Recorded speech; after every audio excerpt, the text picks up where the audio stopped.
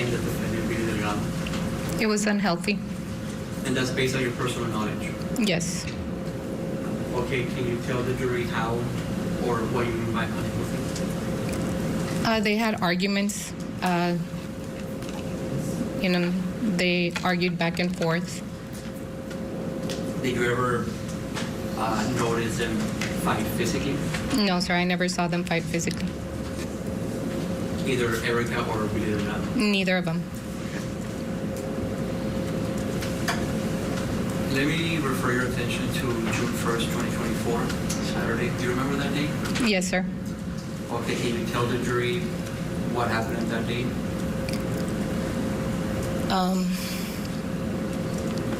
On June 1st, I was at work. It was my weekend to work. And what happened next? I had spoken to my daughter earlier, like around at 11 o'clock. Is that a.m.? Yes, 11 a.m. And we had made arrangements to meet later on during the day after I had gotten out of work. When were you supposed to get out of work? It depends on when we finish, it varies depending on the time of when we finish dispatching. Okay. I want to say that maybe around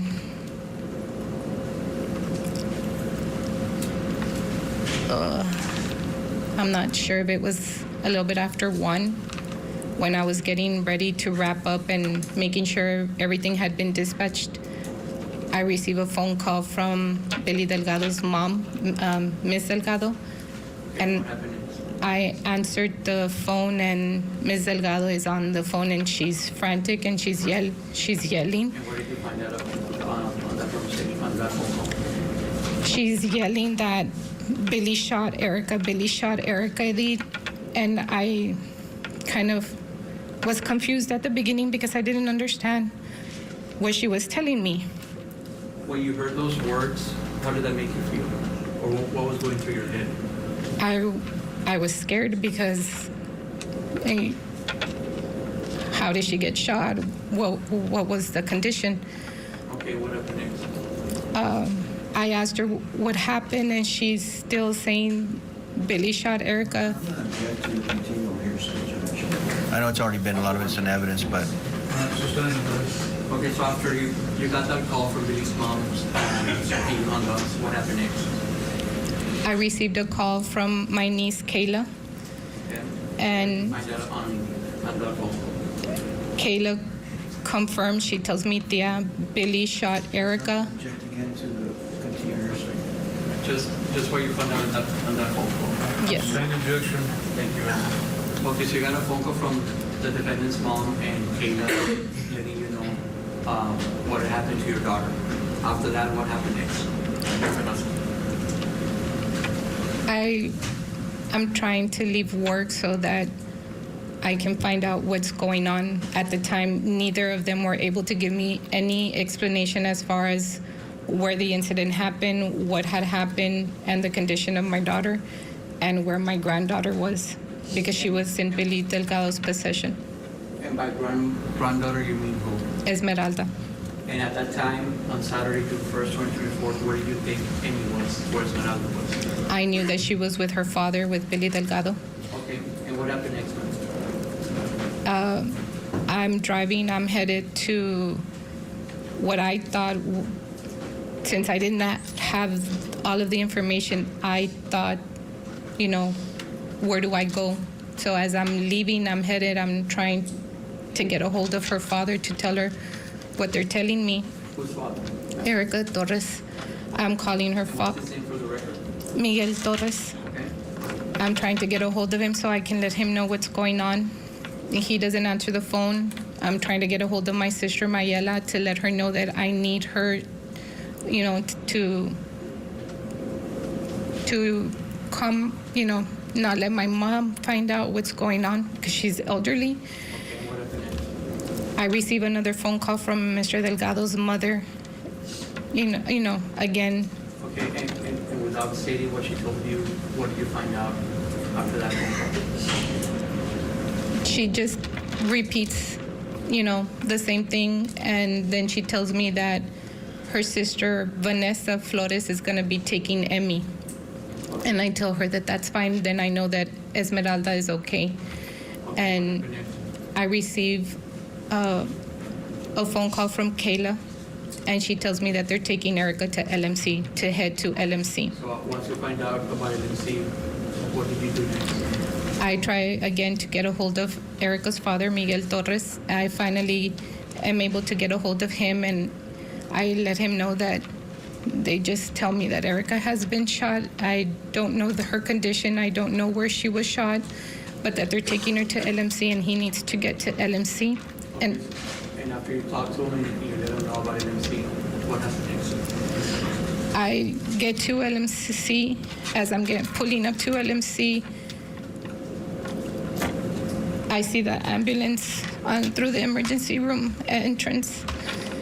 And that time you tell us what's going through your head. I don't know what condition my daughter is in, and I don't know if she's alive. Okay, what happens next? Once you arrive to LMC, I go in through the emergency room, and they don't let me into the back, and they can't give me information, so and I have to wait. And then after a few minutes, they finally let me into the back. And when I go into the back, into the waiting area that they have, my oldest son is already there because he got there first. And he tells me that he saw them wheel her in the bed, and that she was bleeding, that she looked very pale. Ms. Gracia, at that time, did you have any answers or not yet? No, they couldn't tell us anything. The doctor had not come out to talk to us or anything. We were waiting in the waiting area. Okay, and what happened next? After a few minutes waiting there in the waiting area, we go ahead and let the officers know that my granddaughter at the time was there at Mr. Delgado's apartment, and that we needed somebody to go and pick her up, that she was with her aunt, Vanessa Flores. And you remember the time? Mom, reliving that traumatic experience. It's been the worst, not knowing if your daughter was alive or dead. Yeah, and fortunately she ended up living. But boy, she's reliving that trauma in front of the jury. We'll get a break and get back into the courtroom for more of the testimony from the victim's mother when we return. Matriarch of the Adelson family gets arrested. Donna Adelson is facing charges of murder, the death of her former son-in-law, Dan Markell. Prosecutors say a bitter child custody battle was the motive for the murder-for-hire plot. Now that Donna has turned into a defendant, what's next for the Adelson clan? Now that the ship is really sinking fast, blood doesn't matter that much. The Matriarch Mastermind Murder Trial. Live coverage begins this August on Court TV.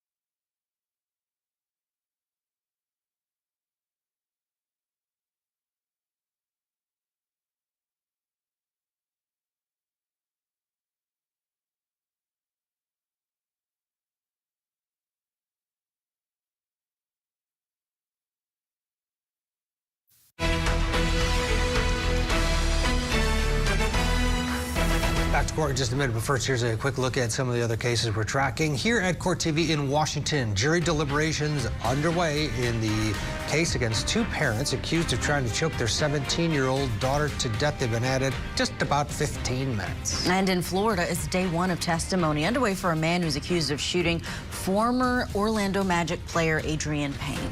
And in Montana, opening statements begin today for a man accused of shooting his neighbor after a fight over a piece of mail. And in Colorado, closing arguments are underway for this one. Cameras weren't allowed during this case, but it's a former dentist accused of poisoning his wife with protein shakes. We'll keep you updated on all of these trials throughout the day, but for now, let's head back to Texas. The shot 5 times assault trial for Billy Delgado, and we have on the stand right now the victim's mother, Erica Torres. Let's go back in. Do you remember the time, more or less, when this was happening? No. Was it in the afternoon, evening? It was already in the afternoon. It was after 1 o'clock. Okay. And so once you told the officers about Amy's whereabouts, what happened next?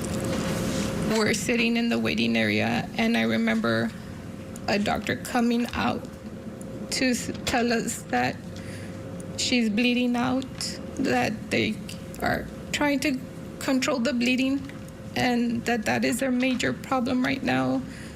And he does tell us that he doesn't think that she'll make it through the surgery.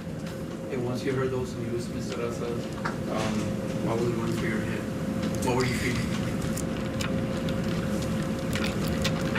You don't know what to think because you don't have any control over that. What can you do? So we were praying, that God does something, a miracle. Mr. Raza, you specify that you only have one daughter? I only have one daughter, yes. What is your relationship with, before this incident, what was your relationship with Erica? I have a very close relationship with my daughter. Okay, so once you heard those news that maybe she was gonna make it, you already testified that you were, thoughts that were going through your head. What happened next?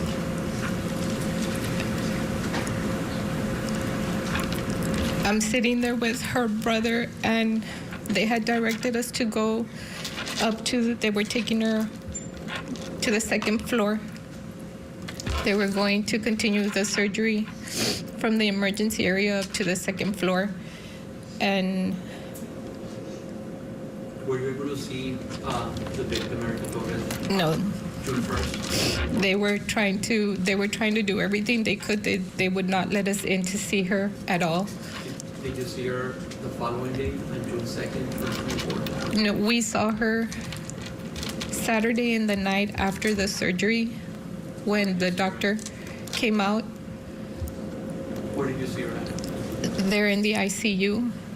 So when you saw her for the first time, after the incident, or after the crime, what was going through your head?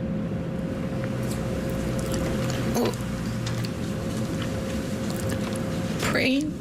She's just lying there with all these tubes coming out of her. Mr. Raza, on June 2nd, when you saw her for the first time, was she awake? Was she conscious? No. Okay, and what happened next? The doctor tells us that they're gonna go back in. They're taking her back into surgery because she's bleeding. Do you remember the doctor's name? No. Okay. So then they take her back, I guess, for another surgery. And what happened next after that? We're still left with the same, the doctor, every time someone goes into a surgery, you always run that risk. Of course, she has a higher risk that, she might not, they had already, the night before, they didn't think she was even gonna make it the night before, through the night. So the fact that she had made it through the night was, a big blessing.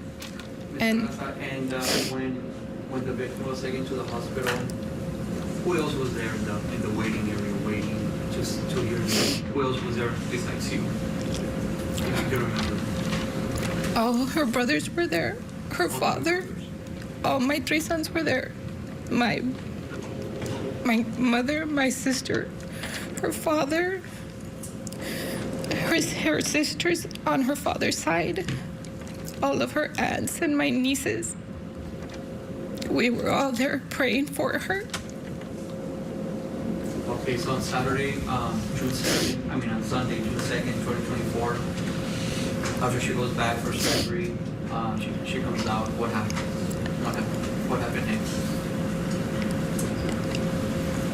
They were able to, the doctor says that he was able to stabilize her, and they make the decision to have her airlifted to San Antonio. Do you know more or less at what time was that on June 2nd? It was around 6 o'clock In the AM or PM? p.m. PM.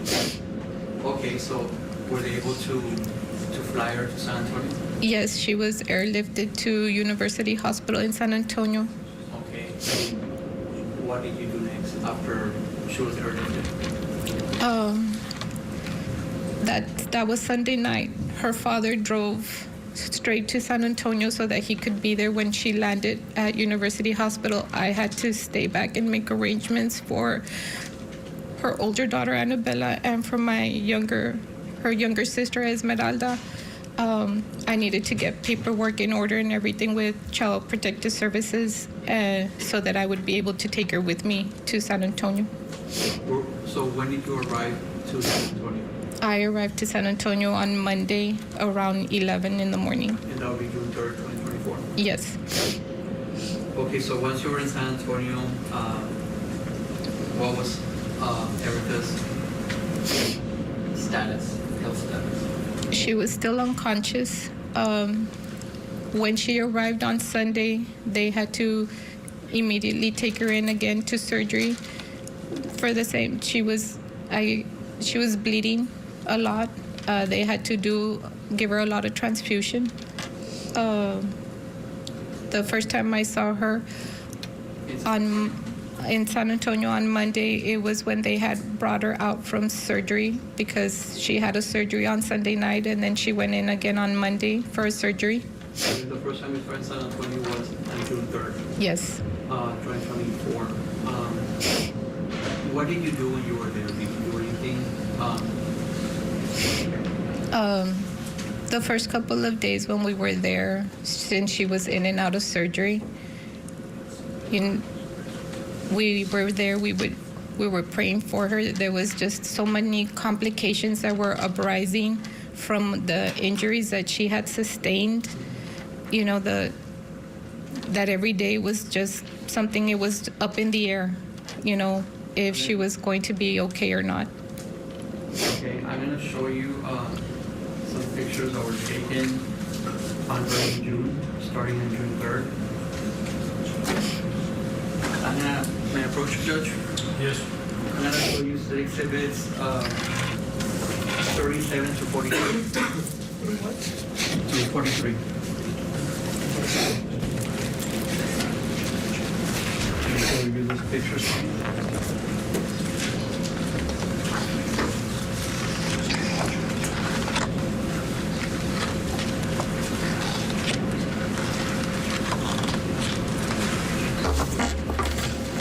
Do you know who took those pictures?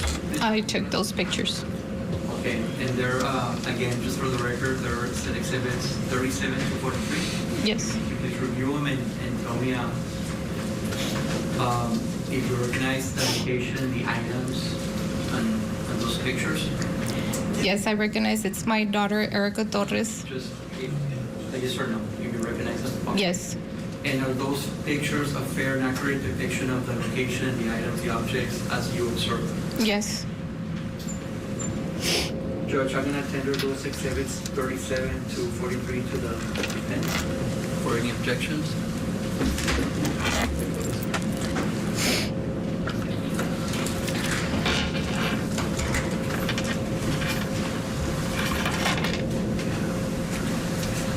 And again, you took those pictures? Yes, sir.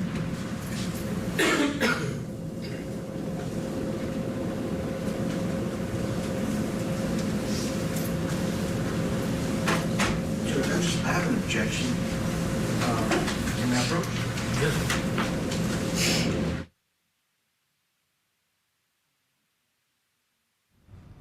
All right, sidebar there. Let's bring in Marie Pereira. She's in LA, criminal defense attorney, foreign prosecutor. What do you think of this case overall? This defendant should be called Billy the Kid Delgado. Basically, what they're saying is it was all right for him to do it. That's what I'm getting from the defense because of what happened allegedly with their child. So now it's okay for him to just take a gun and start shooting at the woman? That's the justification the defense is trying to touch base with here? It makes no sense to me. I think the prosecution is doing an excellent job at proving her serious physical injuries. This was an attempted murder, even though they charged it as an assault. Who has the right to do that? And that's what they're trying to convince the jury of, to nullify what he did and to say it was all right for him to come guns blazing to what, defend his little girl who allegedly got assaulted by the victim's brother? Unbelievable. Yeah, we are going to see much more from this mother on the stand. She's, again, as you mentioned, Marie, she is explaining how bad these injuries were and what it was like for their family watching this daughter go through this and go through this coma. Let's get to our break so we can get you back in to that Texas courtroom. After this, the case against Billy Delgado.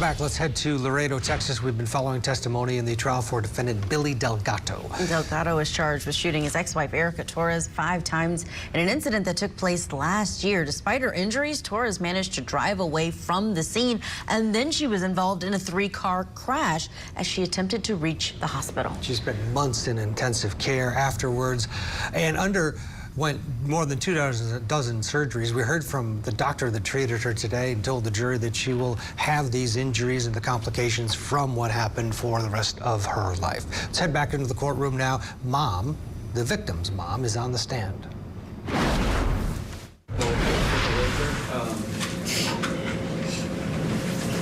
State exhibits 37, 38, and 40 were exhibited. May I use the oath? Yes.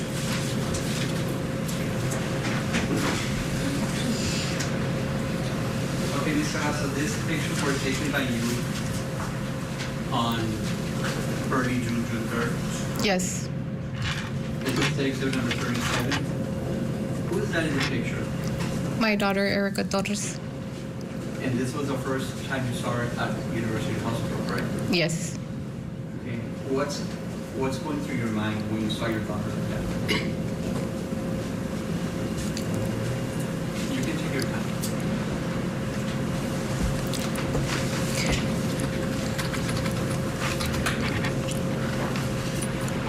She's gonna pull through this, and what kind of life she's gonna have for her girls. Okay. I'm going to show you the picture you also took in early June, which is state exhibit number 40. Who's that in the picture again? My daughter, Erica Torres. And what is this thing under there? Do you know? It's a temporary cast for a double. Okay. I'm going to show you what's been marked as state exhibit number 38. Can you tell the jury why you see in this picture? That is my daughter's abdomen after one of the surgeries when the nurses were going in for wound care. Do you know what this is or what you see? That is,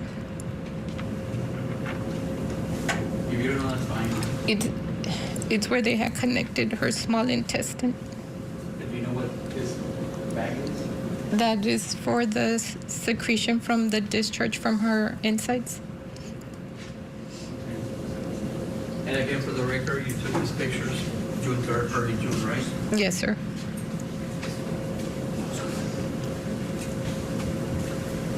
Now I'm going to show you other pictures that were taken on date June. For the record, I'm going to show you what's being marked as state exhibit number 47.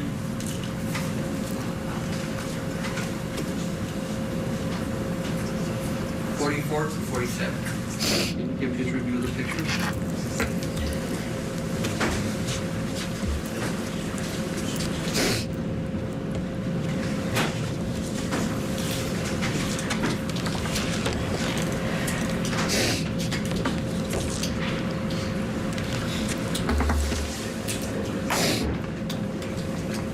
Who took those pictures, ma'am?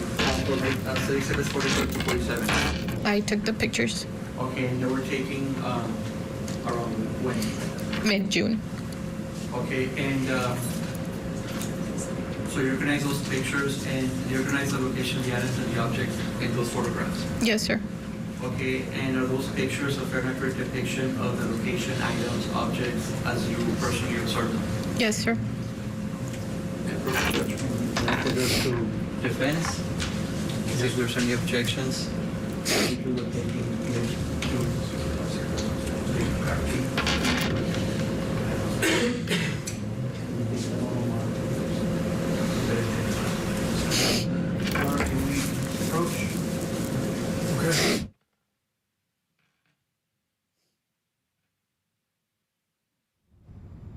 Another sidebar there during the testimony of the victim's mother. Let's bring back in criminal defense attorney Marie Pereira.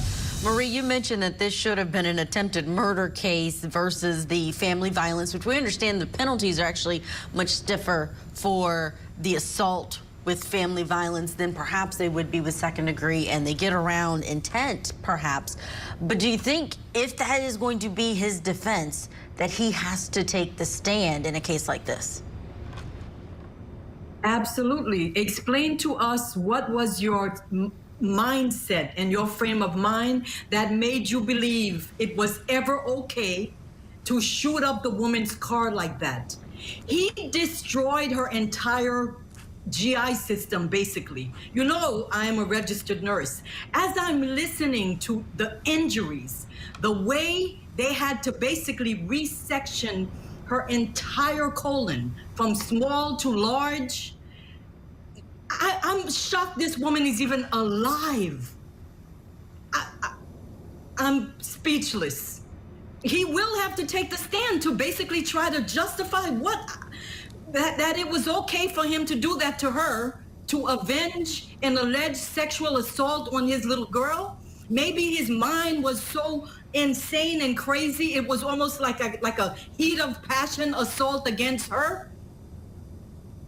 Yeah. This is a tough hill for the defense to climb. It really is, and I don't see how they're gonna climb it unless the jury just sets aside the law, period. Yeah, and I mean, the 1-2 punch of her injuries, well documented, then the video of him actually shooting her, it's pretty obvious that this is what happened for her. And they're setting her testimony up. Most of our cases at Court TV, it's all talking about the victim. The victim's dead in most of our cases. Not this time. So this jury is going to be hearing all about the victim, all about her injuries, all about what happened, and guess who's going to come walking into the courtroom? We're wheeled in the victim. And that is going to be a powerful moment when Erica takes the stand. So for old Billy to get up on there after she does, watch out. That could really backfire. Let's get a break. When we come back, we'll have more of the case for Billy Delgado. Plus, we'll head to Manhattan. Shooting suspect that killed 4 people Monday Night Wow. They've now identified him, and we'll get you the very latest from New York right after this. 2 parents face a jury over the attempted murder of their own daughter. Court TV takes you inside the trial that's torn a family apart. The attempted honor killing trial. Live coverage today, only on Court TV. This week. Join us each morning to get trial ready for the day's proceedings. Plus, deeper dives into true crime stories with our daily spotlight. Opening statements with Julie Grant. Mornings at 8, 7 Central on Court TV.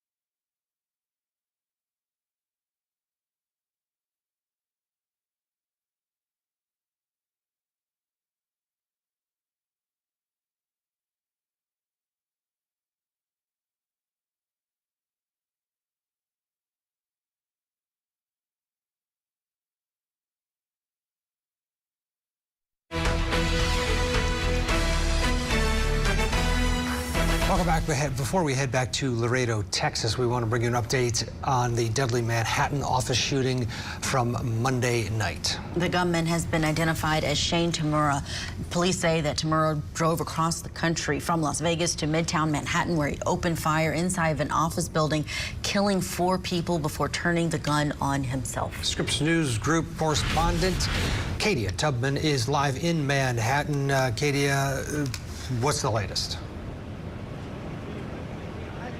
The latest right now is that law enforcement is working to make sense of what they call a senseless act of violence that took place at this Midtown skyscraper behind us. Now, we know that, as you mentioned, Tamura had driven across country. He parked his car, according to police, in front of the building, double parked it, got outside with an M4 rifle and headed into the building, immediately opening fire on an NYPD officer inside. You could see behind me the building, which has shattered glass from the gunshots. They say he sprayed throughout the lobby, hitting a woman and a security guard before heading to the elevator, which he took upstairs, opened fire on the 33rd floor, and then eventually fatally shot himself in the chest. He apparently had gone to the wrong floor, according to NYC Mayor Eric Adams, who said that he also found the police also found on Tamura's body a note, a 3-page note that may be linked to motive.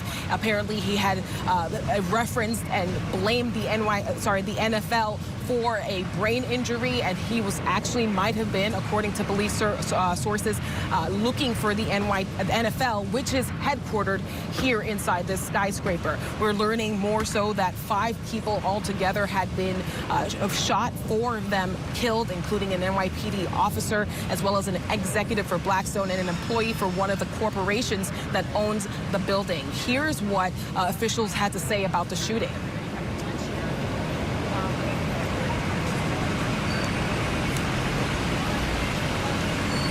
Guess we don't have that. So we don't appear to have sound right there. That's totally fine. We know that we've heard from Eric Adams saying that 4 souls were lost, and also hearing from Police Commissioner Tisch saying that this senseless act of violence is a time for people to mourn in New York City, and it is a mourning time. Right behind me is a memorial that has been a makeshift memorial that has been put up that says love one another on the balloons. There are a set of flowers here, and there's definitely a sense of sadness as people walk by taking a look at the building. And just a little bit more here, we saw just a while ago crime scene police investigators go inside the building after taking photos outside, and so this investigation into the shooting is still ongoing, especially as we look into the motive. Yeah, back to you. Motive, very disturbing. Katie Tubman, thank you for that report from Manhattan. Just a horrible case, and boy, the chaos of last night of that shooter just literally parking his vehicle and walking in with that long rifle and the AR type gun, and it was something else. Shocking, and had everyone on lockdown throughout the day. I mean, it's just one of those things that you can't imagine happening. And now that we're learning more details about what may have been his reasoning for coming there, you really start to wonder about people's interactions with corporations and who they deem to be responsible for something going on in their life. Blackstone is based in that building. I thought, okay, he's a conspiracy theorist who was going for it. No, it was the NFL. Yeah. He was a football player in high school, apparently. He believes he has CTE, and then somehow he turned that into the NFL, being responsible for his issues. Reminiscent of Luigi Mangione and his gripes with things and going to New York City, allegedly, for that reason. Yeah, just a heartbreaker. Okay, again, thanks to Katie Tubman with Scripps News Group for that report. But now let's head back to more from Texas. In the shot 5 times assault trial for Billy Delgado, still on the stand is the victim, Erica Torres' mother. It's going to be study exhibit number 45 and 47. Now let me show you some of the pictures that you took on mid-June to late June of 2024. I'm going to show you what's been marked as study exhibit number 45. You can zoom out.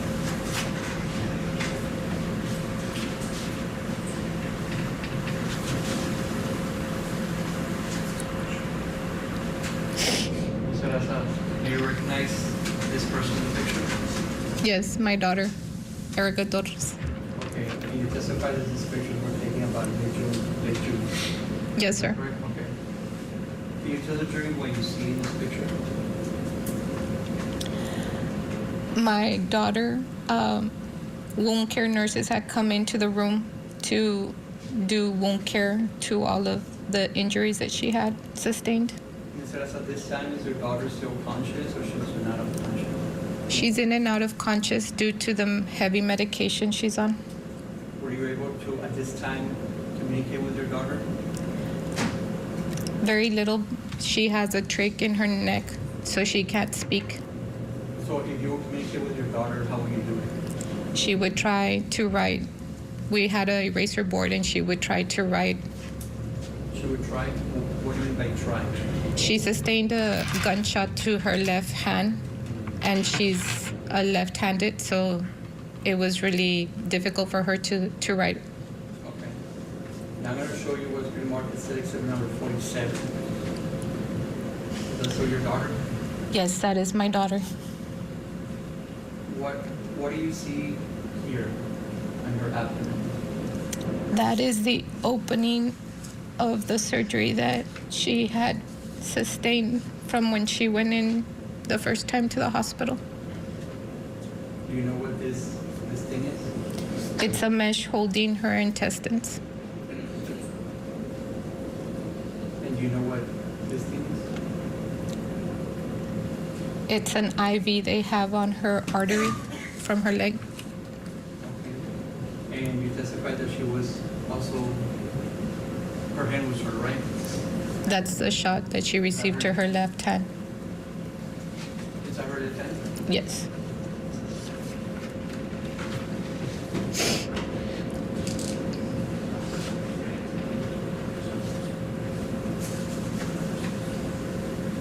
I'm going to show you against exhibit number 45. Ms. Zahraa. What do you see here? Can you tell the jury what you see here? It is her lower pubic. She has a hole. It seemed like there was an exit from one of the bullets.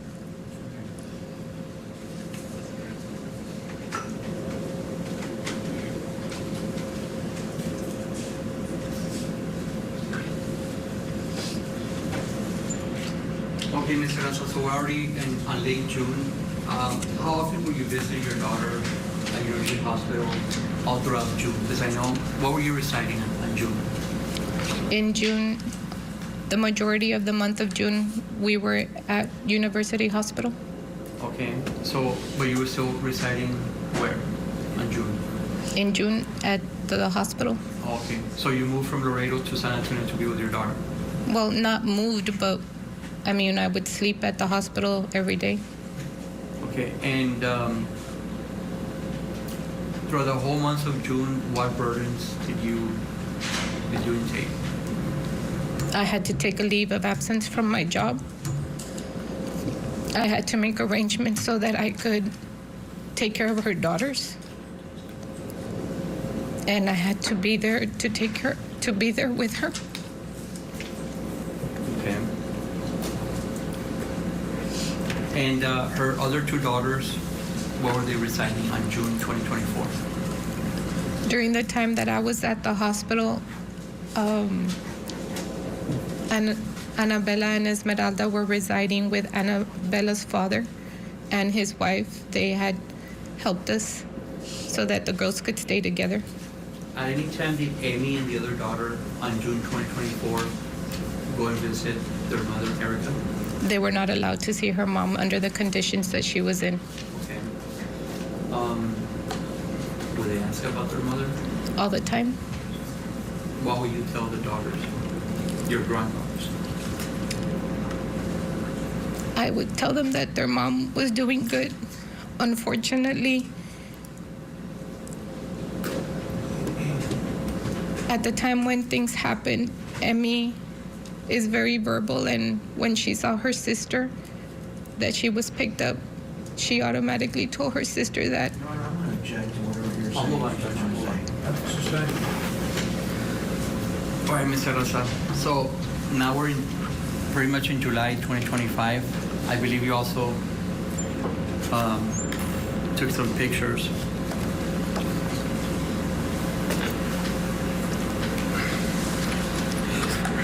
I'm going to show you what's been marked as Set Exhibit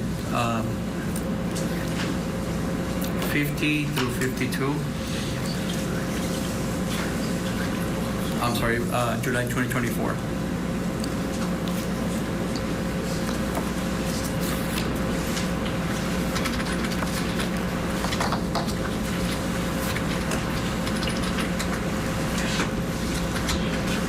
Do you recognize those pictures?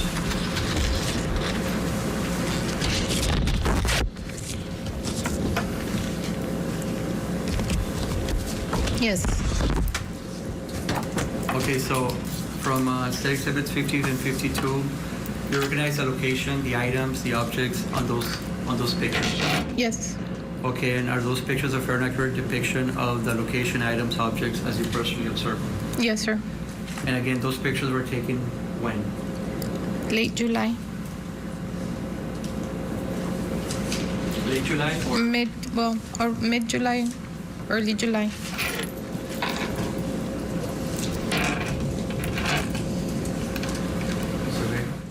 We've reached the top of the hour, so we're hitting the pause button on this mother's testimony. But coming up, we have more witnesses in the shot 5 times assault trial for Billy Delgado happening there in Texas. Don't go anywhere. You're watching Court TV, your front row seat to justice.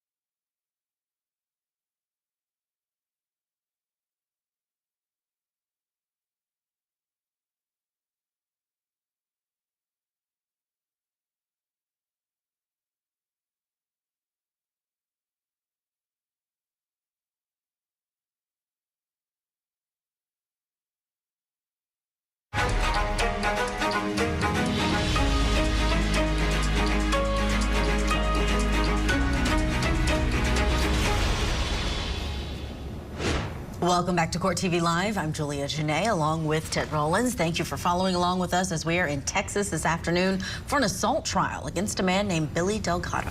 The father was accused of shooting his wife at the time, Erica Torres, 5 times in the abdomen as she approached him to pick up her daughter. Now, Torres spent months after this in intensive care. She underwent more than 24 surgeries as a result of her injuries, and we're listening to her mom detailing what it was like seeing her daughter in this coma inside of the hospital. The entire family just hoping for a miracle. The jury, again, is hearing from Erica Torres' mother. Let's go back in. So, on July of 2024, your daughter was still at the hospital? Yes, sir. And you would also testify that you were pretty much with her most of the time. Were you still working at that time? Not full time. I was not there at the office. Okay. And how long was Erica Torres at University Hospital? She went in on June the 2nd, and she was released in September to a rehab to start physical therapy. And that was September 2024? Yes. Okay. And then she was taken, she was released for a week in November in our care to our home. And that's in Laredo, Texas? In Laredo, Texas. Due to the extent of her wounds and everything, we just could not do the care. Based on what you remember, when was the first time that you believe Erica Torres was able to talk to you, be conscious? Do you remember the date? I don't remember the date, but I want to say it was early July. Early July? Yes. And that's when you felt that you could communicate with her in a better way? Yes. Okay, was she able to talk? She was learning again to talk. They had removed the trachea, and she had a speaking valve. Okay. Okay, so you testified that in September she was taken to a A rehab. A rehab. How long was that for? She was in a rehab for September and October. Okay. Were you there with her also? Yes. Okay, and after rehab, what happened next? Where did she go after that? She wanted to go home because she wanted to be with her girls. So the doctors... And at that time, had you seen the girls, her 2 daughters? Yes, at that time she had already... Once she had gone to the rehab, she was able to now see her daughters. How did that make you feel when they were reunited? It's very emotional because they ask her that when she's gonna come home because they miss her. Okay. So after the rehab, she was taken back to University Hospital? Yes. She was released to us for a week, and due to, like I said, her wounds and everything and the care that she needed, when she went the following week for follow-up for her to see how she was doing, the doctors... What date is this, more or less? You're talking about what date? November. It was the first week of November. She was released on a Friday, and then she had a follow-up at the university clinic on Thursday, the following Thursday. Okay. And I took her into her follow-up because she had been in so much pain. Mr. Raza, and will you assist Erica with her injuries? I was her primary nurse at home. I would do her wound care. Do you have any experience with any medical process, or like what made you be her caretaker?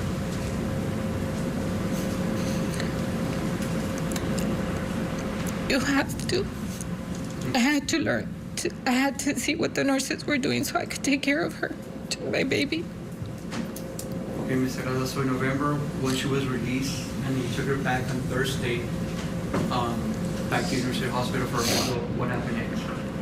The doctor saw that the extent of she wasn't getting better. Her wound was actually getting worse. It had started to bleed. So the doctors at that time said that she needed to be readmitted. And that was in November? Like the second week of November. Okay, so after November 2024, was she ever released from University Hospital? No. She was there until May of 2029. May of what? I'm sorry. May 29 of 25. So almost a year. Yes. Do you know if Erica was eating when she was at the University Hospital? No, she could not eat and she could not drink water. The only source of nutrition that she had was through an IV that was to her main vein, and she would be fed just liquid. Do you remember when was the first time Erica was able to eat a solid food? The first week of June of 2025.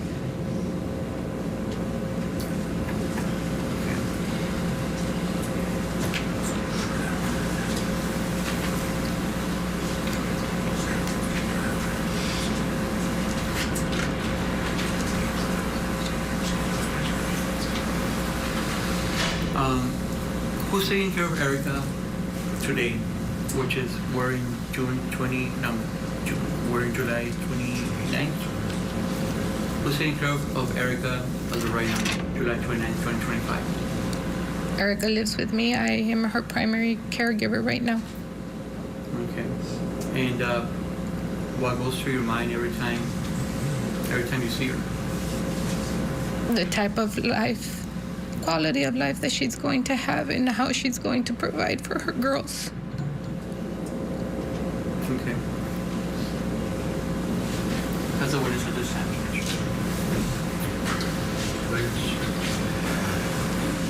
Good morning, Mr. Raza. Good morning. My name is Oscar Vega, and I represent Mr. Billy Delgado. Yes. I need to ask you a few questions, okay?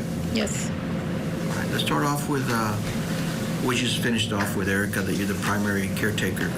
She was here, I believe, yesterday walking around. Were you with her? Yes. Okay. Does she have a job now? No, sir. She hasn't worked? No. Okay. She's residing with you? Yes, sir.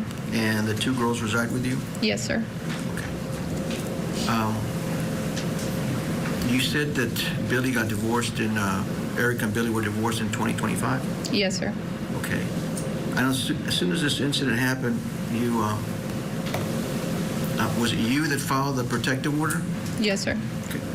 So Erica didn't come and testify as to why they wanted a lifetime protective order on Emmy? Your question again? Okay. Were you the one that asked for a lifetime protective order from Emmy and Mr. Delgado? Yes. I'm going to take us to relevance. He's asking about the daughter, Judge, for the victim and for the defendant. The protective order was made for. Relevance, Mr. Vega? The relevance is, Judge, that she participated in, she knows something about the divorce because she was actually the, I don't know how the court allowed it, but she was actually the lawyer that petitioned the court for Miss Erica's divorce. And I'd like to ask her.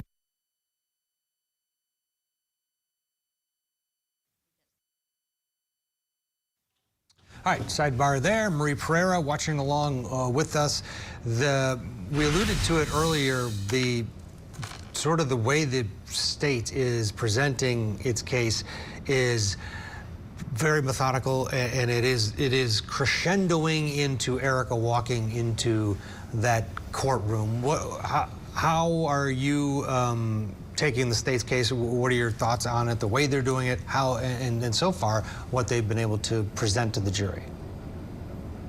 I think they're doing a great job with all of the witnesses because at the end of the day, you know, this is an assault case. So they're doing an excellent job at proving the extent of the injuries. And through her mother, it's almost like a victim impact statement mixed in with actual evidence that she's giving on the stand.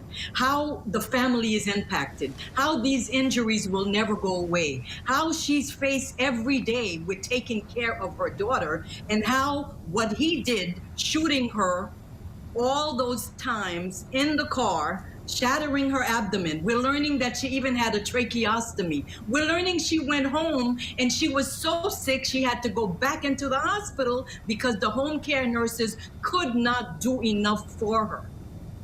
I think it's an excellent way to do it. And I just don't understand the defense attorney is even questioning her at this point. He could have took a pass on that. And he should tell his client to look a little remorseful. He's sitting there looking all indignant. He should be sobbing at what he did so that he could get some type of sympathy from the jurors if that's what he's looking for. He's extremely unlikable, and so is his lawyer, actually questioning this woman who's still going through it with her daughter because of what his client did.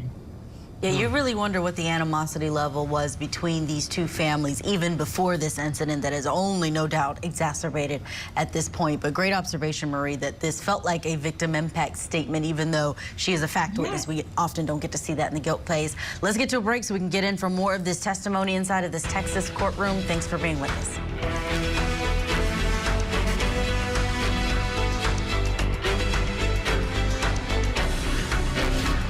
Tonight in closing arguments, a jury decides whether or not two parents tried to kill their own daughter. We're live with the very latest as deliberations get underway.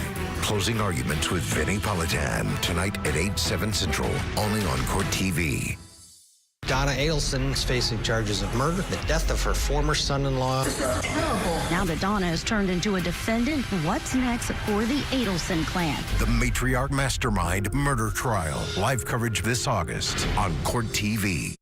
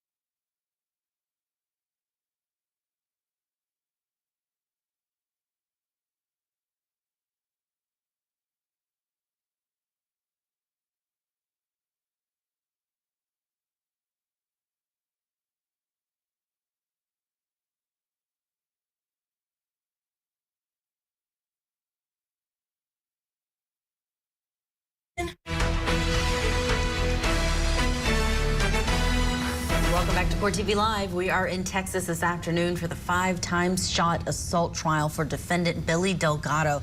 He's charged with a top count of aggravated assault family violence. Police say that he shot at his estranged wife, Erica Torres, more than a dozen times, and there's video of it, hitting her 5 times in the abdomen. Last June, this all took place. Torres managed to drive herself away from the scene, but then was involved in an accident after getting hit by these 5 bullets. She was trying to make it to the hospital. She is expected to, at some point, take the stand later in this case, and boy, everyone who's taken the stand up until this point has been talking about Erica and how it's just the ultimate backstory before the star witness takes the stand. And they've been talking about what a miracle it was that she survived all of this, and we're hearing that from her mother, who is testifying. Let's pick it up right where we left off. We're not allowing Amy to see Mr. Delgado. I'm sorry, can you say your question again? Yes, ma'am. What's the reason for not allowing Mr. Delgado to see Amy? Judge, again, I'm going to object. She wasn't the lawyer or the judge. She just applied for a protective order. The reason she doesn't know. Although rule objection, you can only answer if you know, ma'am. If you don't know, just tell him, I don't know. Repeat the question, please, Mr. Baker. Yes, ma'am. Yes, sir. Ma'am, do you know what is the reason why you don't want Amy to see Mr. Delgado?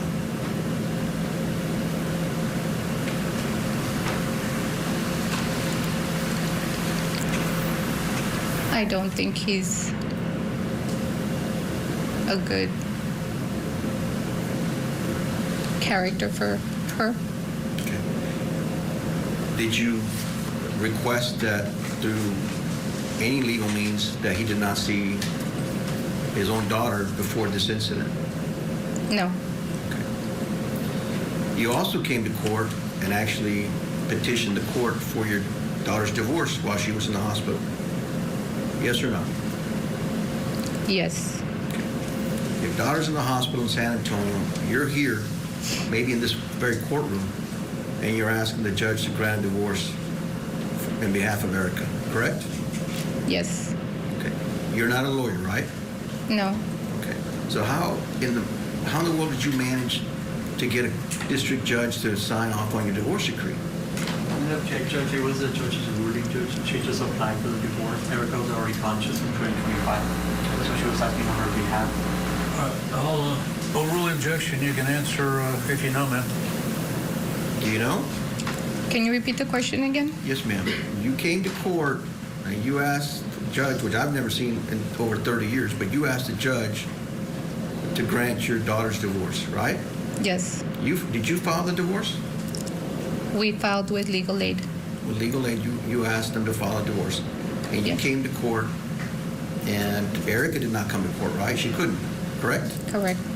Okay, but somehow or another, you thought it was, what was so important to get your daughter and Mr. Delgado divorced? This happened like weeks after this incident, right? Weeks, no. It was a month later when my daughter was already conscious. A month later, you came to court and petitioned for a divorce. Yes? Mm-hmm. Is that a yes? Well, we submitted paperwork, yes. Okay, you submitted paperwork. Okay, so we're still in 2024, right? Yes. Okay. And I believe because of the errors that were committed, actually the divorce had to start over again. Is that correct? Yes. Okay.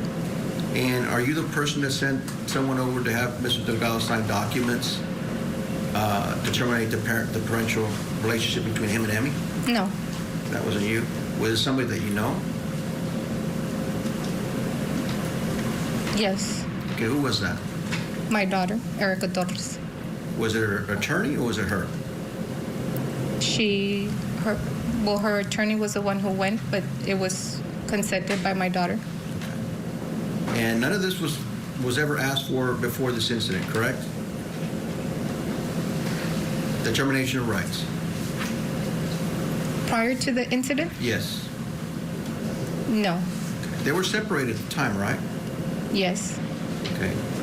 And you made a comment saying the prosecutor asked you if you had ever seen any physical altercations, right? You've never seen one, right? No. Okay. Have you ever been on the phone with Erica while she was actually assaulting Billy Delgado? Assaulting? No. What was she doing on that? Arguing? They were just arguing? Yes. Even on the way to San Antonio? I'm on the phone. I can't see what's happening. You can't hear what's happening? They were arguing. Did you ever hear him say, "Don't hit me"? Not that I recall. Because you happened to be on the phone while they were on the way to San Antonio, right? Yes. Did you have to ask the answer? We already answered that twice.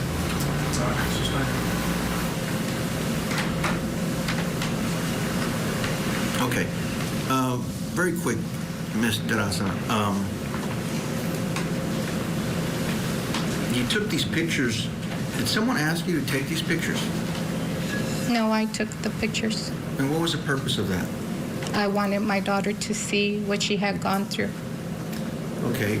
And did you take these pictures knowing that there might be a trial and you were going to use them as evidence? No. So because it's not normal, ma'am, you think you agree with me, to be able to take photographs like that of your daughter. It depends the person. Okay, but you thought it was important to take pictures like that of your baby daughter, right? Yes. To serve what purpose? What she had gone through. What she would have been through. You don't think that she's the one that experienced all that trauma, then you like to remind her by showing her those photographs. Is that what you're saying? She wanted to know. She wanted to know. Yes. She wanted to know what she looked like. Yes. And that was important. Yes, it was. Okay. And it's important for you. Yes. That's all I have, Judge. Just a quick questions, Judge. You testified earlier that the defendant and your daughter's divorce was finalized in 2025. Yes. And you said that Erica Torres was conscious and was able to communicate with you around July of 2024. Is that correct? Yes. Okay. Was she okay with getting divorced? Yes, prior to the incident, she had already told Mr. Delgado she was going to file for a divorce. Okay, and Mr. Vega asked you about the protective order. Do you think it was necessary for Erica Torres to get a protective order from the defendant, Billy Delgado? Given the circumstances that he shot her, yes. And you remember the length of the protective order that the judge ruled on? Order? It was a protective order for life for my daughter, for Annabella, and for Esmeralda. For Amy? Emmy. Okay, and again, Mr. Vega asked you, why would a mother take pictures of her daughter being in the hospital?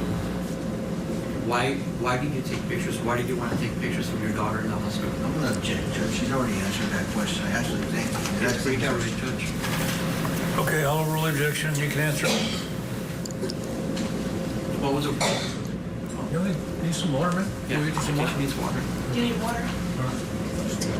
I'll wait, Judge. She needs water. Water. May I approach? No, I've got one right here. Would I give it to her? It's new. Please, you can have this one. Please. Okay. Can you go to the restroom? Please go to the restroom. Are you okay, man? I'm gonna see if we finish this witness and then we'll take a break. Go ahead. Judge. See? Yeah, let's see if we finish this witness and we'll take a break. Because I think we got the IT people coming too, so. Same questions real fast. Like, what was the purpose of you documenting or taking the pictures? I wanted to document everything from the beginning to the end. For whatever reason, whatever came about, if my daughter did not pull through it, that I would be able to have everything so that when my granddaughter were old enough, I would be able to explain and they could see what their mother had endured throughout her time in the hospital. So I made sure to document everything. And you testified that it was important to you? Yes. No further questions? I think he asked questions about the protective order, so let me see if I can remember what I wanted to ask you. Okay, in order to get basically you're terminating rights when you do a lifetime protective order that is the current case law on children. Judge, I'm going to object. That's not really a law to protect the order, Judge. We don't terminate the rights. It's essentially, Judge, and there is new case law on that. I talked to the Attorney General on that. Okay, I'll rule the objection. You can inquire. I don't know if it's going to be within the realm of your knowledge, but go right ahead. What testimony was presented to be able to justify the lifetime protective order on Emmy? His character? It has to be something where he threatened Emmy. I don't have that information. You don't have that information, okay. And if it's about character, I mean, your daughter also has some character flaws, right? Judge, if I may we approach?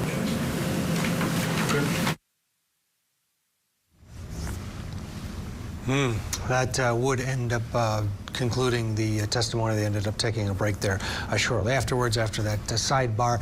Defense attorney going after Erica, character flaws. Marie Pereira, that might be a little look into the future here. When Erica takes the stand, she may be cross-examined, because this has come up several times now. The defense attorney has alleged some character flaws to Erica, the victim here. So, boy, buckle up. This might be something.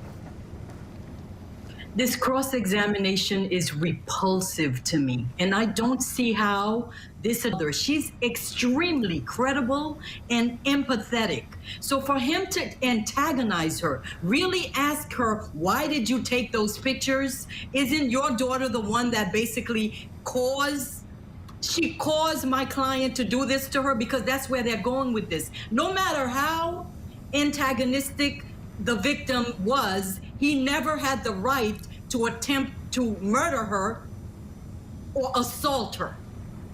So nothing he's saying here makes sense, and it could alienate the jurors, because at the end of the day, that's her daughter. So yes, she went to court when her daughter was laying in the hospital bed almost dying. Yes, she took photos to capture what happened to her daughter, because she knew there would be a time when justice would kick in, and those pictures really helped the jurors to understand what her daughter went through. There was never anything wrong with that. How dare he attack this woman? And strategy-wise, it's a big mistake, because if I'm angry, the jurors are going to be angry too. He's just going down the wrong way to defend his client. And you wonder why a deal was turned down in this case. He's facing up to 99 years based on what he is charged with. We will see how this unfolds. Marie, stand by. Thank you for your analysis. When we come back, we are going to shift gears. We're taking a break there in Texas. We're going to head to Colorado, where closing arguments are underway for a former dentist accused of poisoning his wife using her protein shakes. We'll have those closing arguments. The judge is allowing cameras now that haven't been throughout this trial. That after the break.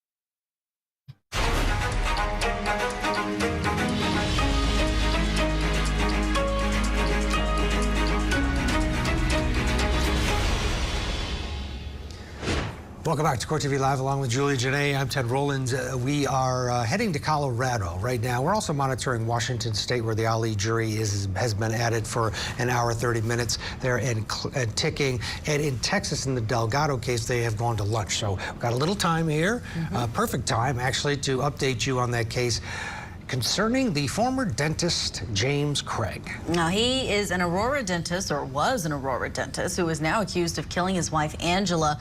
He's accused of poisoning her by placing something that killed her in her protein shake and then trying to fabricate evidence to make it look like she took her own life. He's also charged with asking a fellow jail inmate to kill the lead detective investigating Angela's death. So before we get you back into the courtroom to watch these closing arguments, the judge had restrictions on cameras throughout this trial, only for the openings and now the closings. So let's get you caught up on the background of this case first. My name is Dr. Jim Craig, and I practice at Summerbrook Dental Group. James Craig was once a beloved dentist at Summerbrook Dental in Aurora, Colorado. Don't be worried about dentists. Just go to freaking Dr. Craig. He got you. Kids have felt comfortable being here, and so that's always been really important to us. He's always seemed like a really nice guy. But coworkers began to suspect James of plotting his wife Angela's murder after noticing odd behavior around the office. While Angela was dying in the hospital, James's dental partner pulled police aside and told them they suspected James of poisoning her. According to court documents, James allegedly had potassium cyanide delivered to the office and did internet searches that included, quote, how many grams of pure arsenic will kill a human, and is arsenic detectable in autopsy? It's also alleged he put poisons in Angela's shakes, causing her to become ill and eventually killing her. Prosecutors now believe the father of 6 killed his wife to be with a woman named Karen Kane, someone he met at a dental conference 3 weeks before Angela's death. ABC sat down with Kane. You've been labeled the mistress in this story. Yeah, I don't like that label.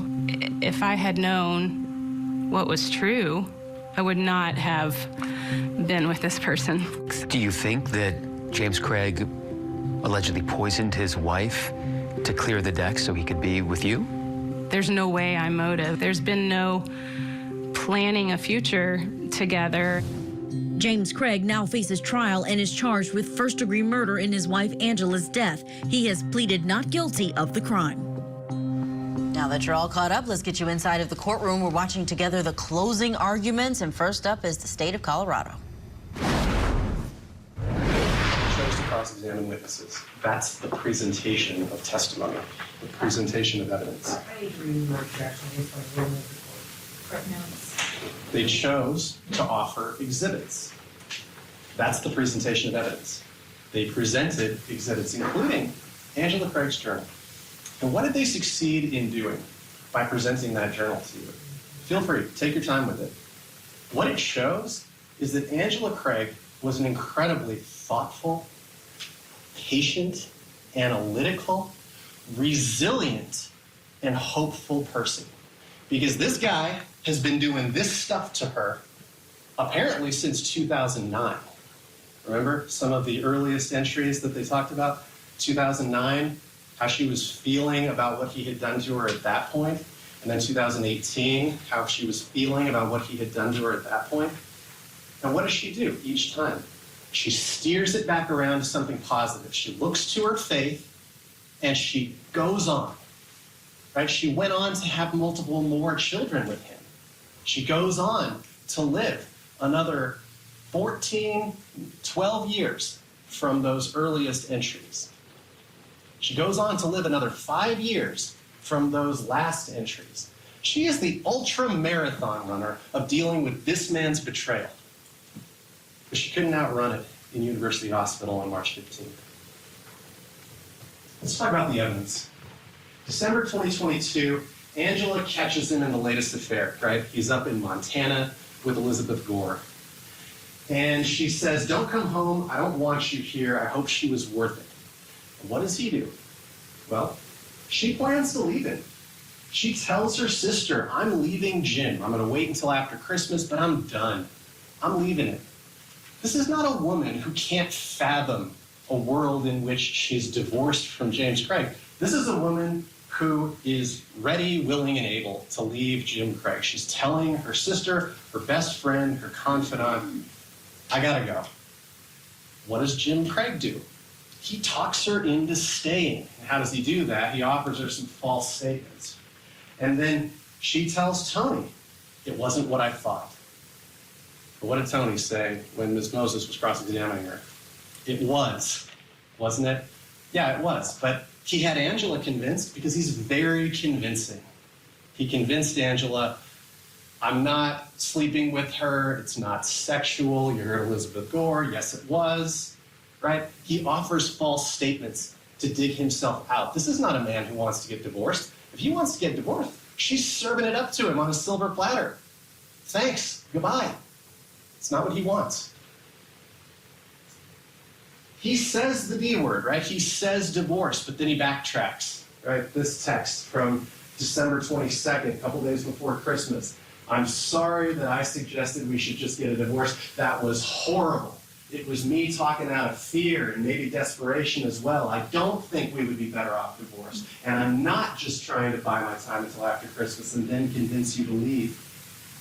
In fact, I hope that things just keep getting better and better after Christmas.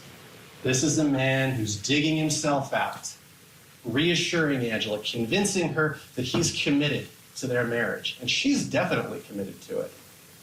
January 2023, Angela discovers another affair. This is Carrie Hegeseth, right? And on January 3rd, the defendant texts Ms. Hegeseth, hey, big problems.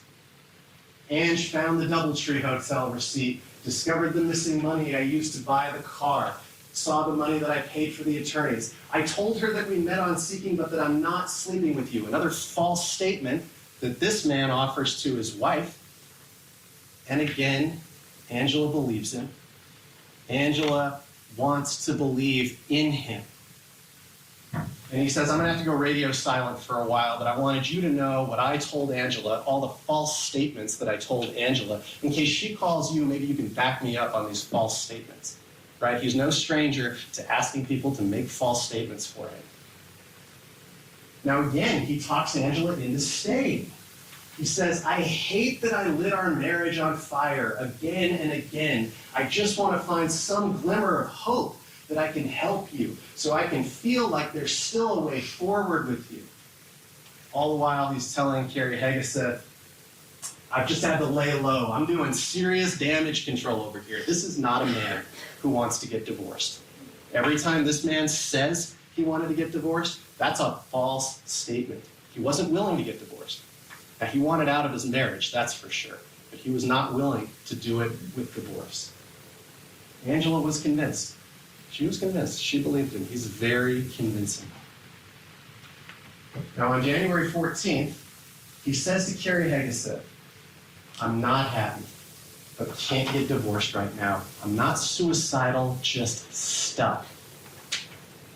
That's the most honest statement you get from James Craig in the evidence in this case. That's how he felt. He felt stuck. Not suicidal, but stuck. And can't get divorced right now. Why not? Why not? Because he doesn't want to suffer those financial and reputational consequences of divorce. What else does he say to Carrie Hegeseth? He says, well, that's where he says on March 14th, I'm not happy, but I can't get divorced right now. Not suicidal, just stuck. And then 2 days later, Brian Redfern is tightening the financial leash, right? Has that meeting with his partners, comes over late at night, tells James Craig, you're gonna have to take a drastic pay cut. And you're gonna have to work more hours. You're gonna have to take less time off. More hours, less money. This is after he's telling Carrie Hegeseth, I can't get divorced. And this is how he describes his marriage to Carrie Hegeseth for a month. He calls it a situation, a problem. He says he's frustrated, stuck, trapped, hopeless, helpless. These are all his words. You have all of these text messages. Pegasus didn't deliver, right? He asks her, can't you help me with my problem? I know you're resourceful. I have all this money I'd like to get you, but Angela's really... Dynamic closing argument from the prosecution out the gate there. Pointing the finger, of course, at Daniel Craig for the murder of his wife. We'll see how this goes, plus the defense, how they will argue in front of the jury. Stay with this case against James Craig. Closing arguments after this. Tonight in closing arguments, a jury decides whether or not two parents tried to kill their own daughter. We're live with the very latest as deliberations get underway. Closing arguments with Vinny Politan tonight at 8/7 Central, only on Court TV. Friday night, superstar guards face off as the Indiana Fever take on the Dallas Wings. Then the Los Angeles Sparks look for a win against the Seattle Storm. Coverage begins Friday night at 7. Find Ion wherever you watch. Ion, it's on.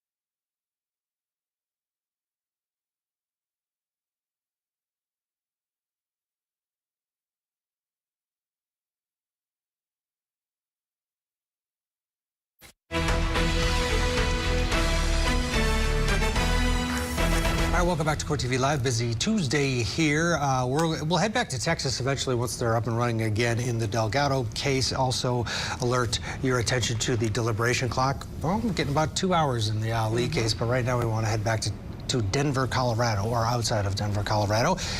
And the Craig closings. This is the dentist former dentist. He's on trial, both sides with their final opportunity to address the jury. James Craig is the defendant. Let's go back in, pick up the prosecutor where we left off. Angela's really good at sleuthing. If I could just solve my shitty problem, as he calls it, can you help me, can you help me, can you help me? Are we doing this? She didn't deliver, right? But she told you about what he said about the movie The Purge, who he would purge, Angela. How would he purge her? By injecting her with something untraceable. Now he goes to this dental conference in Las Vegas, February 22nd through 25th, and he meets Karen King. And what does he say in the Timeline Manifesto? I went to Las Vegas and had another affair. He's not talking about anybody else. He's talking about Karen King. Karen King was different. On at least the surface, right? He didn't meet her on Seeking.com. There's no financial arrangement to their relationship. And perhaps most importantly, she's not going to sleep with him if he is still actively married to Angela, actively living at home as husband and wife. 3 major differences between Karen Kane and the Seeking.com ladies. They knew he was married. He told them different stories, right? He told one of them he was actively in a divorce, told Carrie Haggis that he can't get divorced, but they all knew, and they all didn't care. And there is that financial component. Another important distinction, these ladies from Seeking.com were turned off by his grand overtures. But Karen Kane engages with that. She liked it, she reciprocated it to him. So, was James Craig's game or his goal with Karen Kane different? It doesn't matter, because the impediment was the same. The impediment was his continued marriage to Angela. It was Angela's very existence. So whether Karen Kane was just the next sexual conquest, or whether he really was, as he said to her, in love, wanting a future with her, it doesn't matter, because the obstacle to overcome was Angela. Karen Kane was convinced that James Craig was sincere. She believed him. She believed that he was in love with her, because he's very convincing. So he returns from Vegas and he gets straight to work on a solution to his problem. Monday the 27th, dozens of internet searches. Is there such a thing as an undetectable poison? Top 5 undetectable poisons that show no signs of foul play. And he orders the arsenic, right? And you see him leaving the house, being at the office at the time that these searches are occurring. And where's Angela? She's at home in the kitchen, cleaning a muffin pan. She is clueless about what he's doing. She's not participating in a super secret suicidal pact with this guy. She has no idea what his plans are for her.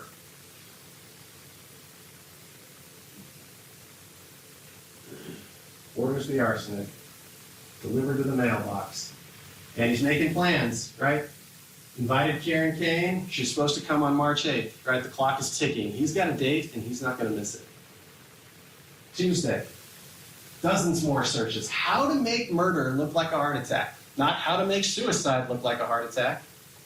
Not how do I talk my wife out of suicide. How to make murder look like a heart attack. Because he knew what he was going to do. Make it look like an accident. There he is, leaving and returning. He's at the office when these searches are happening. Wednesday, heart attacks and murder. Not heart attacks and suicide. Heart attacks and murder. How long does it take to die from arsenic poisoning? He kind of needed that information because that's what he was about to do to her. There he is again, leaving and coming back at the office when all of this is taking place. Meanwhile, telling Angela he wants to work on the marriage, right? I feel like I'm trying to be better every day, and every step forward comes with 2 steps back.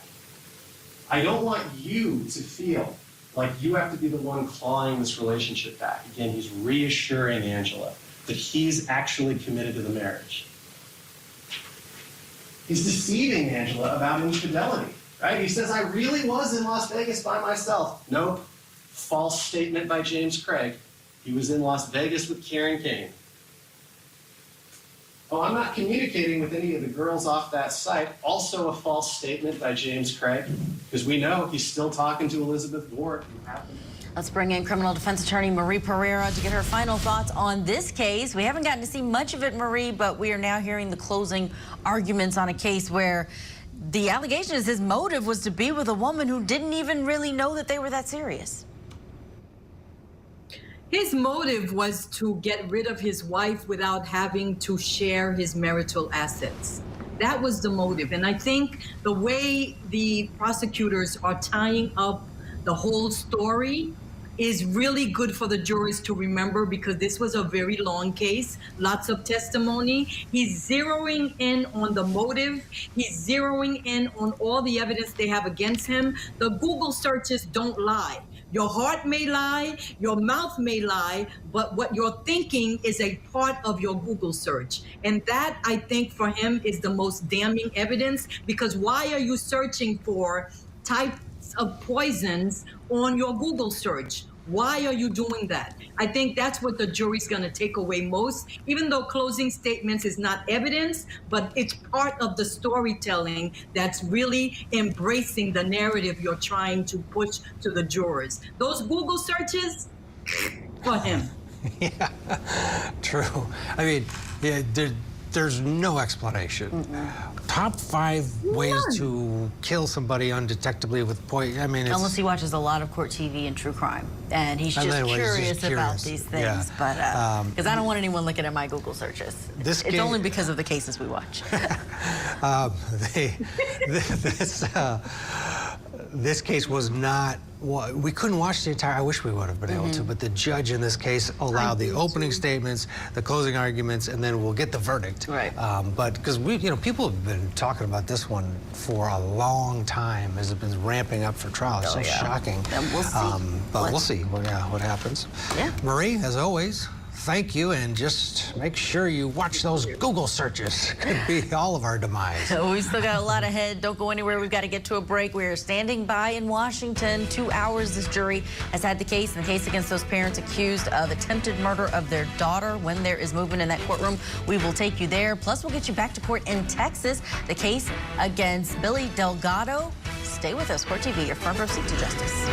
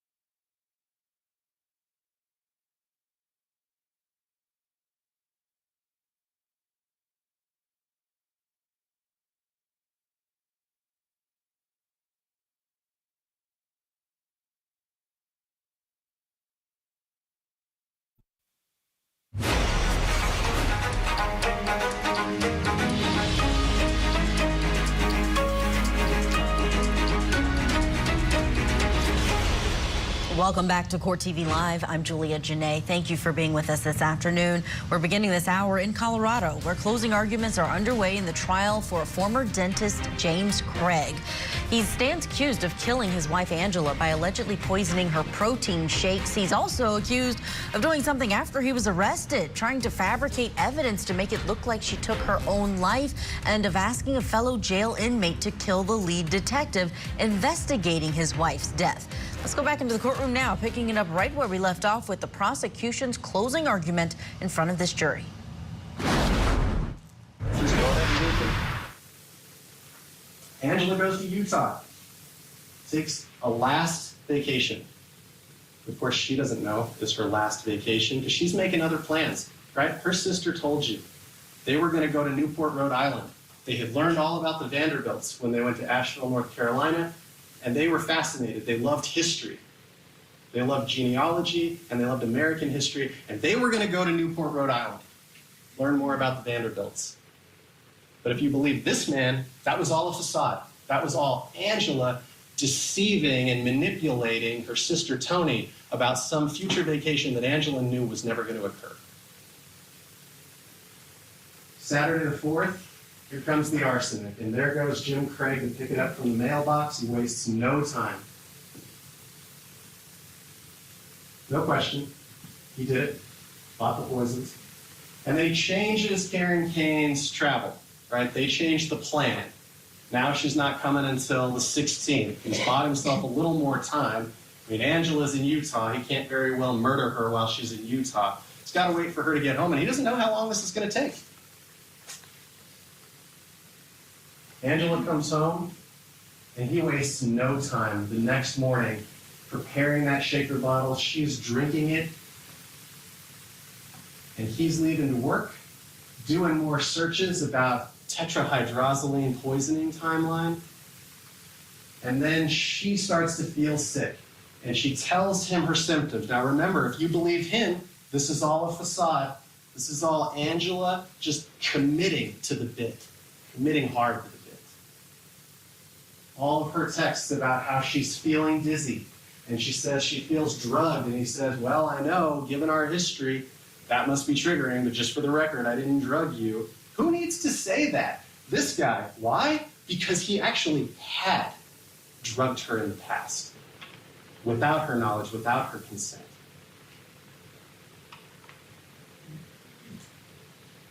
And then she's searching her symptoms. Again, if you believe him, this is all an act.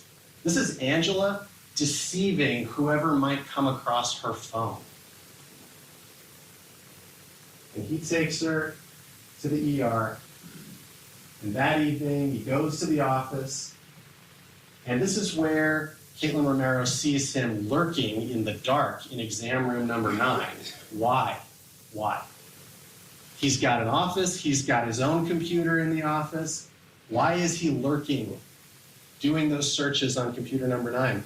Because he's trying not to get caught. He's trying not to do this stuff on his cell phone and his work laptop. He's doing it on a computer he doesn't think anybody is ever going to look at. And then he sends her that text about a personal package that's coming, and that was the oleander. Now, he never got it. But that night, he ordered the oleander. And here goes Angela, searching about her symptoms, possible diagnoses. Searching, trying to figure it out, but she has no clue. The next day, she spends all day searching for an explanation. All day. All day, from 6:39 a.m. until late into the evening. And then she's texting Jim, I might go to urgent care this morning. And we know she does go to an urgent care. And she says, the ER is useless. She's complaining. She's frustrated at the lack of answers. And she's communicating that to her husband. Now remember, if you believe him, it's all an act. All of this is just her flawlessly committing to the bit. Right? And they're talking all day about how she's feeling. Now, On Wednesday morning, James Craig goes to work furiously to get that cyanide, or to get that oleander, excuse me. He's emailing the supplier. I wanted to make sure it will be here this morning, right? And remember, if you believe any of his false narratives, he's a reluctant participant. He's not doing any more than the minimum that is required to get Angela what she needs to kill herself. Now, when we go through this part of the evidence, ask yourselves if that's a reluctant participant in a super secret suicidal pact or a man on a mission. Wanted to make sure it'll be here this morning. Meanwhile, he's texting with Angela. Very disappointed it hasn't even shipped yet. So I'm guessing it hasn't shipped yet. I'm very disappointed. This is him to the oleander supplier, right? This is not a reluctant person. This is a person who is relentless, ferocious in his pursuit of these poisons. So the oleander's delayed, he moves on to cyanide, right? And he's driving to their warehouse. Okay, we're hitting the pause button on this testimony there out of Colorado with the case against James Craig because we want to turn our attention back to another trial we have been following, and it's a major moment we don't want you to miss. So we will keep you updated on what happens in the Craig closing arguments, but let's go to Texas, the Billy Delgado trial where Erica Torres, the victim, is on the stand. Delgado is accused of aggravated assault and family violence on his wife when video captured him firing into her vehicle as she came to pick up their daughter dozens of times. It's a miracle, really, that she survived. Medical professionals said that it was her girdle that kept the 5 shots to her abdomen from killing her. Let's go in and listen to her on the stand telling her story. Could you please state your name for the record? Erica de Torres? Erica de Torres. Has your name always been Erica Torres? Yes. Okay. Do you know the defendant in this case? Yes, I do. How do you know the defendant? He's my ex-husband. Okay. Can you identify him by an article of clothing, please? Yeah, he's right there, sitting in the blue shirt, stripe. All right, let the record reflect that the witness has identified the defendant. Okay. Erica, how long have you known the defendant, Mr. Billy Delgado? I've known him since 2010. Is that when you all first met? Yes. Okay, and how old were you? I was 15, Okay, and how old was the defendant? 20. Okay. And when did you all start a relationship? We started a relationship in December of 2018. Okay. How old were you at that time? 24? Okay. 25? And you said he's your ex-husband. Do you have any children with the defendant? Yes, we share a daughter. Okay. One daughter? Yes. Who's that? Esmeralda Delgado. Okay. How many children do you have in total? I have a total of 2 children. All right.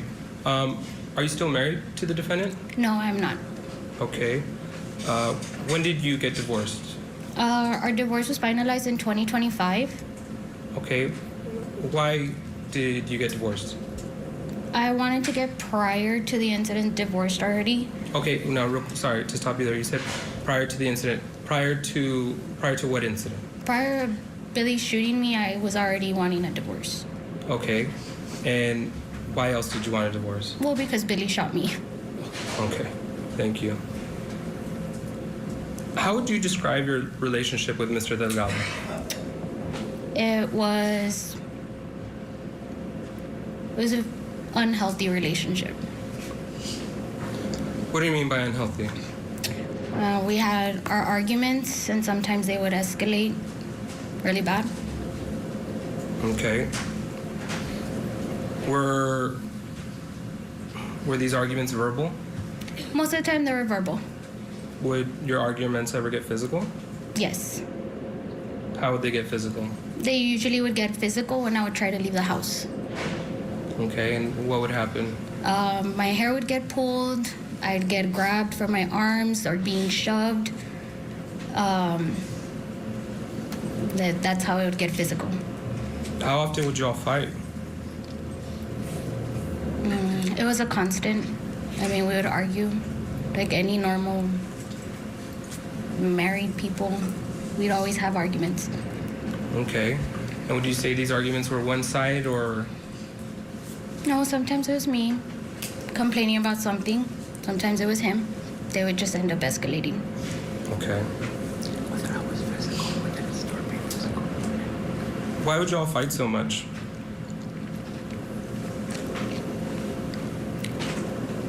We'd argue a lot because I would complain about his drinking a lot.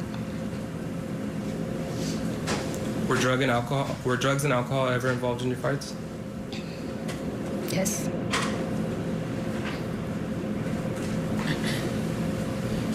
What would happen when drugs and alcohol would come into the picture? It was just a constant badgering and complaining and name calling. Okay. And how would these fights escalate? With time, after the weeks or days, it was just a constant. And at one point, I would decide that I'm gonna leave, and that's when things would always escalate. Every time that I would try to leave. Why would things escalate when you would try to leave? Because Billy didn't want me to be leaving the house. Why didn't he want you to be leaving the house? He thought that the best way to fix things is by me staying there and talking why we're arguing or why we're fighting or how can we fix this. And were you all just talking? No, he was just complaining and nagging and always telling me things. What kind of things would he tell you? I was a whore, I was a slut, I cheated on him, I've lied to him, I am a horrible person, I was called every name in the book there. Okay. And how often would you say these types of arguments that would get physical happen? It was just sporadically.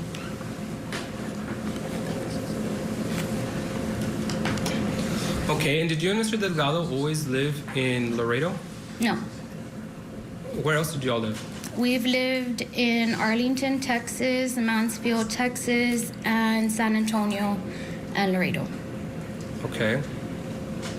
When you all got married, where did you all start living? We were living in San Antonio. San Antonio? And were you all still arguing at that time while you were living in San Antonio? Yes. During what time period were you living in San Antonio? A little bit towards or midway of COVID, and then till 2022, I believe. Okay, and how was your relationship during COVID? It was a crazy time. Why would you say that it was crazy? I was working, he wasn't working, he was taking care of the kids, or because it was COVID and there was nothing to do, his drinking got even worse during the COVID time. How did it get worse? It was a constant thing. It was a constant. The minute he would wake up till the next day or till he went to bed. And was it just drinking? I don't think so. Okay. So, Wow, Erica Torres there sharing the details of what this relationship was like. One that would end with her husband, estranged at the time, firing dozens of shots into her car just as she was arriving. Let's get to a break and we'll get you back in for more of this pivotal testimony in the case against Billy Delgado. Tonight in closing arguments, a jury decides whether or not two parents tried to kill their own daughter. We're live with the very latest as deliberations get underway. Closing arguments with Vinny Politan tonight at 8/7 Central, only on Court TV. These are the cases that captivated the world. Couldn't keep my life straight. They were killed by their own children. That challenged the legal system and ourselves. Court TV, Legendary Trials.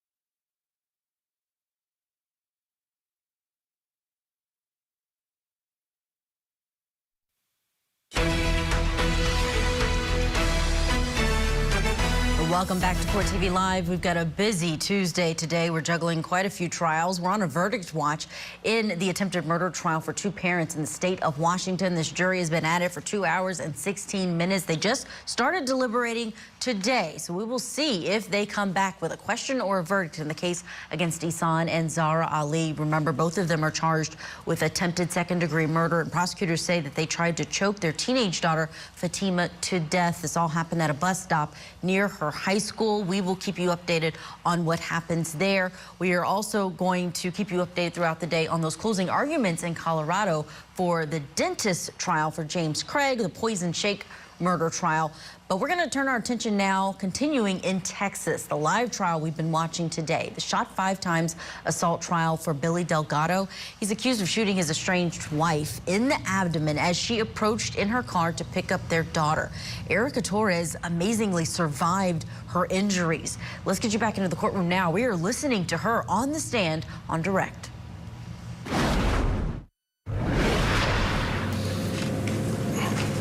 So, permission to approach, Your Honor, the witness? Yes.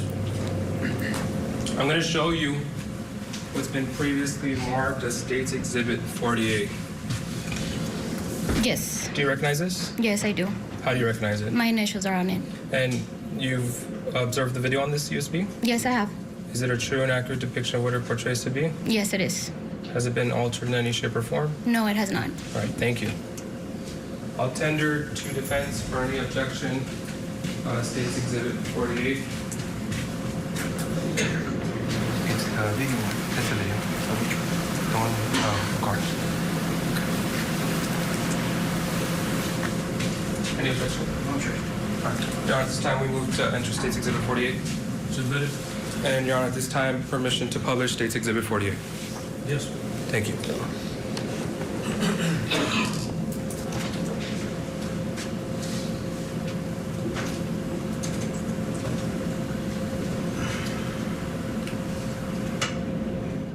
All right, while they pause things inside of the courtroom to cue up that video, let's bring in our guest standing by. National Trial Attorney Michael Jaffer is with us. Michael, this is just a crazy story, especially when you add in the fact that after this shooting, she then continued to drive off, trying to get herself to the hospital and end up having a 3-car crash. But she is here to talk about it on the stand. Yeah, it's so dramatic that she made it out and she got in a car accident. I think she had 24 surgeries. But her being on the stand tells me that eventually he's going to have to take the stand. It's high drama when the jury sees the actual victim that survived multiple gunshots take the stand. They're already in the camp of that victim. They're going to rule in favor of the prosecution unless the defense does something dramatic. We know that his potential theoretical defense is going to be that he was provoked, he was worried about his daughter's safety, some sort of an alleged CPS interaction with the mom. It's a domestic violence case par excellence. That's really what we're dealing with right now. It escalated to a point that it shouldn't, that it never does, almost never does. And so her taking the stand pretty much puts the defense on their heels, and we'll see what they're going to do. We will see, and what the prosecution is about to show is really the strongest piece of evidence, pairing it with the victim on the stand. Let's watch that video. There's a few questions first for Erica, and then we will see it all unfold. I want to ask you real quick, before I publish State's Exhibit 48, when did it start getting physical, your relationship?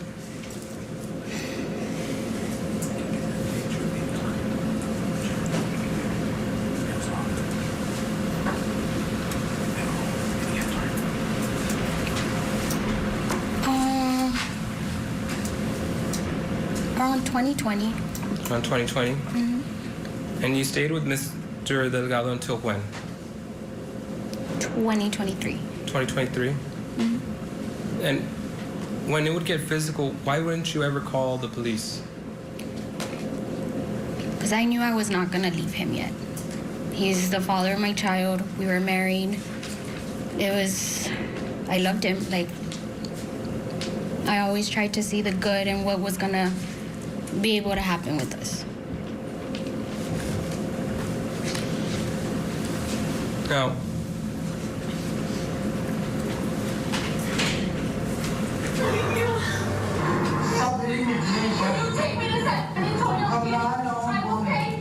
all right. Can you please explain to the ladies and gentlemen of the jury, what are we looking at in this video? We're looking at a video that Billy took on our way to San Antonio. Okay, who's in the car? Billy, myself, and my 2 daughters. Okay, and what's happening in this video? We were on our way to San Antonio. Billy decided to turn back because we were late. I had to be in court, and we were late. All right, and you sound pretty excited. Why are you so upset in the video? I was upset because since I had to be in San Antonio, if I was not there, I would have gotten arrested. And he knew that. Why did you need to go to San Antonio? I needed to appear due to my probation. Okay. And why were you on probation? I had already, it's called a justification. Deferred adjudication? Yes. Okay. With a prior incident with Billy for putting my hands on him. Okay. Now, prior to this happening, what started this argument? This argument started since the morning because we were late. We were late and... You were late to where? To court. Okay, and where were you? Where were we? Yes. On our way to San Antonio. From where? From Laredo. Okay.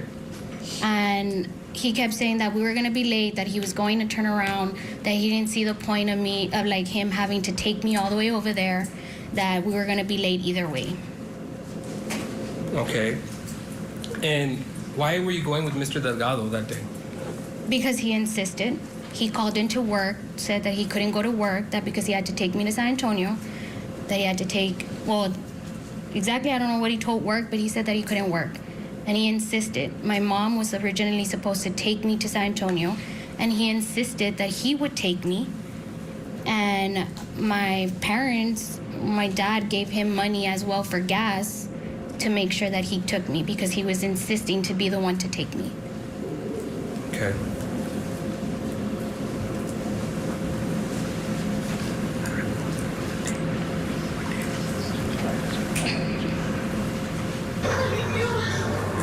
Stop hitting me, please. You take me to San Antonio. I will pay you if you take me to San Antonio. Oh, baby, you put yourself in this situation.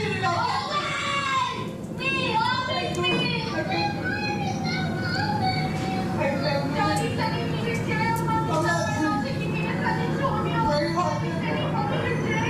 I'm not ready for this. All right. Whose voice is, what child's voice are we hearing in this video? That's Emmy. Is that the child that you share with Mr. Delgado? Yes, I do. And why is she crying? She's upset because Billy and I are arguing back and forth, and she sees her dad. Okay. What is that the only child that's in the vehicle at this time? No, my oldest daughter is as well in the... Okay. Billy, I'm asking you to fucking turn around. No, baby, stop. Let go. Let go. No, walk home. Call your mom. Take your job out. Make your mom work. Why did you ask Billy to pull over? Because I wanted to get out of the car. I need to get to San Antonio one way or another. And if he was gonna drive all the way back home, for sure I was gonna even be more late. Okay. Could you have just opened the door and gotten off? No, we were on the highway. Okay. I'm doing this to myself anymore. I keep telling myself that everything's gonna be okay. No. Mom, Billy's not taking me to San Antonio. He's here crying like a baby back bitch because we're late. Mom, I need to get to San Antonio. I already called my fucking probation officer. He doesn't want to. So, real quick, I paused it. Who are you talking to on the phone? My mom. And what are you telling her? I'm telling her that I need to get to San Antonio and that Billy doesn't want to take me. Okay. Now, Mom, Billy's not taking me to San Antonio. He's here crying like a baby back bitch because we're late. Mom, I need to get to San Antonio. I already called my fucking probation officer. sorry, could you just look at the video? This is certainly new video that we are seeing inside of that courtroom. I'm sure they will be getting to that strong evidence, the shooting video that actually shows Billy Delgado firing the gun. But this is giving this jury a lot of insight into the tumultuous relationship leading up to the incident. Let's get to our break. We'll get you back in for more of the victim on the stand and the case against Billy Delgado happening there in Laredo, Texas.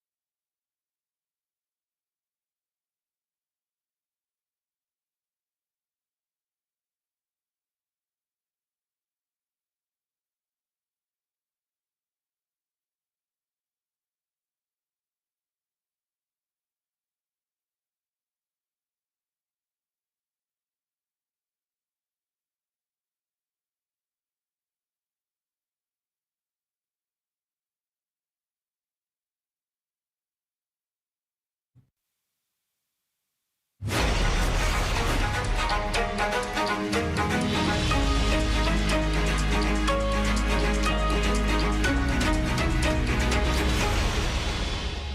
I remember a doctor coming out to tell us that she's bleeding out, that they are trying to control the bleeding, and that is their major problem right now.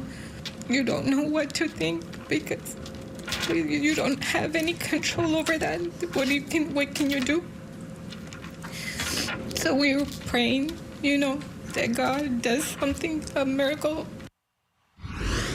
And that walking miracle is inside of the courtroom now. Welcome back to Court TV Live. I'm Julia Janae. We've been watching together this case out of Texas against Billy Delgado, who shot dozens of times at his estranged wife's car. 5 of those shots hit her in the abdomen. She then drove off and got in a 3-car accident. This is something that is not a murder trial. This is an assault trial. Aggravated assault for family violence is what he's charged with. She survived those injuries after spending months in intensive care. She underwent more than 24 surgeries. Let's go in because she is on the stand telling her story to this jury, Erica Torres, on direct examination. Sorry,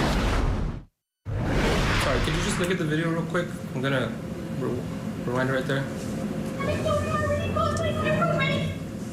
What is Billy doing there? Looking down at the phone. Why do you think he's looking down at the phone? Because he knew I was already gonna leave. He knew I was already getting ready to leave him.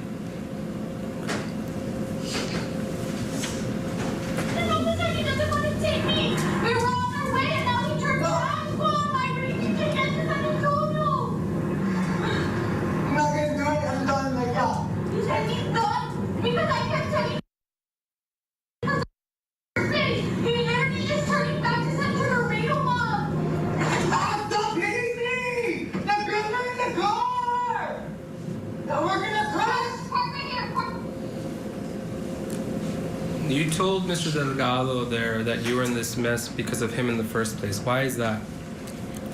Billy used to complain a lot that our money was going to my probation. And I would always tell him, like, well, these are the consequences. At this time, he didn't want me working.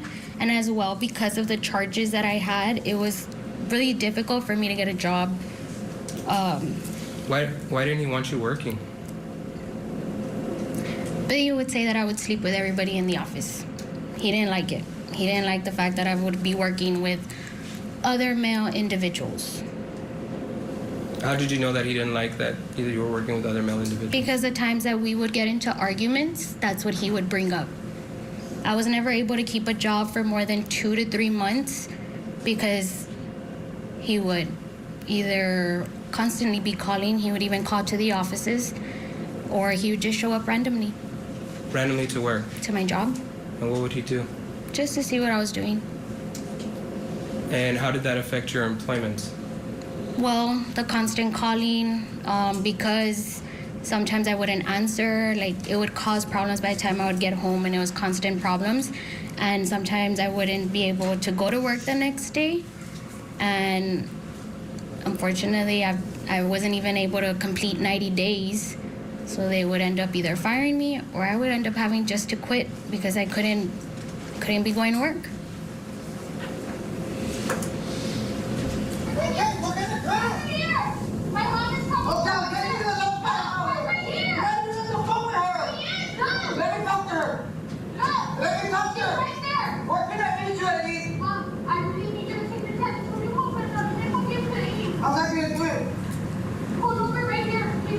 I'm gonna drop off where your mom's work is at.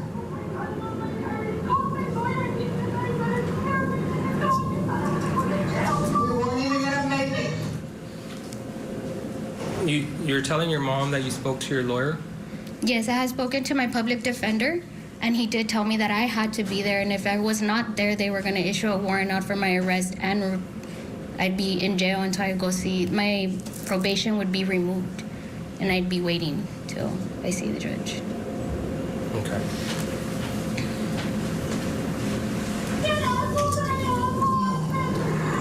I'm not gonna say nothing about what happened, but tell your mom whatever you want. I will.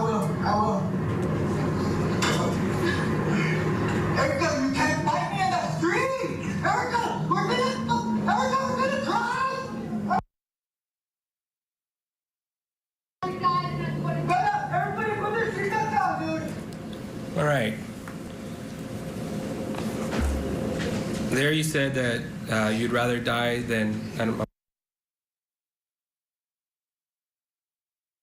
You say that?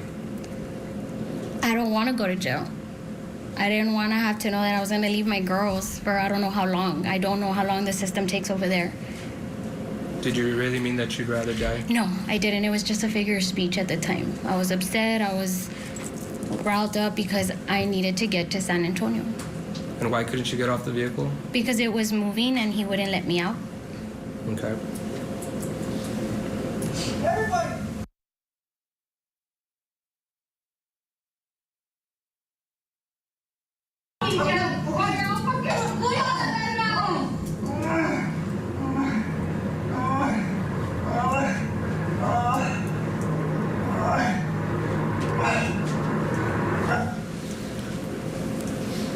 Are you putting your hands on Billy here? No, What are you doing? looking out the window. But at any point in time, did you hit him during the course of this video? I did. How did you hit him? And why did you feel the urge to hit him? I was very frustrated because my mom was supposed to take me. She was supposed to take me and he insisted on taking me. He insisted and insisted and insisted, and my dad gave him money and everything to make sure that I got there. And then for him to just, oh, we're gonna be late. You're already gonna be late. Like, we're not going, I'm going back. Like, it was so frustrating because my mom told me not to, she's like, I'll take you. Like, she's always told me, don't, like, I'll take you and you can, like, let him go to work.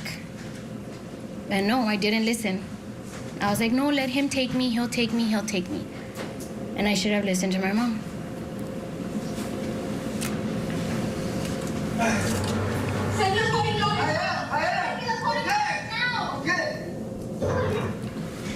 There at the end, you're asking him to send you $40. What were those $40? My dad had given him $40 to put in gas. Okay.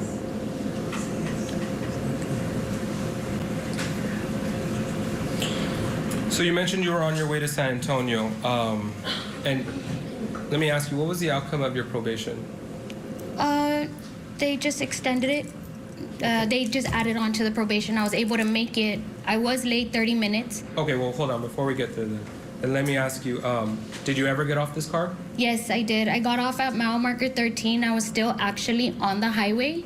There was 2 trailers in between us, so I was able to get myself and my 2 daughters out of the vehicle. And we walked to the TA, which is a truck stop, and I waited for my mom there at the truck stop with my 2 daughters. We have to get to a break. Before we do that, let's bring in National Trial Attorney Mike J. for Mike. Before we go to break, real quick, I just want to get your reaction to this video. We're hearing about Erica being on probation. There's video of apparently what looks like she struck him at one point there in the car. Is this the prosecution getting the bad facts out first? That's exactly what I was going to say. That's exactly what they're doing. They have to do it. They have to get the bad facts out right now, early on, recency and primacy. That's exactly what they're doing. They have to do it because they're fully convinced that this guy is an evil person and they want to convict him. They're going to do everything they can. They're going to pull out the stops. They have to bring out the bad facts. Now, if that's the last thing that was brought out, that would be bad for the prosecution, but it's one of the first things coming out, day 2 of the trial. Yeah, they certainly don't want it to come out on cross. Michael, thank you for your analysis. Let's get to a break. We'll see how that incident, that drive to San Antonio from Laredo ends in terms of the video, and more testimony from the victim after this. Matriarch of the Adelson family gets arrested. Donna Adelson is facing charges of murder, the death of her former son-in-law, Dan Markell. Prosecutors say a bitter child custody battle was the motive for the murder-for-hire plot. Now that Donna has turned into a defendant, what's next for the Adelson clan? Now that the ship is really sinking fast, blood doesn't matter that much. The Matriarch Mastermind murder trial. Live coverage begins this August on Court TV.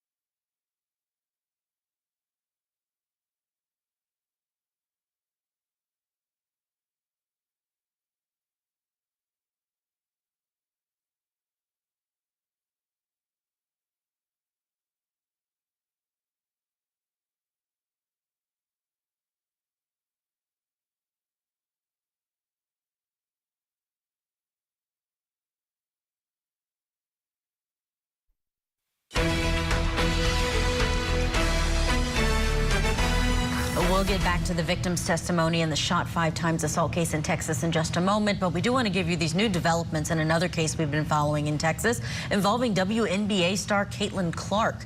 Yesterday, 55-year-old Michael Lewis pleaded guilty to stalking and harassing Clark after he told officers he was in a, quote, imaginary relationship with her. Lewis was arrested earlier this year after he sent Clark hundreds of threats and sexually explicit messages over a month period. He was sentenced to 2.5 years in prison as part of the plea deal and was also recommended to get mental health treatment. We'll keep you updated on any new developments out of that story, but let's turn our attention back to the 5-time shot assault trial out of Laredo, Texas. The defendant here is Billy Delgado, charged with shooting his estranged wife, Erica Torres, 5 times in the abdomen. Despite her injuries, she managed to drive away from the scene, was involved in a 3-car crash, but then arrived at the hospital and underwent months of intensive care. She survived those injuries after more than 24 surgeries. And she's testifying now. She's telling her story. And before she gets to the day in question where her estranged husband fired all of those shots at her, the jury is listening to an incident that was recorded by her husband where they were both in a vehicle. She said she'd already made the decision to leave him, and now they were having this argument on the road to San Antonio. Did you get off on the highway or the access road? The exit? Okay. On the exit, there was 2 trailers. We were still on the exit when I got off. And you walked? Mm-hmm. Okay. Who ended up picking you up? My mom. Who did your mom pick up that day? My mom picked up myself and my 2 daughters at the truck stop. And were you all able to make it to San Antonio? Yes, we did make it to San Antonio. I was about 30 minutes late, and the judge was nice enough to wait for me. Okay. And did your probation end?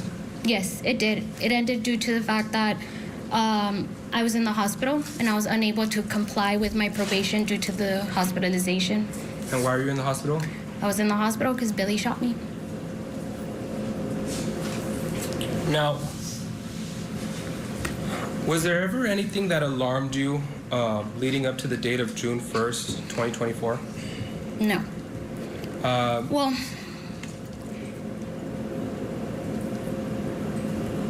I didn't think he was going to hurt me physically. I thought he would just, call my probation, something to have to do with my probation to extend it even longer. But I never thought that he would shoot me. Was there ever a time or event where you felt threatened by Mr. Delgado? I have. Usually always when he would tell me, like, I'm going to call your probation officer, and I'm going to tell them this, and I have the upper hand. Nobody's going to believe you. You're the abuser. You already have charges.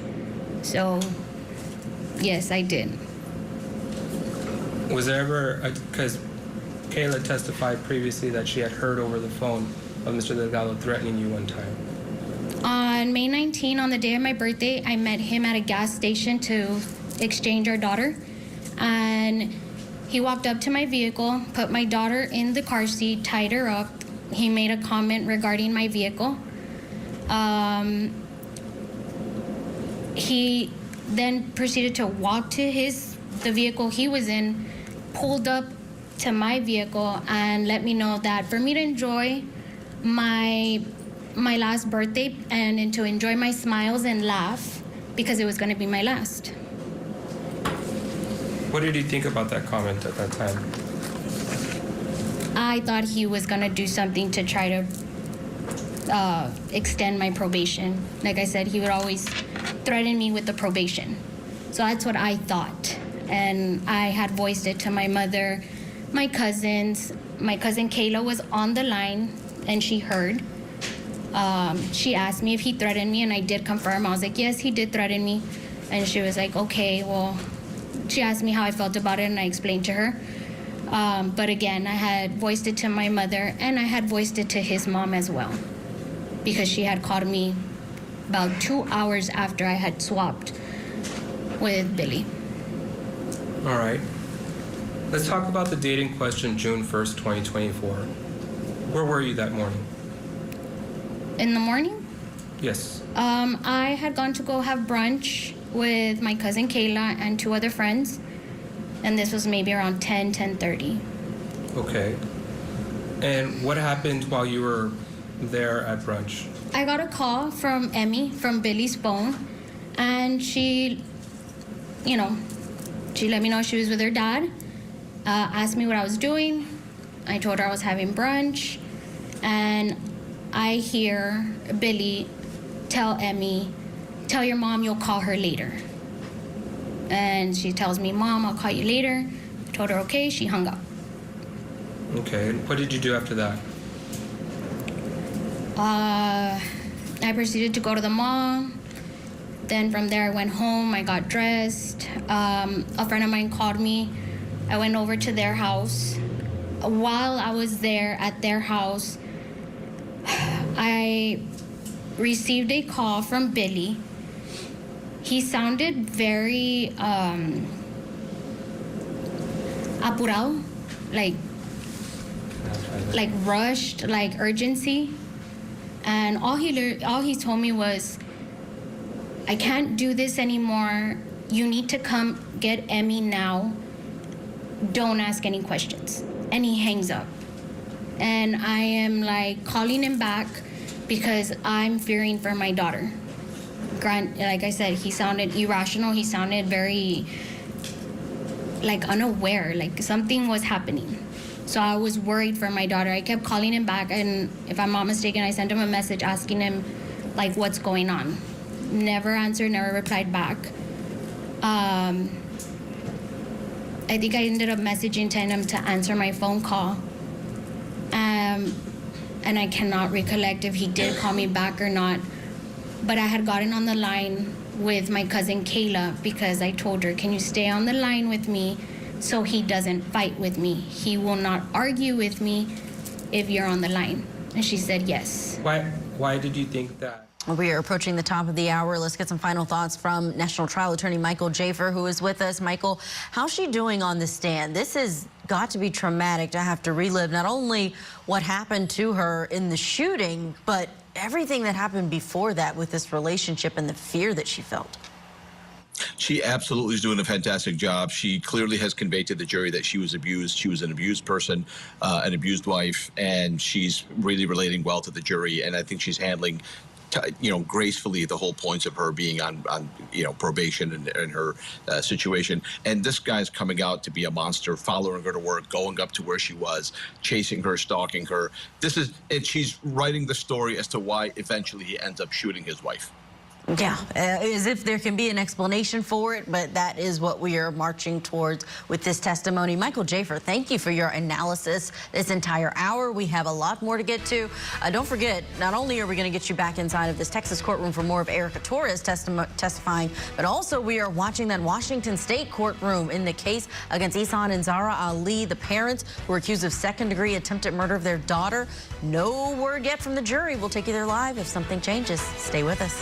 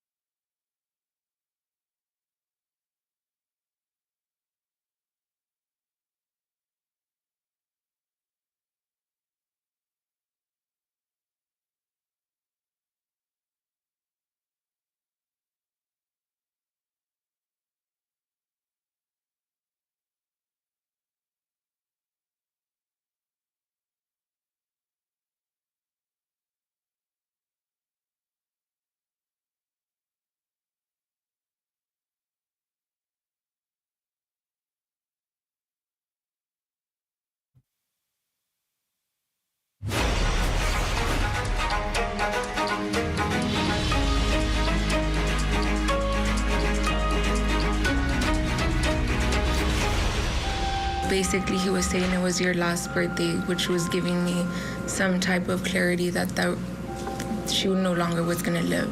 I received a phone call from Billy Delgado's mom, Miss Delgado, and I answered the phone, and Miss Delgado is on the phone, and she's frantic, and she's yelling.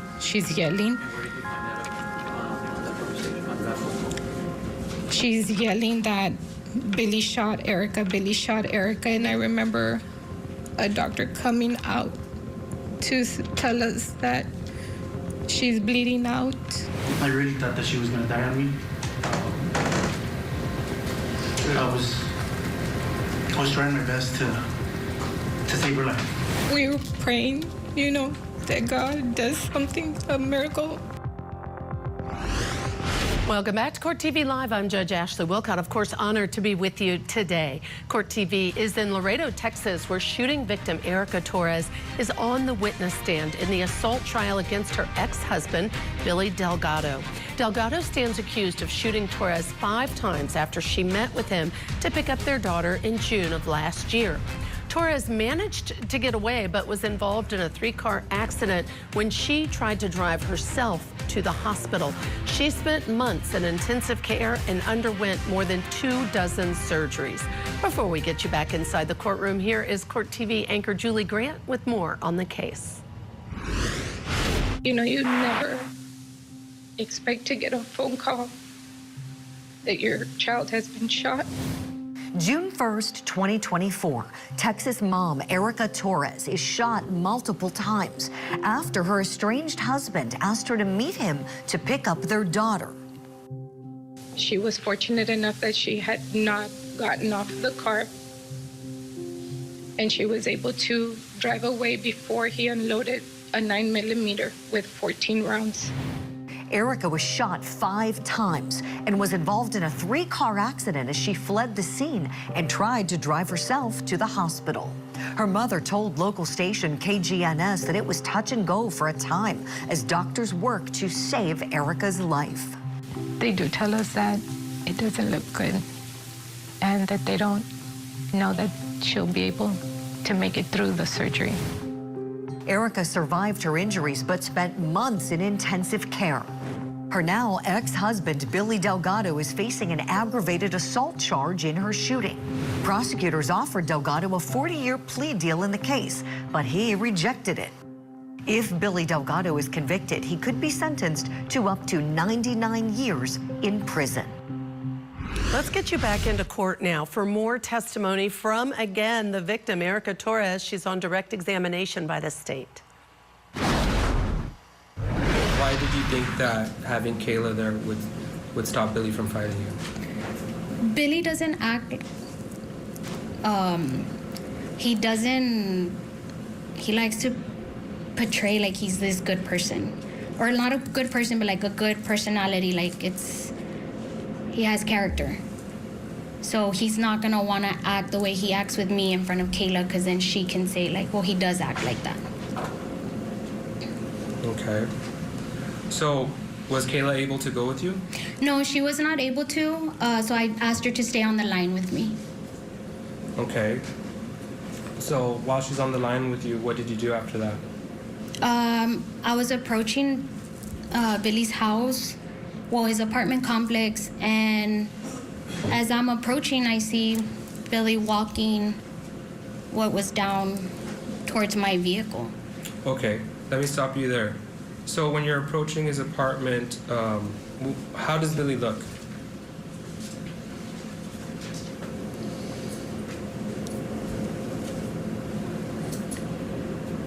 I cannot say how he looked while he was walking because everything happened so fast. I heard 3 bangs on my windshield as I was going, and the only thing I remember seeing is literally his hand as I turned to the side as I was passing him, and just hearing gunshot after gunshot after gunshot.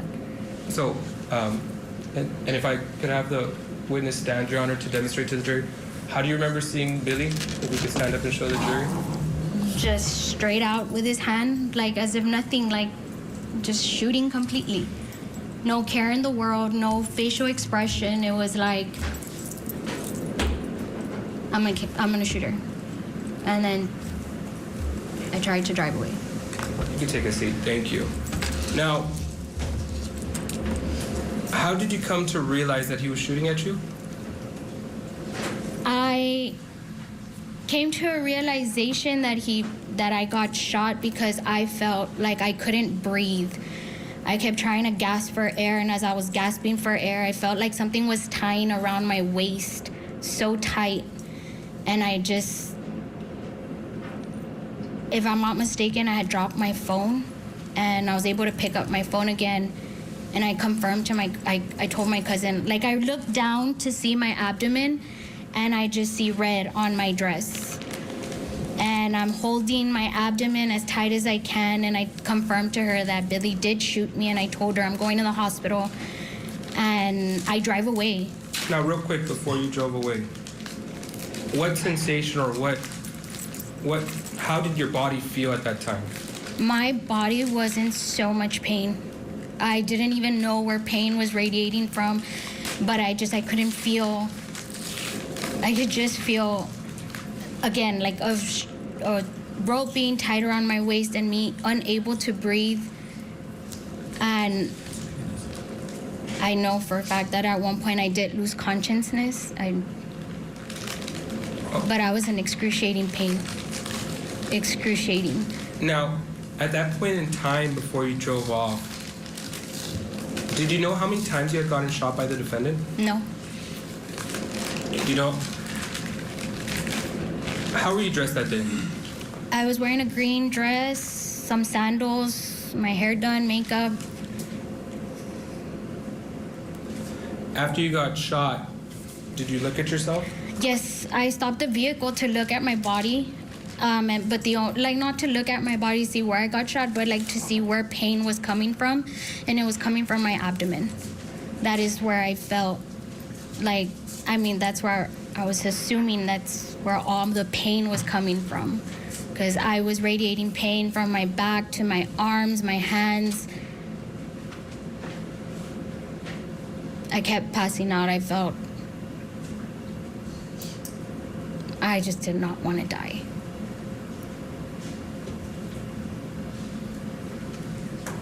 What injuries did you observe on yourself at that point in time?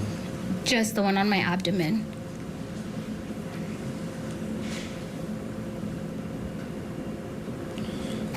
So, after you were shot, what did you do? I stopped, saw, and I remember taking off to get to LMC hospital. Why did you want to get to LMC hospital? Because Billy had shot me, and I knew I needed to get to the hospital. Were you afraid of dying? Yes, I was terrified to die and to leave my girls. That is the one thing that I could not stop. And granted, I was on my way to go pick up Emmy, and the last thing that I heard from Emmy was, "You need to come and pick her up." And I was unable to do that. So I had just wondering what was going on with my daughter. Where did you drive yourself that day? Did you drive yourself to LMC? No, I crashed. I wasn't even aware that I had crashed when I woke up in the hospital. Permission to approach the witness, Your Honor? Yes.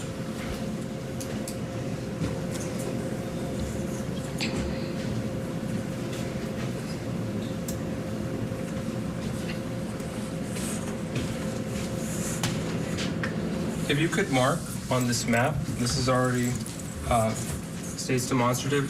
Where were you at the time when you picked up Emmy? This is Smith Street. Or when you were going to Billy's house to pick up Emmy? This is Smith Street and this is Reynolds. Smith, and then Clark's over here. Okay, so that's where you were right there? Yes. Okay. And you said you... I drove down. Mm-hmm. I had stopped about right here, and I drove down the rest. And as exiting Smith Street, I don't remember turning or going anywhere through here.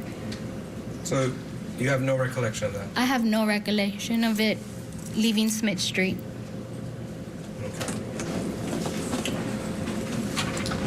What's the last thing you remember after driving away that day? When I drove away, I was in and out of consciousness, and I remember seeing somebody next to me, but I don't know if it was a woman, I don't know if it was a man.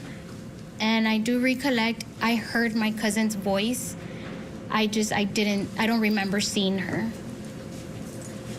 Okay. Who else do you remember speaking with that day?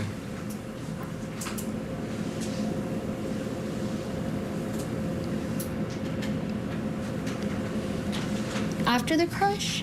Yes, after the crash. Or like once I crashed, it would be. Do you remember speaking to anyone after you had crashed? No, like I said, I don't know. I know somebody opened my door. I don't remember if I said anything, but I do remember that whoever did open my door, I did tell them my mom's name, my mom's info. I let them know that Billy Delgado, my husband at the time, shot me, and he lived on Smith Street.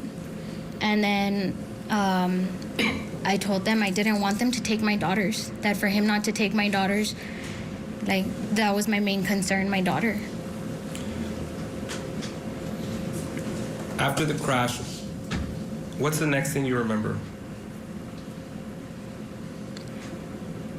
I woke up in the hospital. Okay. When would you say you woke up in the hospital? When did you regain consciousness? That I was aware of my surroundings and everybody around me and able to recollect the night before would probably be the last couple of weeks of July. The last week of July. The last week of July? Yeah. And this incident happened when? On June 1st. So from June 1st to the last week of July, you had no recollection? No, I didn't know what was happening. Did you know how many surgeries you had on your body? All right, we are hearing from Erica Torres, the shooting victim in this case, describing every detail about what happened. And she says it was this defendant that shot her. Stay tuned, because we'll bring you more testimony from her. Plus, deliberations have begun in the Colorado trial for James Craig. Our own Kelly Craft will join us later this hour with all the latest in that trial. Stay tuned, we'll be right back. Tonight in closing arguments, a jury decides whether or not two parents tried to kill their own daughter. We're live with the very latest as deliberations get underway. Closing arguments with Vinny Politan tonight at 8/7 Central, only on Court TV. This week, Join us each morning to get trial ready for the day's proceedings. Plus, deeper dives into true crime stories with our daily spotlight. opening statements with Julie Grant. Mornings at 8/7 Central on Court TV.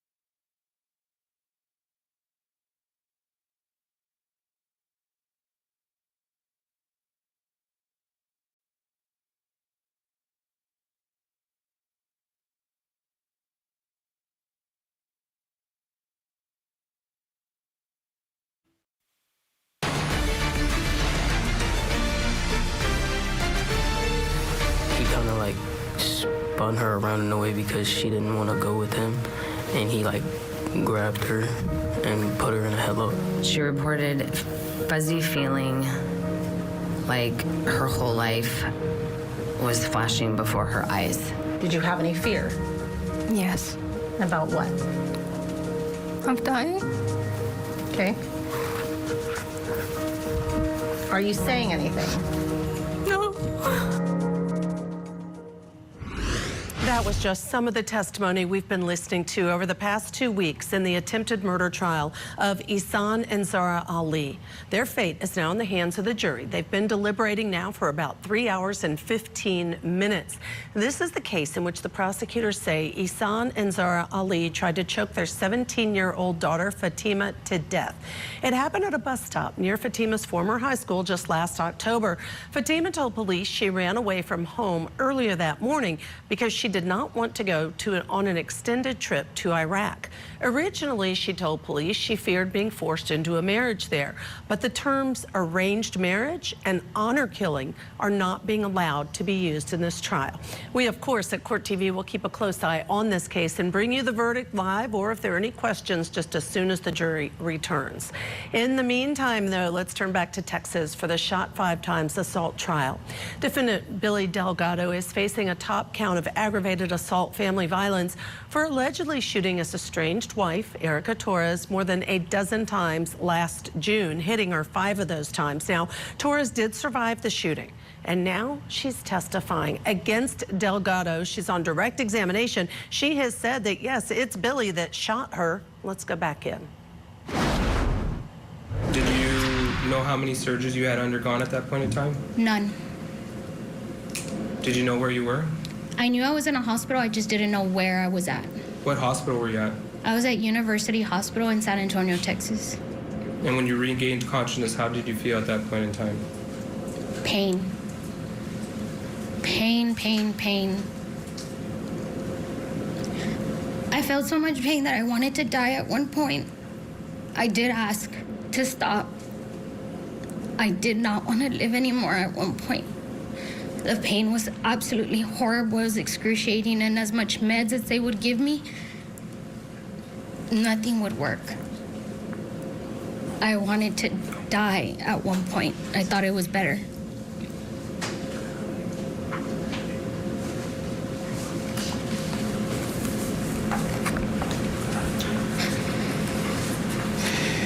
Do you remember what you were thinking or what you thought at the moment you woke up?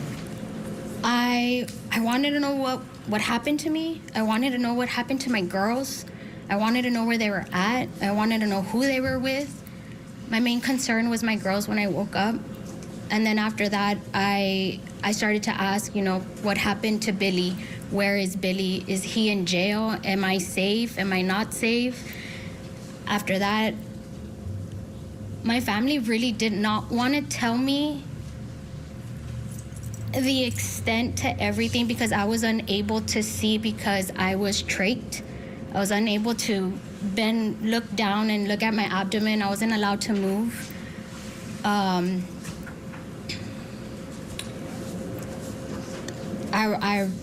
They didn't want to tell me. They didn't know how I was going to react to all the injuries that I had or to see what was going on with my abdomen. But they had to tell me, and it was horrible. How did you feel when you heard about all your injuries? I was in shock, and to my disbelief, I cannot believe that I lived. And the only thing I could also think about was the quality of life that I was gonna have after the hospital, because there was no way to know what was gonna happen. And how long did you stay in the hospital for? I was there for 363 days. 2 days shy from 1 year. Did you incur any medical expenses because of this?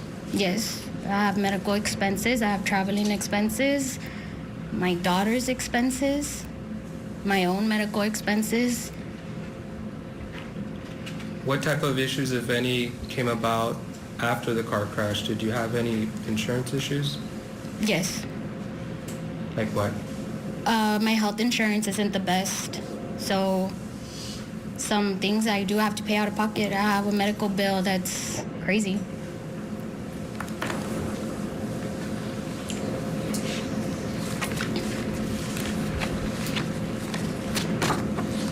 Permission to approach the witness, Your Honor? Sir. I'm going to show you what's been previously marked as State's Exhibit 49, 50, and 51. Do you recognize these photos? Yes. How do you recognize them? These were taken this past weekend, and they're my abdomen, the deformity of my abdomen, actually. After all the surgeries, yeah. Okay. And are they a true and accurate depiction of what they portray to be? Yes, they are. And actually, that's still a stitch that sticks out. Okay, thank you. I'll now tender to defense for any objection. State's Exhibit 49 to 51.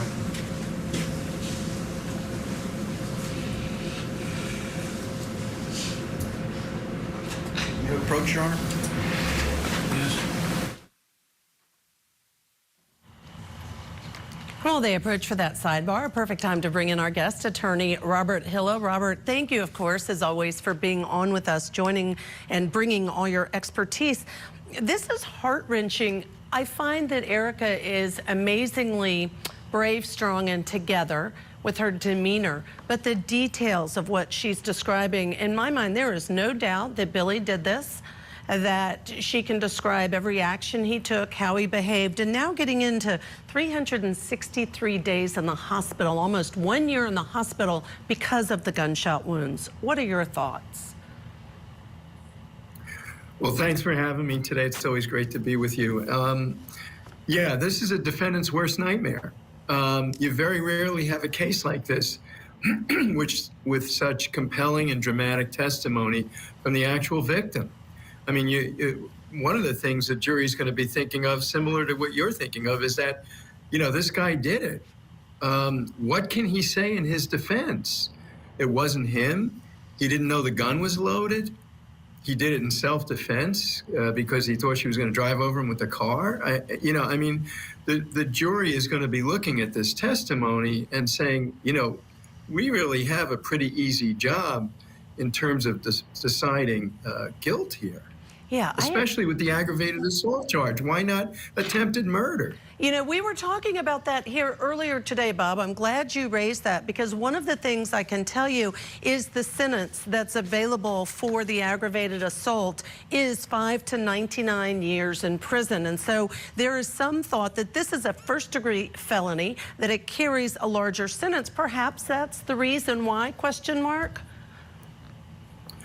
Well, yeah, but again, you know, if he's convicted of a couple of charges, the court has the option of making those sentences, if they hand down the sentences, consecutive and not concurrent, which means it's got to serve them all in a straight line. They don't overlap. So, yeah, I mean, at some point you have to say, well, 99 years versus, you know, 98 years or 110 or 115 years.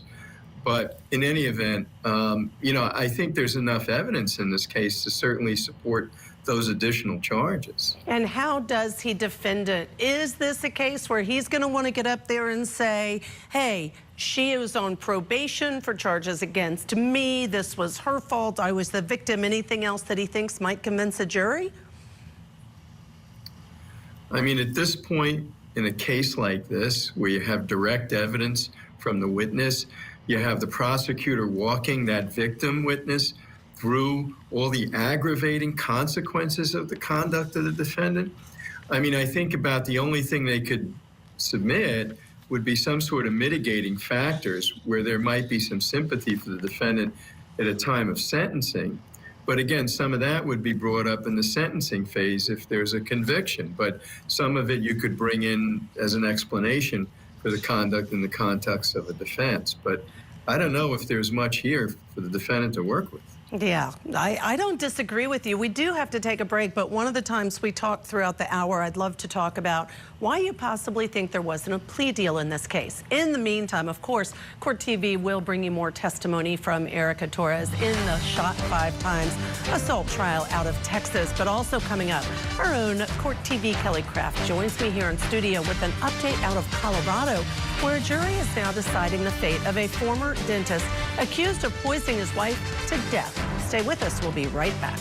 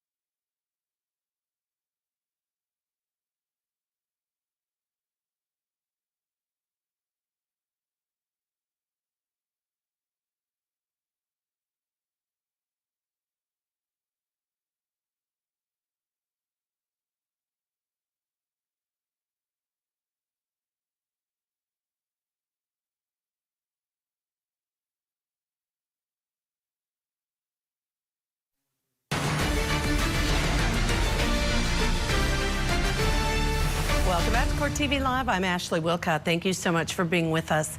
Turning now to Colorado, where deliberations are underway in the poisoned shake murder trial. Former dentist James Craig is accused of poisoning his wife, Angela Craig, with protein shakes back in 2023.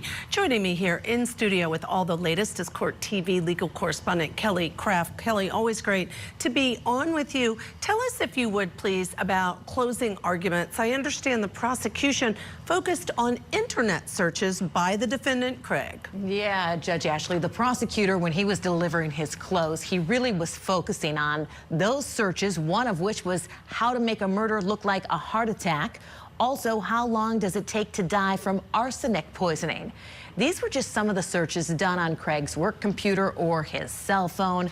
The prosecutor said in closings, if Craig was so concerned that his wife Angela was suicidal, which has been the defense's theory, how come he never looked up how to save a life? They had been married 23 years, and the prosecutor said she was thoughtful and hopeful and the ultra-marathon runner of dealing with her husband's betrayal. The prosecutor went on to say that the defendant here gradually poisoned his wife to get out of the marriage, and he did not want a divorce because he did not want to ruin his image and also wanted to protect his money. Let's go ahead and listen to a bit of the closings today from the state. First and foremost, he wanted out of his marriage. He was tired of it. He was tired of going round and around, having an affair, getting caught, digging himself out, and then repeating that cycle. He wanted out. He wanted to be done, but he didn't want to get a divorce. And why? Motive number two, money. A motive as old as time, right? It doesn't matter how much money he had. He didn't want to part company with half of it. He was greedy. He had it all, but he wanted more. And motive number three, image, public image. This guy didn't want the reputational consequences associated with divorce. He didn't want to be the guy who left the mother of his 6 children to go out and chase other women. He didn't want that. Much better to be the grieving widower, get the sympathy. During this case, the state did present witness testimony from several people, including some members of Angela's family. They testified that Angela was not suicidal. All right, so how did the defense deal with this? What did they have to say during their closing argument? Well, they had a lot to say, so arguing that this was just a broken marriage, that Angela was depressed due to her husband's decades of cheating. Defense counsel read Angela's journal, where she had written that she had felt depressed as well as worthless. She even wrote it almost killed her, that her husband did not love her and felt that she was not enough. Let's listen to a bit of defense closing. She didn't tell them anything. And she certainly did not let them know the depths of her pain, and that her husband continuously cheated on her and broke her. Defense counsel argued that the only thing the prosecution proved here was that Craig was a bad husband. Judge Ashley? Oh, what a case. And I know throughout the time she was sick, she kept going to the doctor to say, what is wrong with me? Something's wrong with me. The doctors would send her home and say, let us know if you got worse. And then we know she died as a result. Thank you so much, Kelly Craft. Right now, let's head back to Texas for the shot 5 times assault trial against Billy Delgado. He is accused of shooting his estranged wife 5 times in the abdomen while she was picking up their daughter. On the stand right now is the victim in this case, Erica. Let's go back in to see what more she has to say. I'm going to show you what's been marked as State's Exhibit 51.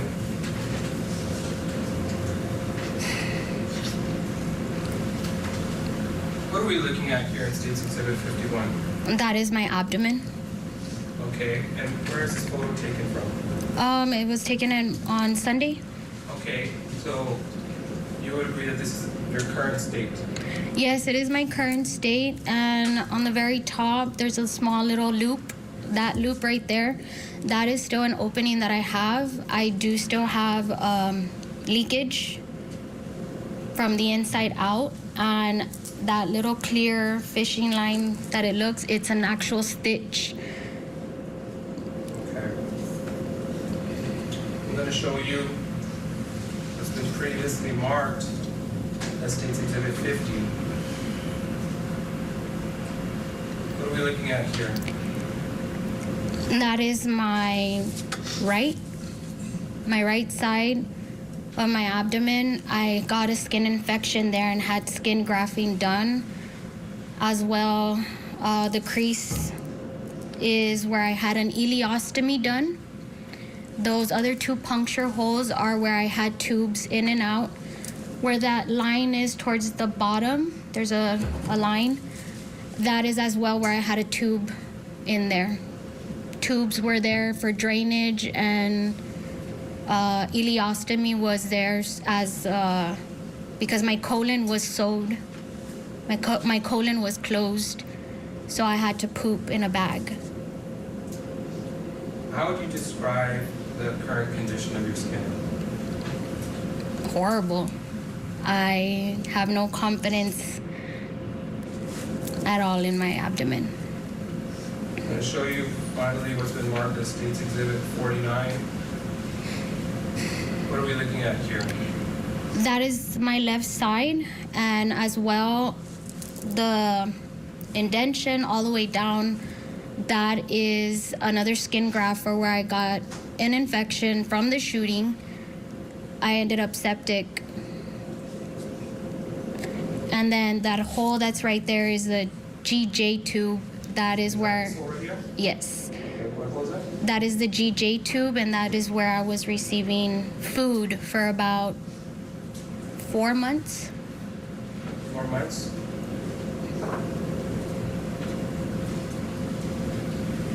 What, if anything, do you have to do now or wear because of these injuries to your core, your abdomen? I wear a full girdle. It tightens my abdomen to where I'm able to hold. Due to the extensive surgeries that I've had, I have no abdominal muscle. I do have still stitching from the inside where I cannot lift anything 10 pounds.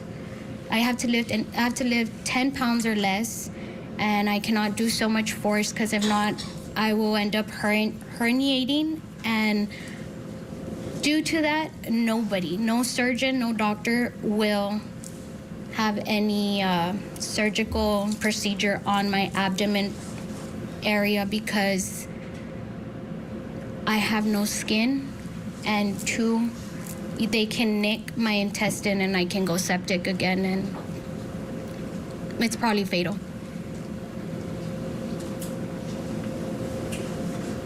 And who's responsible for all of this? Billy, when he shot me. Thank you.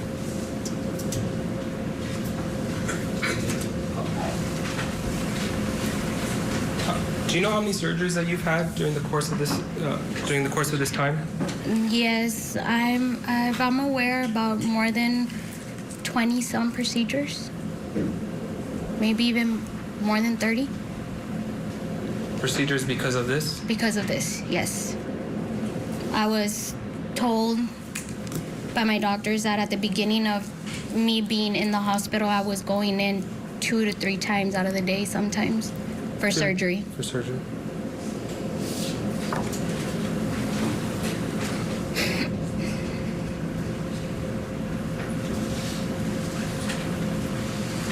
And you said that you can't have a surgery because of the skin graft. What did you mean by that? The way the doctors explained to me is that just cutting the skin, that skin doesn't regenerate. Like it's not as elastic as our normal skin. It's taken from one body part to another, so it doesn't stretch like normal skin anymore.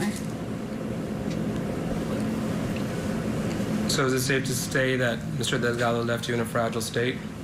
Yes, he did.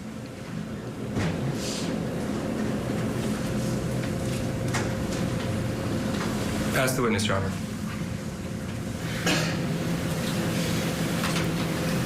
Good afternoon, Erica. Good afternoon. Erica, the prosecutor started by showing you a video that I tendered to them about the incident. Yes. Okay. You had time to review that with the prosecutor? Yes, I did. You made some statements like in the video that that you just rather die. What was that? What was that about? It was a figure of speech. I did not want to go to jail. Okay. You said the reason you were going to San Antonio was because you put hands on Billy? Yes, our neighbor had called the police and for disturbance, and Billy was outside. They saw him first, they asked him questions, and then they arrested me. All right, we're going to hear more of Erica's testimony right after this break. Plus, it's answered. Billy Delgado does take the stand. We're going to hear from the defendant himself about what led to the nearly fatal shooting of his ex-wife. You don't want to miss it. Stay tuned.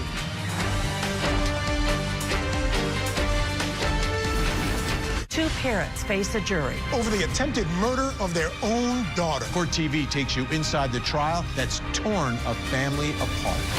The attempted honor killing trial. Live coverage today, only on Court TV.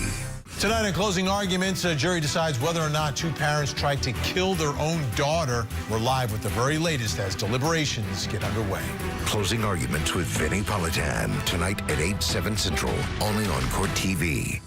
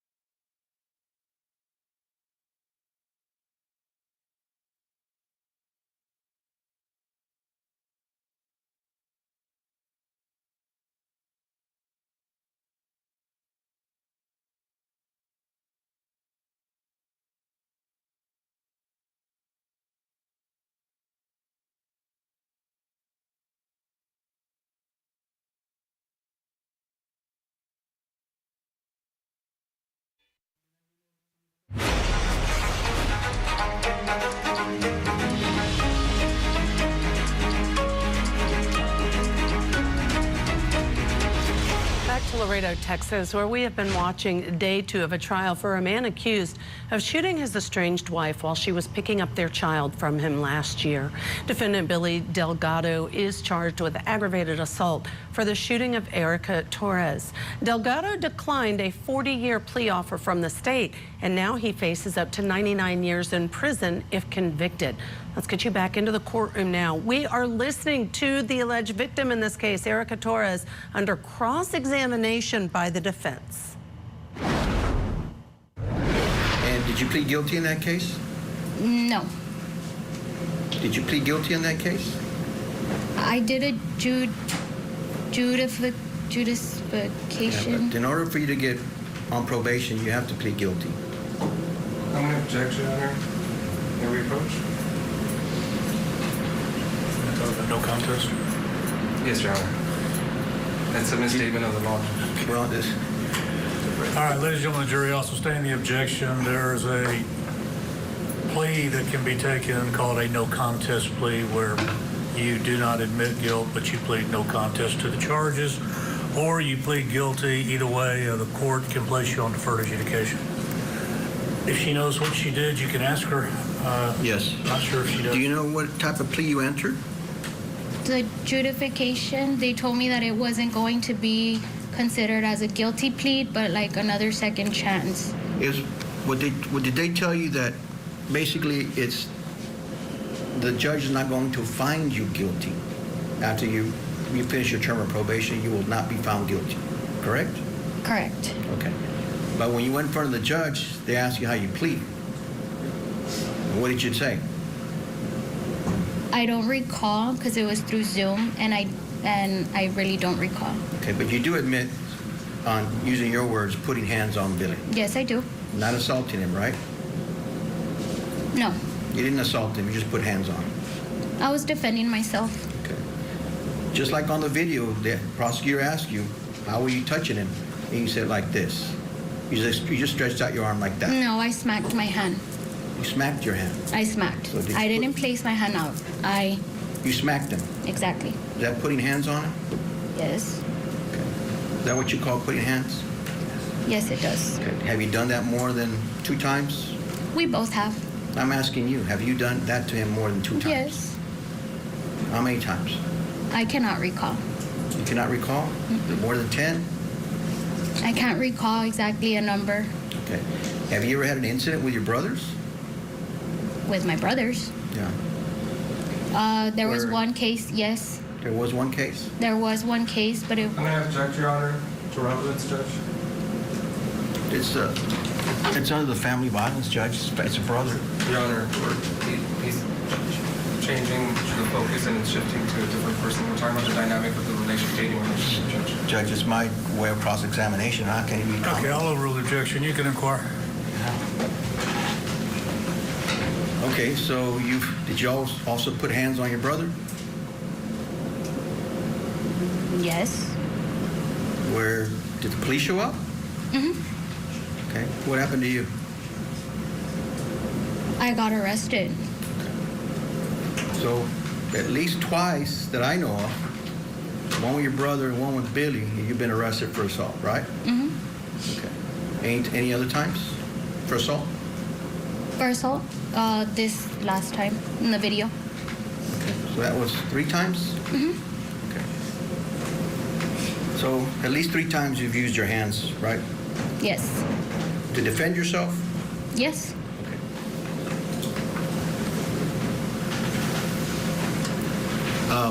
You keep talking about your girls that you wanted to be with them, but I mean, have you ever taken actions inconsistent with that, where you're trying to take care of them? I do take care of my daughters. Okay.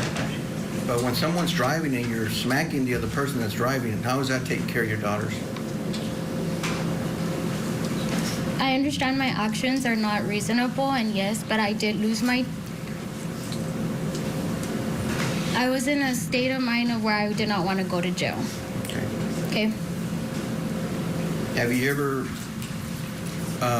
done something else where your daughters were in the vehicle and It wasn't probably the proper thing to be doing?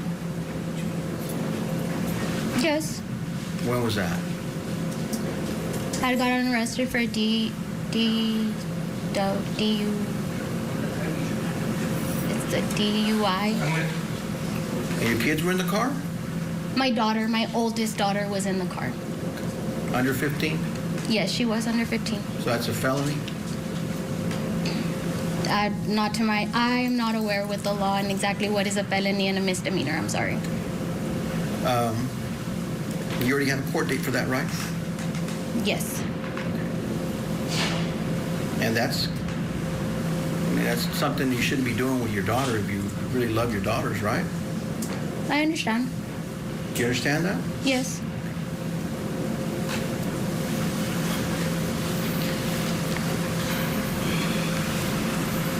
Ma'am,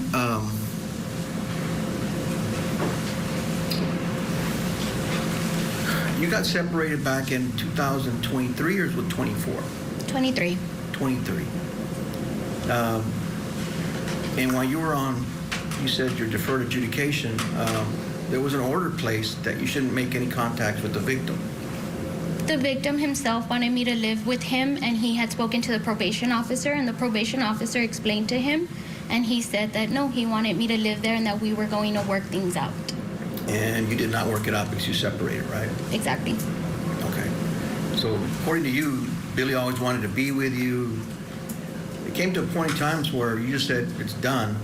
One of you two said it's done and you separated, right? Mm-hmm. And where were you living at that time? I always had to be the one to leave. He would never leave the house. So I always had to pack myself and pack my girls' clothes. Sometimes I wasn't always allowed to leave with my girls' clothes. So I would pack my car and I would leave. Living in San Antonio, I didn't have much family in San Antonio. I had an uncle in San Antonio, and I had only his family in San Antonio. So sometimes I would go to his aunt's house or I would go to his mom's house, but usually I would always have to drive back. Didn't matter the time. I've driven before 2, 3 o'clock in the morning because I had to leave and I'd be driving. Still with me, Robert Hill. I had to circle back to you, Bob, before we have to go to a break to say, what do you think of the fact the defendant turned down a 40-year offer as a plea deal in this case? Well, that's a real head scratcher. The only thing I could think of is that the 40-year offer was inconsistent with what other judges are doing in those Texas courts, or with, some court suggested guidelines. And because, otherwise you're usually fighting over whether there's an issue of evidence that you can argue with the state on that, and it could lead to an overturning of any conviction later on, or some other issues of guilt or innocence or reasonable doubt, and I just don't see that here.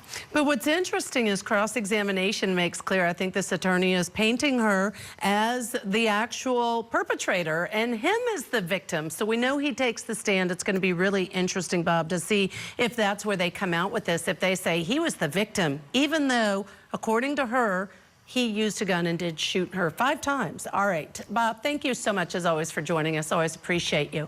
Coming up next, more testimony from Erica Torres in the shot 5 times assault trial.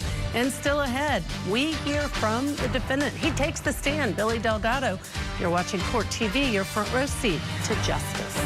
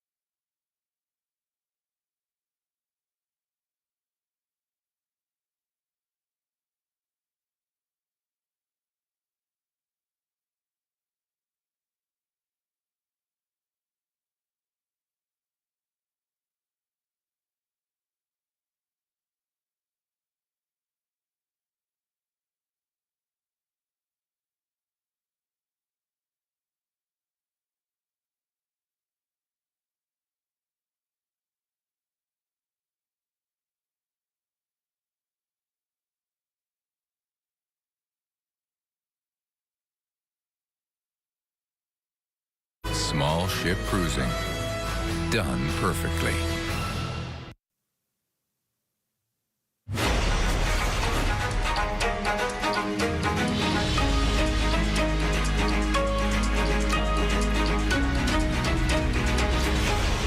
Welcome back to Court TV Live. I'm Ashley Wilcott. Thank you so much for being with us today. We are bringing you testimony out of Texas in the shot 5 times assault trial. Defendant Billy Delgado is accused of shooting his estranged wife, Erica Torres, while she was arriving in her car to pick up their daughter. Delgado allegedly shot at Torres more than a dozen times, hitting her 5 times in the abdomen. Torres managed to drive herself away, but was involved in a car crash while trying to make it to the hospital. She spent months in intensive care and underwent more than 20 surgeries, but she was able to survive her injuries. In fact, she's in court testifying against Billy Delgado. So let's go back into court for more of her cross-examination by the defense. And there's been times where you've been driving at 2 or 3 in the morning and you drop him off miles away from his house, right? No. No? I dropped him off at his house one time because he didn't like the fact that I didn't want to answer a phone call. And he told me to take him back home. And I told him I was not his Uber, that I would leave him right here at the gas station. And I did. I dropped him off at the gas station, and that was it. You're not his Uber? No. Is that what you said? That's pretty cold of you to be doing that in the middle of the night. He's a Don't you agree? 30-some-year-old. No, it's not. I'm going to object, Your Honor, as to argumentative. Overruled. I mean, you putting someone's life at risk. That I dropped him off at a gas. That's a speculation, Your Honor. Overruled. Don't you think that's putting somebody at risk? Just dropping I them didn't off drop at the him gas off at station? 2, 3 in the morning. If I recall, that day that I dropped him off, it was 9:40, and I know for a fact because I called his mom right after to let her know what had happened, and she said, leave him there. Is that in San Antonio or here in Laredo? Here in Laredo. Okay. And how many times did you do that? One time. Just one time. Mhm. Even though we've heard testimony, there was more than one time. I don't recall any of those other times. You didn't kick him out of the house at that hour of the night? At what I'm going to time? object, Your Honor, to relevance, Judge. Oral. I don't know what time I kicked him out Okay, the so house. You're saying you never did. Out of my home? When you're separated, you're living alone. Did you have Billy come over? Did you No. pick him up and take him over there? Or somebody dropped him off and then you got in an argument and you kicked him out? Yes. I'd pick him up, he'd come over, he's supposed to use my vehicle to go look for a job. And he didn't like at the fact that I had rules in my home.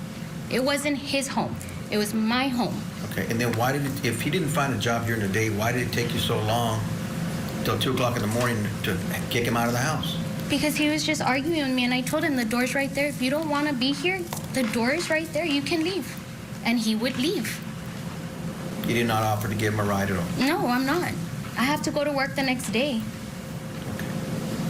Ma'am, I saw you as you walked in. You're able to walk, you're able to function normally. Are you working at this time? No, I'm not. Have you filed for disability? I have been, but I have not been approved for disability. But you have filed. Yes, I have. Is there something that you can't do, type? I don't have energy. I don't process food like anybody else. So you just lack energy. I tired. lack energy. I have PTSD. I have trauma. I am unable to drive due to the PTSD that I have. So you're at home most of the time? I am at home for right now. Yes. All right. And you're telling us that you're not going to be able. You're not going to be able to work. I don't know. I'm always going to be in recovery for all the injuries that I have. I don't know when I'll be able to work. My doctors at this time have told me I am unable to work. Have they told you that at a point in time you'll be able to work? They don't know. They don't know either. They don't know. They tell me they don't have a time. So there's a possibility that you will be able to work. Yes, there is. Okay, great. Good for you, Erica. Thank you. Okay? Because we all hope that you do get better and you're able to have a normal life, okay? Thank you. All right. When you were separated, you were working at the time, right? Yes. And what kind of jobs did you have?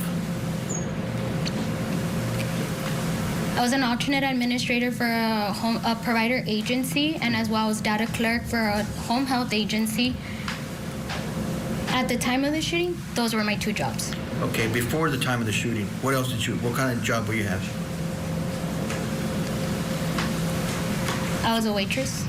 At what place? I'm going to object, Your Honor, as to relevance, Judge. Judge, it's taking her a few seconds to answer. I just want to know what the answer is. Where is she a waitress at? What bar? Your Honor, it's not relevant, Judge. All right, I'll sustain the objection. Okay, were other than just being waitressing at that place, were you doing something different? Like where you had to perform or anything? Objection as to... may we approach, Your Honor? I'll sustain the objection.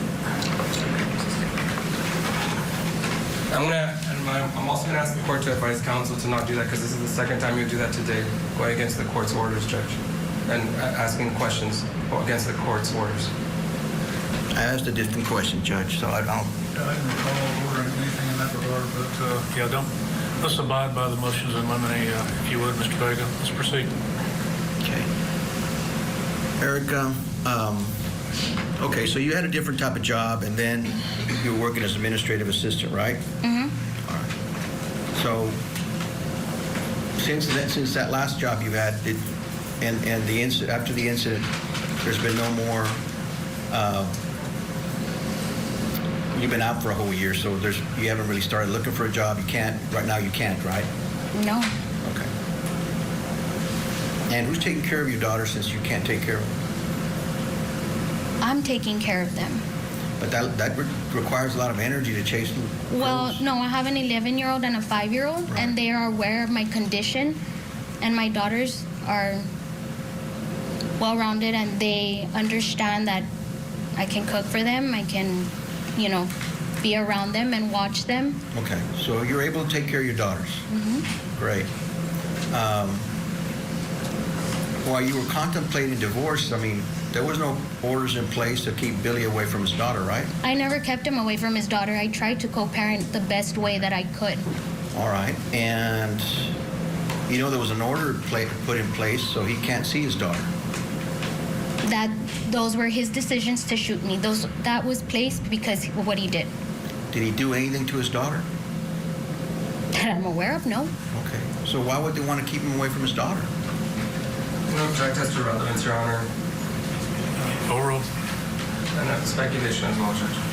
Why would they want to keep him away from his daughter? I don't know. That wouldn't be a question for me. Is that more of an action of hatred? Like trying to get him back for him? Objection to asked and answered, Your Honor. She already said she doesn't know. Okay. I was unconscious when the protective order was placed. Do you agree to remove it so he could see his daughter? No. Okay, so why not? He is somebody that is willing to put his daughter in harms. He didn't put his daughter in harm. He did. How? By shooting me while his daughter was upstairs. His daughter didn't witness any of that. She heard it, and she knows very well what her dad did. Who told her that? You? Your mom? She says it. Who? She said it. She heard the gunshots. Right. She didn't see anything happen. She was never placed in harm's way. Was she? To me, she was. To you, she was. Okay. And that was the reason you used to basically just terminate his rights with his daughter. That was his choice. And you're saying that's just out of retaliation and hatred, isn't it? No. Objection, Your Honor. Asked and answered, and also argumentative, Judge. All right. I'll overrule the objection. You can answer, ma'am, if you know. No, I believe they were his choices that caused this. Judge, that's all the questions I have with this witness. Redirect. Yes, Your Honor. Brief redirect.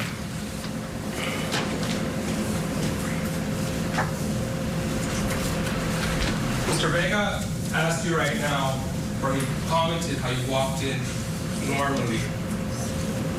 I'm showing you State's Exhibit 51 again. How is your life normal now? My life isn't normal. I do not eat meals like everybody else. I eat very small meals. I am not allowed to eat any fast food whatsoever. My digestive system is so complex that it scares me all the time because I do not know if I'm going to burst my intestine. I don't know if I ate too much. I don't know if I ate too little. I'm unable to sometimes store energy. Just the simple food that I eat, from the energy of having to process the food, I get tired. Simply tired, exhausted. You could see it in my face. My blood pressure runs low. I'm pale. I feel like I'm gonna pass out. Are you on medications at this time? Yes, I am on medication. How many medications are you on? At the moment, I am on 4 medications that I take, which are all due to, one is for my abdomen. The other 2 are for the anxiety and the depression that I have. And then I take one for whenever I have nausea. If I throw up too much, I can burst my incisions that I have on the inside, which would cause leakage in my abdomen and having to go to the hospital again. Do you take any medications for pain? I don't. I choose not to take medication for pain because it makes me really drowsy. So I don't take medication for pain, nor do I take any medication for my nerves, my nerve pain. So how do you feel right now? I'm in pain. I'm in pain when I walk. As I'm sitting down right now, my back is hurting really bad. I can walk, but I can only walk for a certain amount of time. I have a double compound fracture on my right foot, which is a bone not healing. It's held with screws and plates. How did you get that injury on your leg?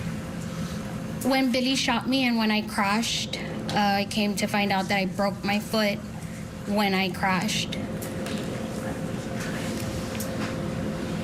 Now, you mentioned that you can't drive due to PTSD. Why can't you drive? 1, because my abdomen is still open. 2, it's all the anxiety and the PTSD that I have. I kind of sometimes lose track. Certain things, loud noises, bangs, honking, or if I see another vehicle and I feel like they're gonna hit me, I start panicking and I just freeze. I don't do anything. Did you have PTSD prior to the date of June 1st, 2024?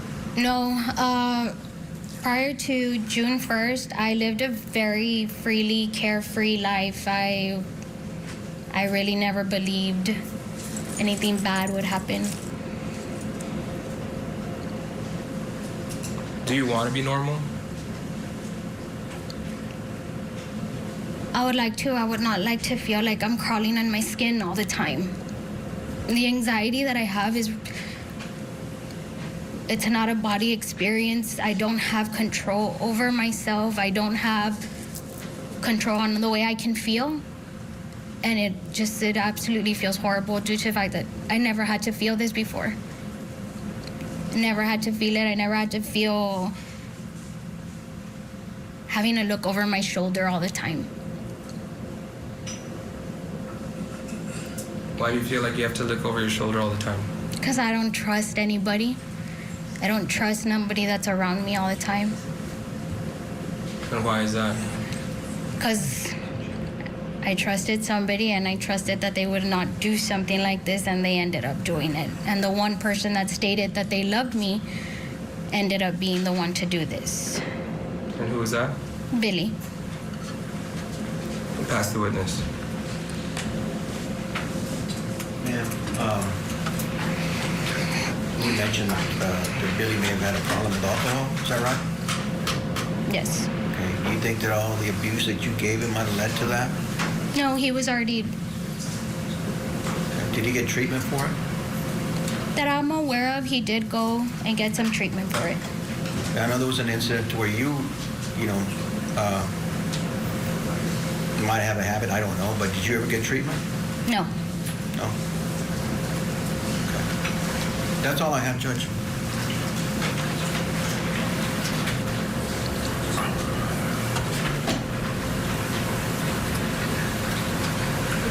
Your Honor, we have nothing further. We just want to admit state's demonstrative 3, just for the record. No objection. Submitted. And nothing further for this witness, Your Honor.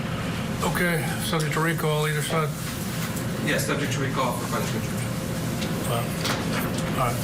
Ma'am, you've been released for the first phase of the trial, so you're welcome to leave or stay in the courtroom, whatever you want to do, but you'll be on call in the event we reach the second stage.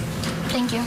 Thank you very much. You can step down and do what you want to do as far as staying and going.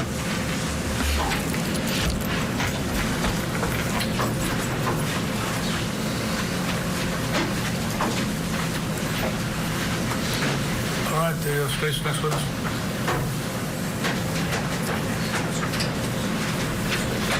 This time you're on a state arrest. All right, Mr. Vega.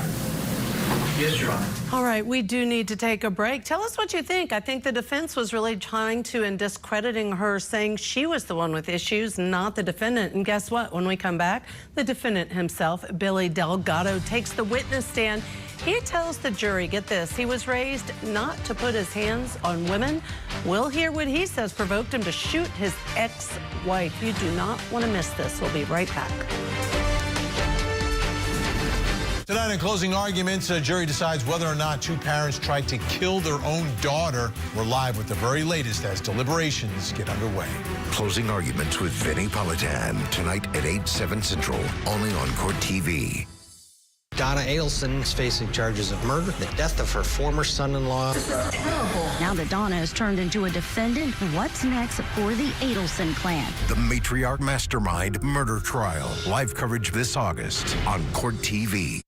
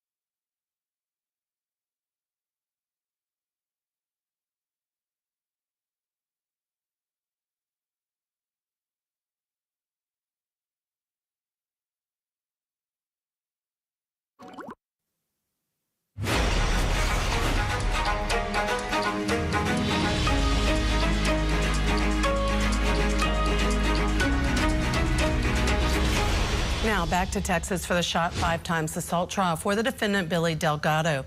He is facing a top count of aggravated assault, family violence for allegedly shooting his estranged wife, Erica Torres, more than a dozen times last June, all while she was trying to pick up their daughter.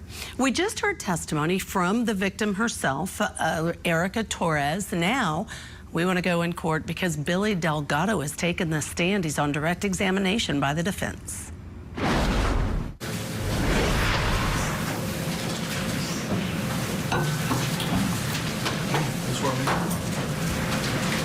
I swear the evidence in the testimony given the cause will be the truth, so help you God. Yes, Your Honor. And your lawyers advised you on your constitutional privilege not to testify, and understanding that you agreed to waive that and testify before this jury, correct, sir? Have a seat.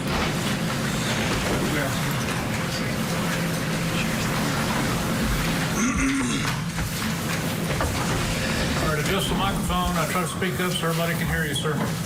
Mr. Vega, you may proceed. Yes, Your Honor. Thank you. Sir, can you please state your name for the record?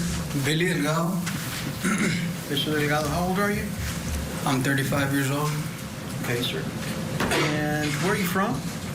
I'm from Laredo, Texas. Okay, and you lived in other places? Yes, sir. Where? I lived in Arlington, Texas, and Mansfield, Texas, and Laredo, Texas, and San Antonio, Texas. Okay, you were born here in Laredo?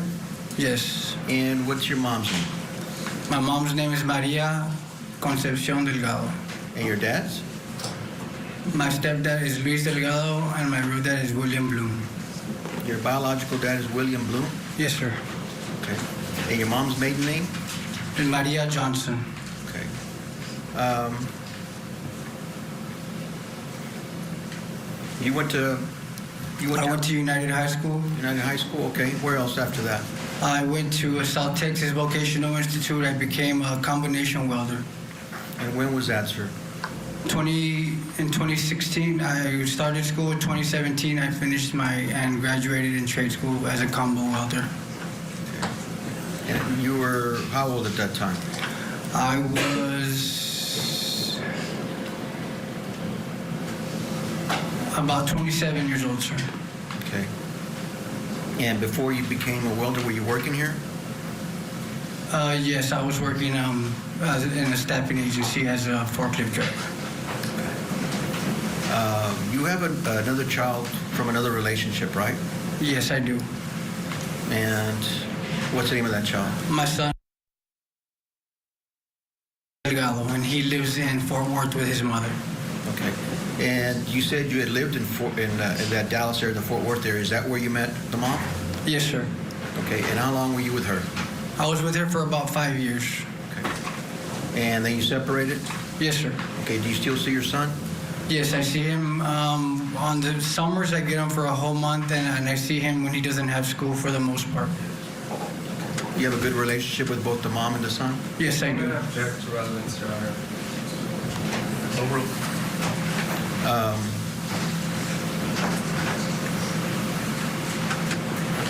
Okay, so you've done your best to try to raise your son? Yes, I have, sir. Okay. And after you left the Dallas area, you came back to Laredo? I moved to San Antonio, and I started going to trade school, sir. Okay. And then you moved back to Laredo? When I finished trade school, I moved to Mansfield, Texas, to start working in the industry as a welder. All right. And where does Erica Torres come into play? I was living in Arlington, Texas, and Miss Torres had DM'd me, and we linked up, and she went to go live with me in Arlington, Texas. Oh, okay. I always thought you guys met reunited here. But so she went up to Arlington after she messaged you? Yes, sir. Okay. And how long did you live in Arlington? I would say about a year at the most, if that. Okay. And then you moved? Yes, we moved to San Antonio. Did you experience any problems with her in Arlington? Yes, we did. we had our arguments here and there, but she threw a weight at me and missed one day, and that's when we decided to split up. But then we talked about it, and then we ended up moving together back down to San Antonio. Okay. So there was only one incident there where she got physical? In Dallas, yes. Okay. And then you moved back to? We lived with my family for a little bit, and then we came to Laredo for the most part during COVID. Okay. I believe those testimonies, she said that you guys were in San Antonio, right? Yes, we were in San Antonio. How long? Less than a year. Less than a year? Yes, sir. Okay. Did you live in your own apartment? Yes, we had a condo in Alamo Heights. Okay. And did you have any incidents there? Yes, that's where I pressed charges for the assault on the first time she hit me, sir. Oh, well, you were still in San Antonio? Well, we were still in San Antonio. And I guess she went to court, took care of that case, right? She went to court, took care of it, and we were still living together at the time, yes, sir. And what did she do in that incident? How did she hit you? We were arguing because we had a 2-story condo, and both my daughters were playing upstairs. I consider my stepdaughter my daughter. Both my daughters were playing upstairs. They were playing beauty school, and they came down, and the older one had cut the youngest one hair, and Miss Torres snapped and dragged the older one by her hair up 2 flights of stairs.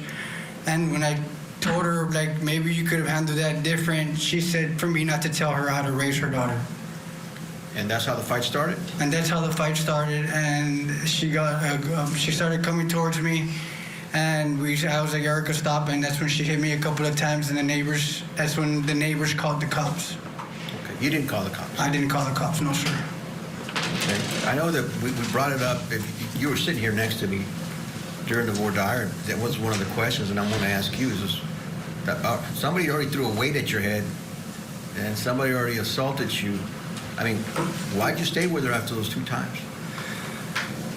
I mean, for the most part, as a man, you're raised to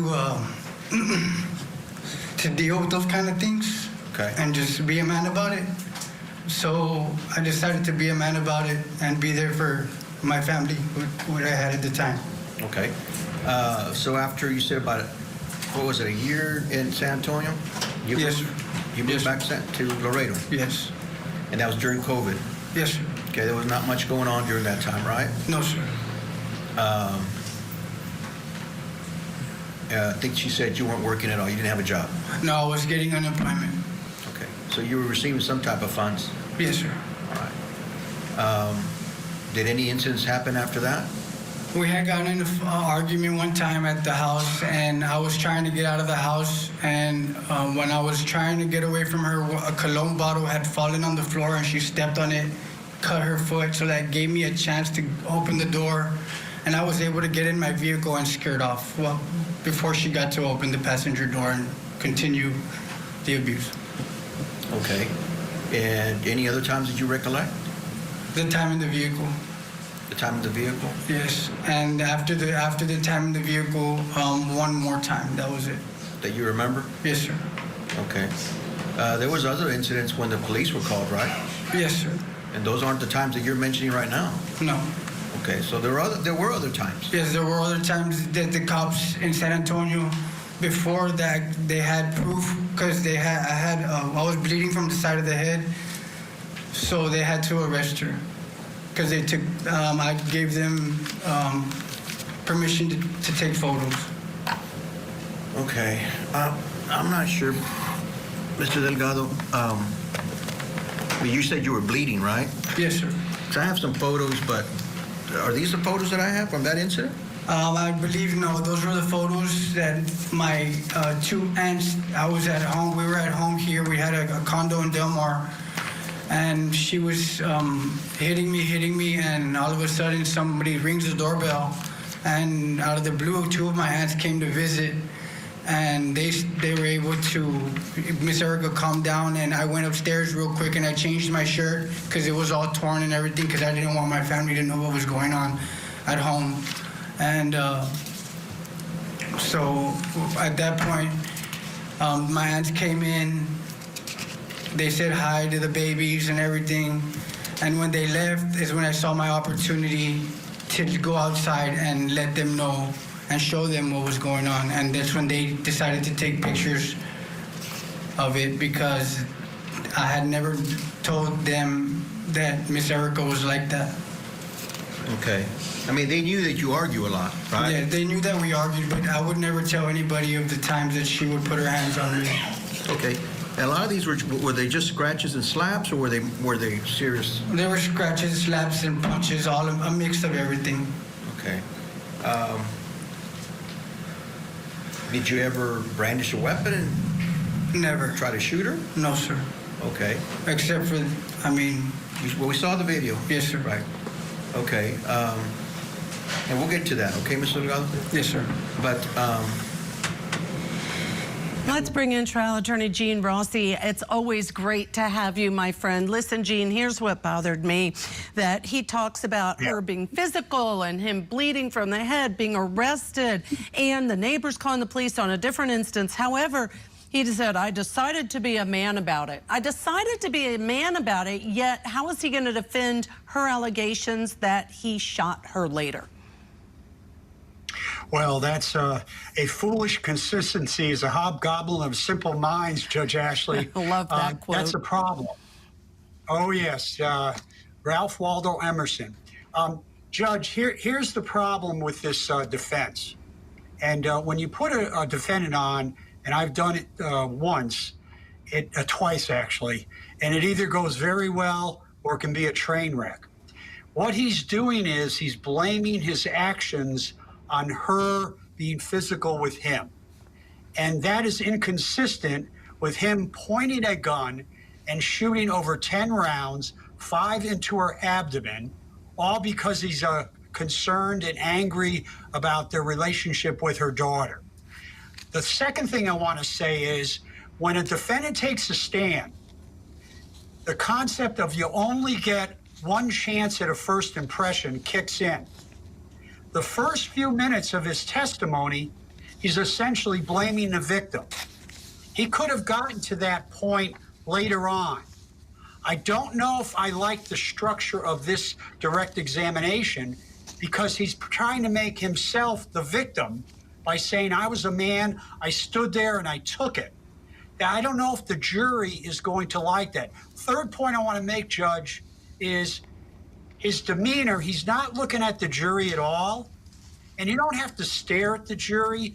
Amber Heard in the Johnny Depp case was staring at the jury after every answer. You can't do that. But it seems like he's a little bit afraid of looking the jury in the eye. And that may be a problem in the eyes, no pun intended, in the views of some jurors. My friend, this is why I love having you on, Gene, because you know how to try a case. And those things like not looking at the jury, if I were on the jury, I'd be like, look at me. Are you telling the truth? I can't tell. I can't assess. And I personally am not yet buying his approach to his testimony. We'll see what else he has to say. Stay with me, Gene. We have to take a break. When we come back, of course, we're going to bring you his testimony in its entirety. We've hit the pause button. You'll hear more from the defendant, Billy Delgado, on the other side.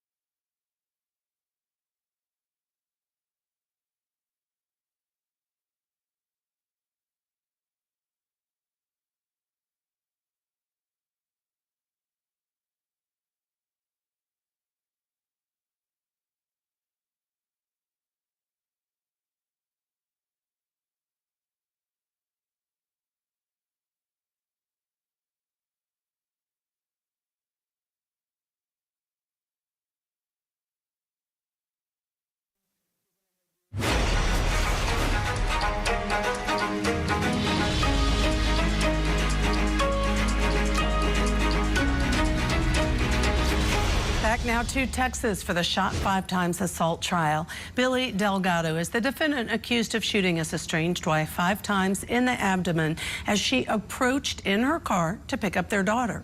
The victim in this case, Erica Torres, survived her injuries and was testifying against her ex-husband. We brought you that testimony.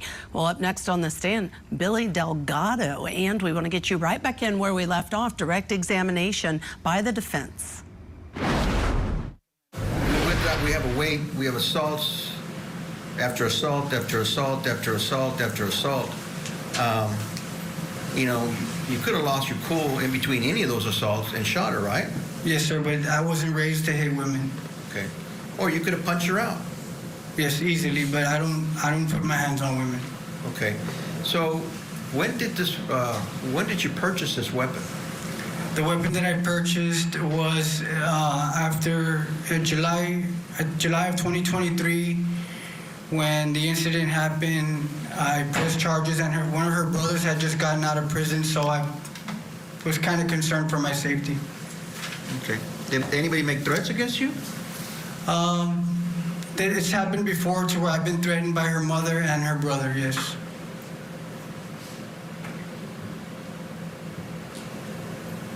Okay. So you felt the need to purchase a weapon? Yes, sir. And when was that? That was in not too, maybe I would, if I can recall, it'd be August of 2023. All right, it's around that time, you're not certain? Around the time of after I pressed charges, yes, sir. Okay. Were you ever assaulted after that day? Yes, sir. Okay. Well, you have a weapon, you're being assaulted. I mean, you could have gone crazy and shot her, right? You didn't do that? I didn't, no, sir. All right. So you've already purchased a weapon. You felt the need to have purchased it because of the threats, but you're not using the weapon, right? No, sir. Okay. And you said you have one daughter with Erica, right? Yes, I have a 5-year-old with Erica, and I have an 11-year-old with Megan Lee Bagwell. Okay. But you love your daughter? Yes, I love her. I'll do anything to protect her. Okay. And you've heard the testimony about the lifetime protective order, and that people have tried to get you to sign documents so you don't have rights to your daughter. Yes, sir. When they put the lifetime protective order, I didn't even have anybody to represent me in the courtroom. Okay. Do you want to see your daughter again? Yes, sir. Do you love her? Yes, I adore her with everything. Do you want to be able to take care of her and raise her?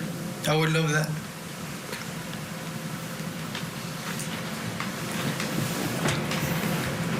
All right, sir. Now we're talking about a point in time here, and everybody saw the video. I don't think we needed that. Did we need that test done, Billy, with gun residue on your hands to determine who shot? No, sir. Okay. Okay. So the whole issue here, Mr. Delgado, is whether, why did you shoot Erica Torres? Okay. So let me ask you a few questions regarding that. Okay. Yes, sir. Well, Before we head to break, we have a quick programming note. The lead attorney for Sean Diddy Combs is speaking out, talking to Court TV about his client's new motion for bond and why he should be free. Does he hope to return to music? I don't know that he's thought that far ahead. The phrase he uses with me, and I can share it because he said that I could, is he says he feels he has more to give. And I expect big things out of him. But I think we need to let him have a little transition, have some downtime. I just spoke to him an hour ago. I said, I'm not going to rest until you feel the hot August sun on your neck. That is Mark Agnifilo talking to our own Julie Grant about what he wishes the public could have seen from the trial and what's next for Diddy. You don't want to miss this. See the entire interview with Julie Grant tomorrow morning at 8 a.m. on Opening Statements. We'll be right back after this quick break. Tonight in closing arguments, a jury decides whether or not two parents tried to kill their own daughter. We're live with the very latest as deliberations get underway. Closing arguments with Vinny Politan tonight at 8/7 Central, only on Court TV. These are the cases that captivated the world. Couldn't keep my life straight. They were killed by their own children. That challenged the legal system and ourselves. Court TV, legendary trials.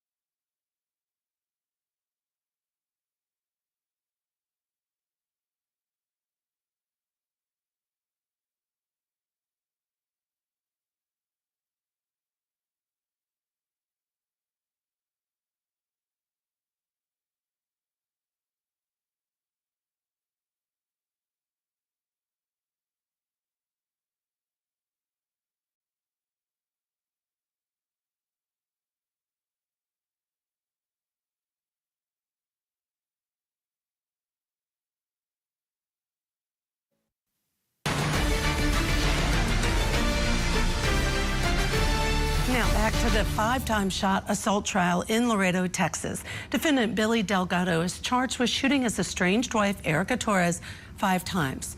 Despite her injuries, Torres managed to drive away from the scene, but was then involved in a 3-car crash while driving herself to the hospital.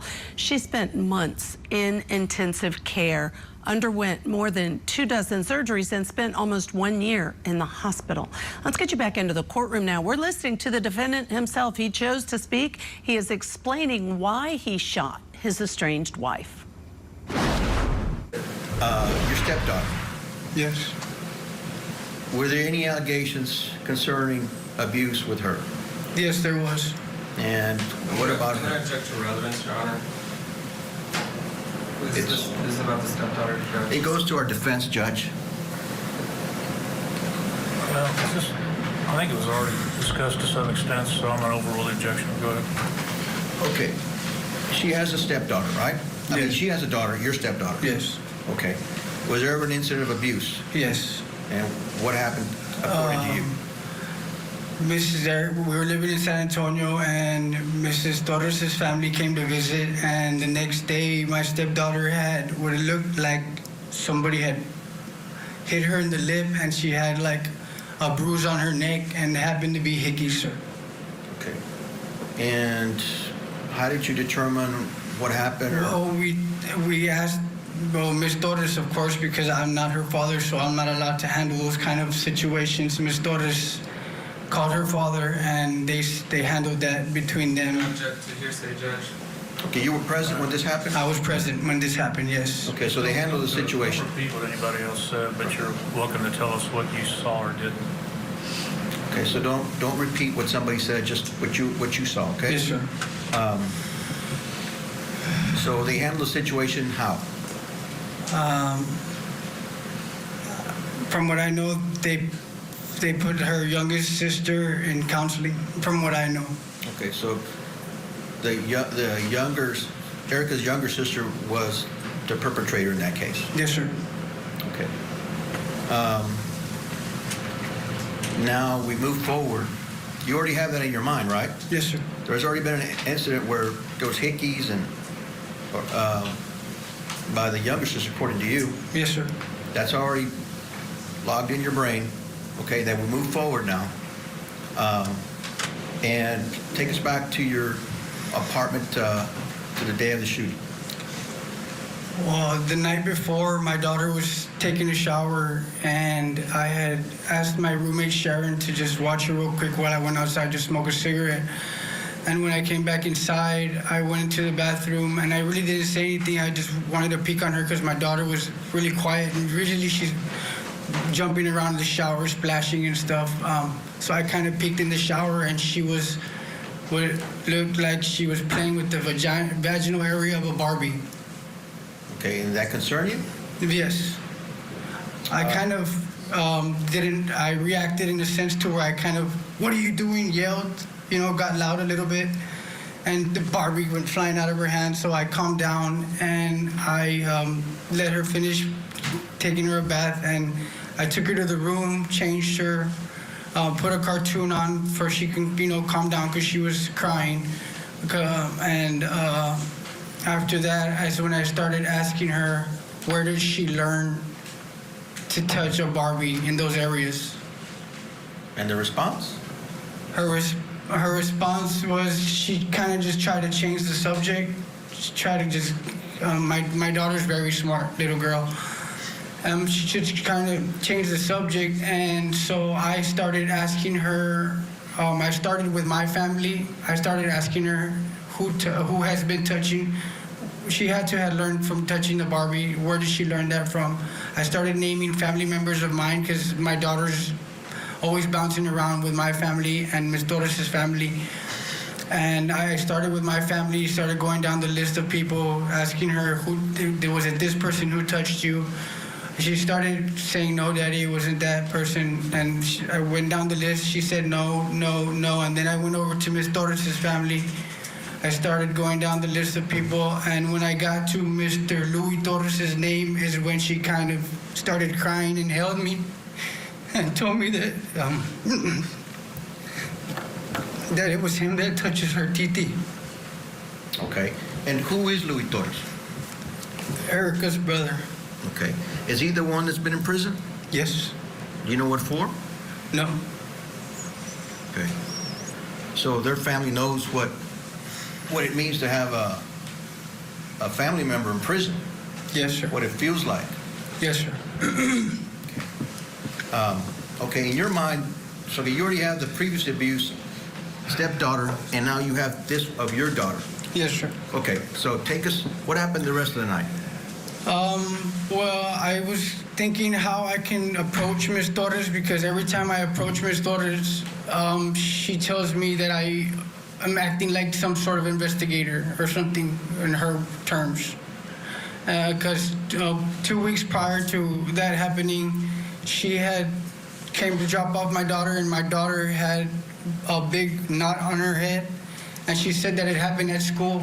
And when I told her that I was going to go to school and get the incident report, she freaked out and said, "Oh, you're always acting like an investigator. Why do you have to do that?" And I never got the paperwork from the school. So I figured if she's been abusing me this whole time, that she was abusing my daughter as well. Okay. So now we have a family member that has access, and you have Erica was giving him access to your daughter, right? Yes, sir. Okay. And so that night, did you do anything else, or just put her to bed? I put my daughter to bed, and I got as much rest as I could, thinking about how I was going to approach Miss Torres. Okay. So now you're placed in a position where you're separated. She's got friends in high places, right? Yes, sir. Okay, she already told you that you're not going to be able to do anything to her because she has a friend here at this courthouse. No, she said it doesn't matter what I do or how I do it, that she's never going to lose because of her aunt, Becky Palomo, as a judge, and she can get away basically with anything, in other words. That's what Erica told you. Yeah. Still with us, trial attorney Gene Rossi. Gene, weigh in, because now he's leading up to his shooting of Erica, the mother of this child, who he says was being abused by the victim's brother.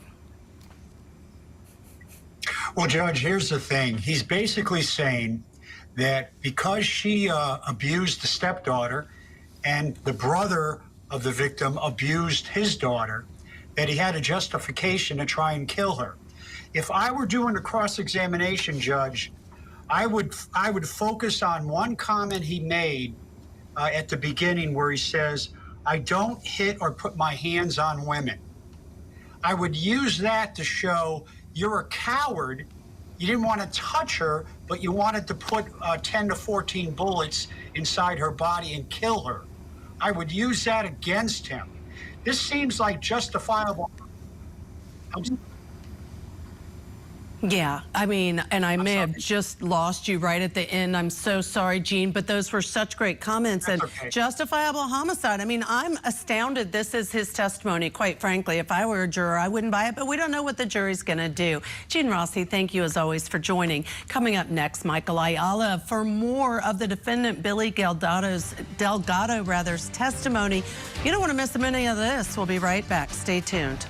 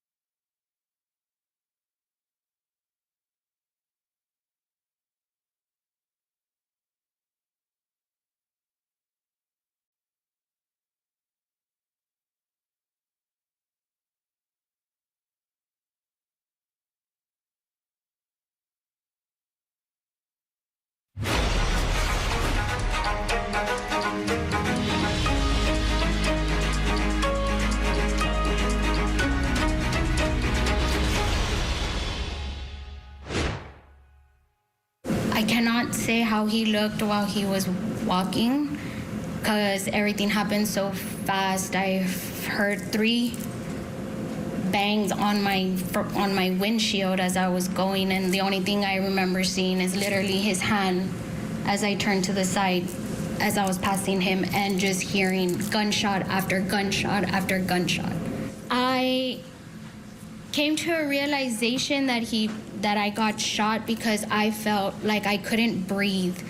I kept trying to gasp for air, and as I was gasping for air, I felt like something was tying around my waist so tight. Like I looked down to see my abdomen, and I just see red on my dress.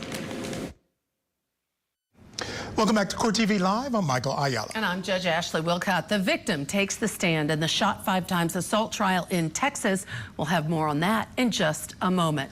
First, we're in verdict watch in the attempted honor-killing trial of Ihsan and Zahraa Ali out of Washington State. The jury began deliberating around noon Eastern time, and they have now been at it for almost exactly 5 hours. They will decide if the Alis are guilty of 1st and 2nd degree assault and 2nd degree attempted murder after attacking their 17-year-old daughter Fatima outside of her former high school last October. Now, the incident was captured on multiple videos and shows Ihsan Ali punching Fatima's boyfriend and then grabbing her and taking her to the ground. Now, witnesses testified that Fatima's eyes rolled back in her head and that her body went limp when her father had her in that chokehold. Now, Fatima also testified that she thought she was going to die when she was in that position. We'll continue to monitor those deliberations and bring you the verdict or any questions from that jury as soon as it comes down. And right now, we want to head back to Texas for day 2 of testimony in the shot 5 times assault trial of Billy Delgado. He is charged with aggravated assault for allegedly shooting his ex-wife Erica Torres 5 times back in June of last year. It happened after she met up with him to get their daughter, but it turns out he did not have the child with him. Torres managed to get away, but crashed while trying to drive to the hospital.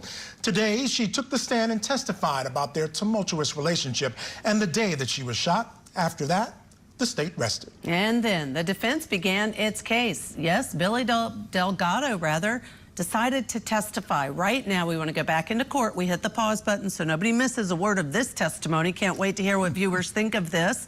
Let's go back in for more of the direct examination by the defense. Is up to somebody else, not her. Yes, right? sir. Okay, but that's what she told you. Yes, sir. All right. So you have all these thoughts in your head. There's no way out because you're not going to get help here, according to you, right? Yes, I pressed charges multiple times. I did the report in the vehicle. She got seriously bodily injury, 2 counts of child endangerment, and nothing ever happened to her. Okay. Anything else? As in what? Okay. So you have all these. All these things are going around in your head, right? All the previous abuse and stuff like that. You're not able to get a whole lot of sleep that night, right? Yes, sir. So what happens in the morning? So the following day, we wake up. I made my daughter pancakes as well for my roommate. I made breakfast, and I was thinking about how I was going to approach it. So I decided I would call Miss Torres, and so when I called her and I told her I needed to talk to her, something was going on with my daughter, she says, "Oh, there's always something going around with my daughter. That's why I never give it to you, because you're always investigating her," and hung up the phone. Or she said, "I'm on my way," and she hung up the phone. Did she threaten you by you're never going to see your daughter again? Yes, and somewhere in there where she says, "This is why I never let you have the baby," and I figured that she's never going to let me see the baby again, especially if I tell her that. Okay. So her brother was fondling with my daughter. So at this point, your whole world is crashing in. I mean, you got an abuse on your daughter. You have no way to help her. Yes, sir. She's already threatened to take your daughter away. You're not going to be able to see her. What was the objections? I didn't hear it. Bleeding. Okay. So what do you have in your mind going into this? Well, after I told her that and she hung up the phone, I guess she wasn't too far, and I snapped. It's when I completely lost. I figure I lost my temper. I blacked out, and I unloaded my weapon on Miss Torres. Okay. But you have, I mean, you're trying to defend your daughter from being sexually assaulted, right? Yes, sir. Okay, is that what you're doing? Yes, sir. Okay. I didn't know what was going to happen to her if I let her go with her mother, because her mother's an abusive woman, and what if she would have done something to my daughter? Okay. For telling me that what happens at her home. All right. And this weapon, it wasn't an illegal weapon, right? No, sir. I don't have a prior record. I have a DWI in 2011. That's about it. That's why I was able to own a weapon. Okay. You don't have a felony. You've never been convicted of a felony in this state or any other state. I've only been convicted. Have you been convicted of a felony in this state or any other state? No, sir. I've only been convicted once in 2011 for a DWI. Okay. And how old were you? I was 22, if I'm not mistaken. Okay. And, okay, so you're able to carry a weapon, you're able to have a weapon. Is that correct? Sir. All right. And you weren't committing any illegal act when this shooting took place, right? No, sir. And you already told us that you were protecting your daughter from a sexual assault, right? Yes, sir. That's what you thought you were doing. I didn't know what would happen. What else? I mean, Ms. Torres has, after I pressed charges in 2023, kept me away from her. Even on her birthday, I wasn't able to speak to her that year or see her.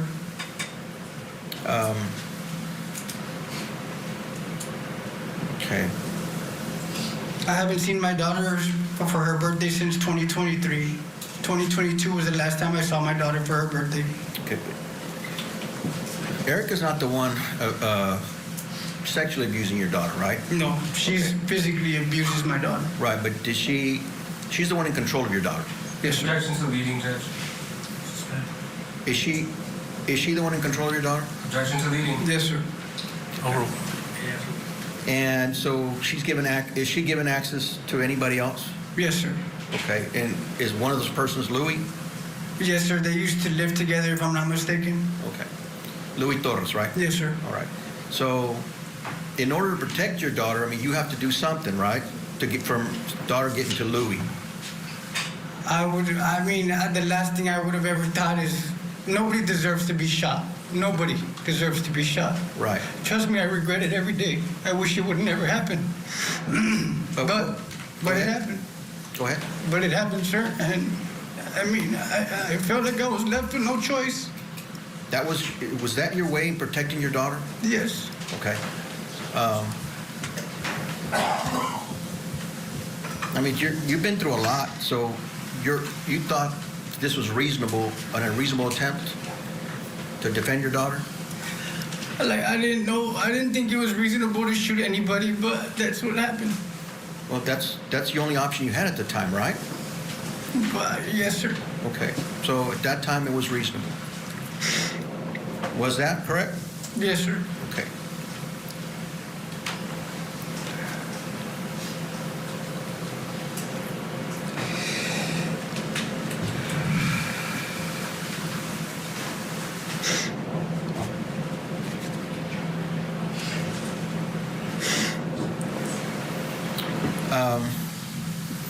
They made it seem, Billy, like after the shooting took place, that the car stopped. You just kind of walked toward the car and then went up. Is there something else that you wanted to do? No, sir. I like I said, during those few seconds of that happening, I was in a complete rage and was blacked out. But I mean, you've been slapped, had weights thrown at you, kicked. I mean, you've been abused all this time, and you didn't break into a rage. I guess from everything that I've had, all those times bottled in, never doing anything at those times and moment, bottling in and bottling in and bottling everything in, and then finally finding out that something's happening to my daughter, I completely lost it, sir. Okay. You said when the car approached, I mean, Mr. Delgado, if you wanted to kill her, I would think you would let the car stop, hey, roll down your window, and then shoot her and kill Objection, her. Your Honor. Opposing counsel is testifying. Is that what? Sustained. Okay. Wouldn't that be, what would be an easier way if you wanted to kill her? I wouldn't want to kill her, but I guess if you would say an easier way to kill somebody would be to let them get off the vehicle. Okay. Or stop the vehicle, right? Yes, sir. Okay. So that was never your intent, right? No, sir. Okay. Your mind. I was shooting towards. I guess I was shooting towards her vehicle in her direction. Yes, sir. And you had, I think, they saw a total of. Did you have the gun in a box, or how did you have your gun? I always carry it's small enough to carry in my pocket. So after I bought it, since as long as it's concealed, I'm allowed to carry it anywhere, and it fits in my pocket. I always carry it in my pocket. Okay. And I don't think we saw the video, but I think I saw it, where you basically disappear before the police come down. Where did you go? After the shooting, where did you go? I was I believe my mother had called me, and I was on the phone with her. Okay. Did you ever go upstairs? I went upstairs to put the pistol and the 2 magazines on the chair because I didn't know how the police were going to respond when they got there. You didn't want to have any problems with the police? No, sir. In fact, you followed their instructions? Yes, sir. You got on your knees. We all saw it on video, right? Yes, He sir. handcuffed you. You didn't want anybody else getting hurt? No, sir. Okay. You already told us you're very remorseful for what happened. Yes, sir. I wish it would never happen. Okay. Do you think, Billy, if you wouldn't have heard that your daughter was abused, and if you've never been assaulted so many times before, that this incident would have happened? No, sir.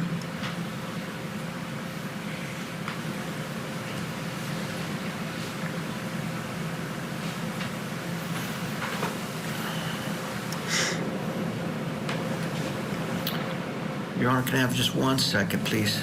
A couple of seconds here.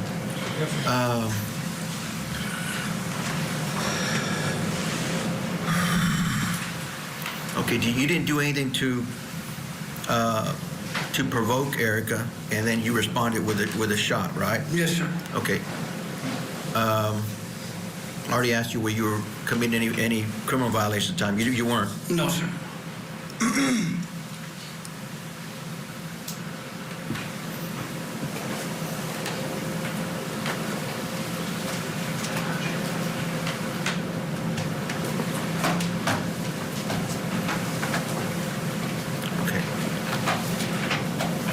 Judge, that's all I have. My client.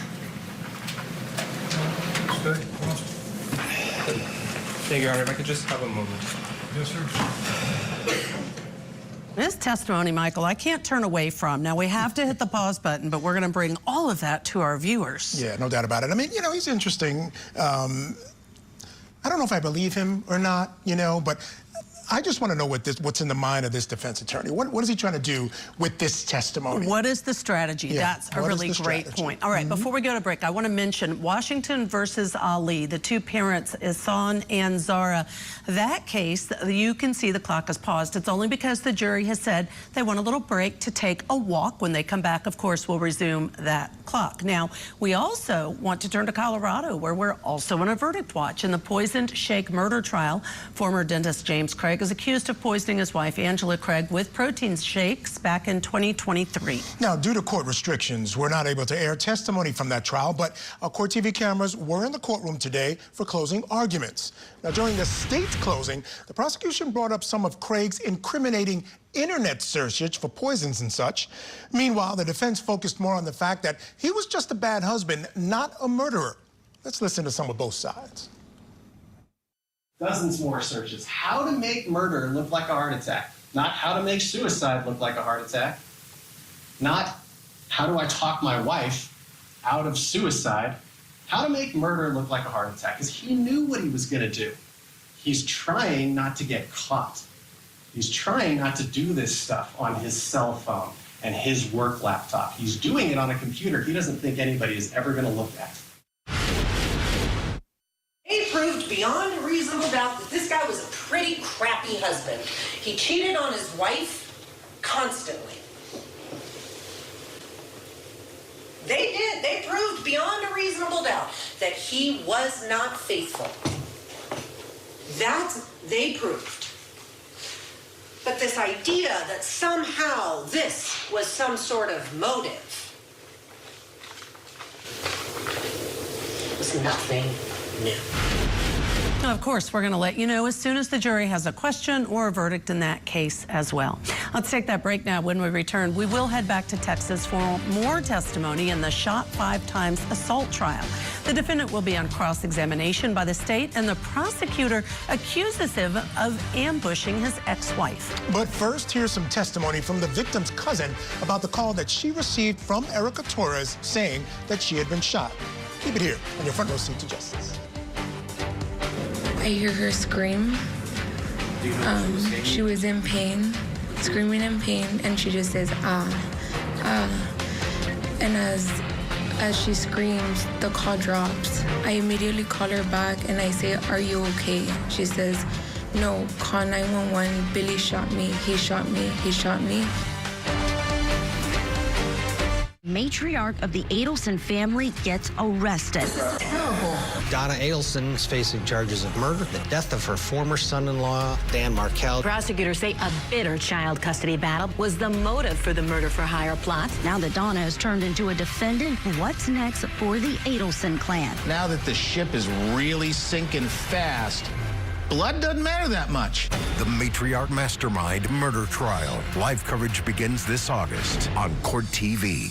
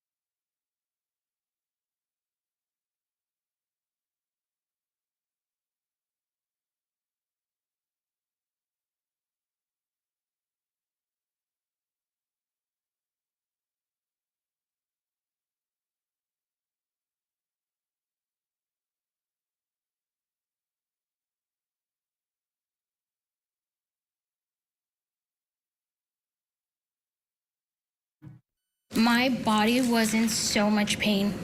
I didn't even know where pain was radiating from. I kept passing out. I felt I just did not want to die.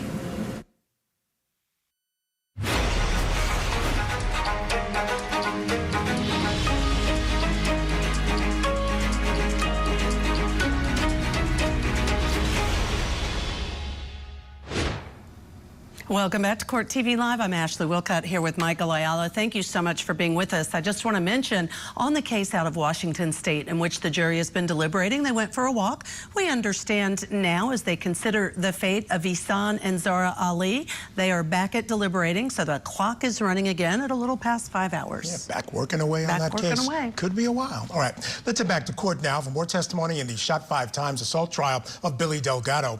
Now, he's testifying in his own defense, and now he's facing cross-examination by the state. This time around, we're going to take State's Exhibit 4.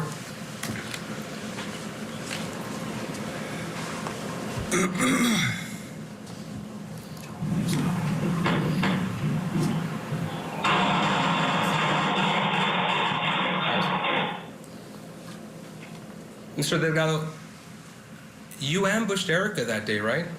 No, sir. I was... No, it's a yes or no question. You ambushed Erica that day? No.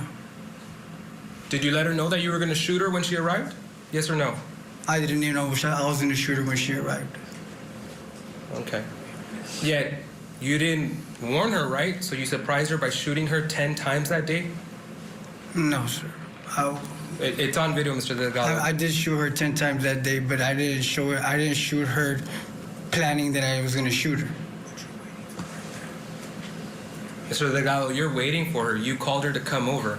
I called her to come over, but when I snapped when she told me what she told me on the phone. What happened in between me hanging up the phone and after what she said to the time that I shot her, I was in rage mode. You believe this enraged mode is some form of excuse? No, I'm not giving no excuses, sir. So then you were conscious of what you were doing? I wasn't, for those split seconds, I wasn't. So is it an excuse or not? Because you're saying you were enraged. I don't know what you consider an excuse.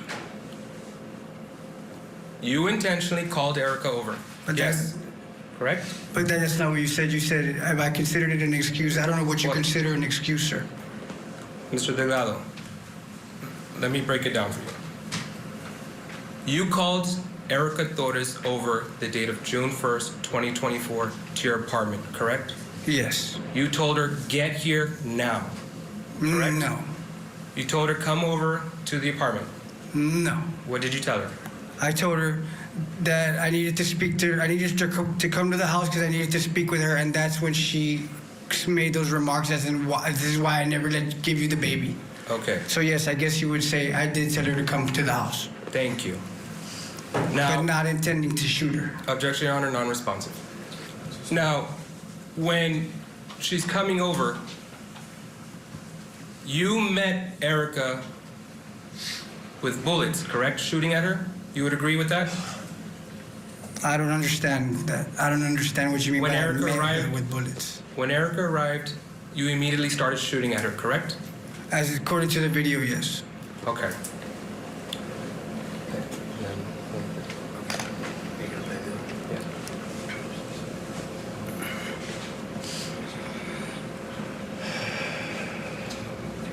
Your Honor, at this time we're going to publish State's Exhibit 5.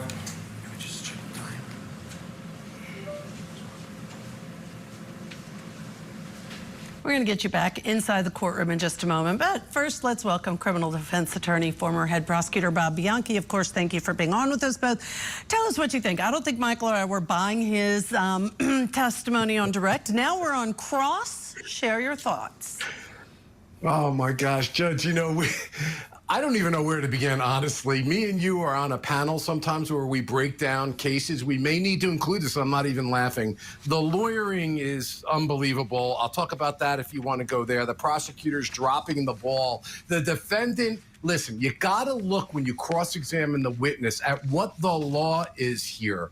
In order to meet the burden to take it out of the mental state of a purposeful or knowing or intentional act, you have to show that there was passion provocation. That's what the defense is trying to establish here. In order to meet that extremely high burden, you have to show that there was a provocation, that the provocation of a reasonable person would have been in passion, and that a reasonable person objectively and subjectively would have responded because they weren't able to think, and that they also did not have an opportunity to cool off or deliberate.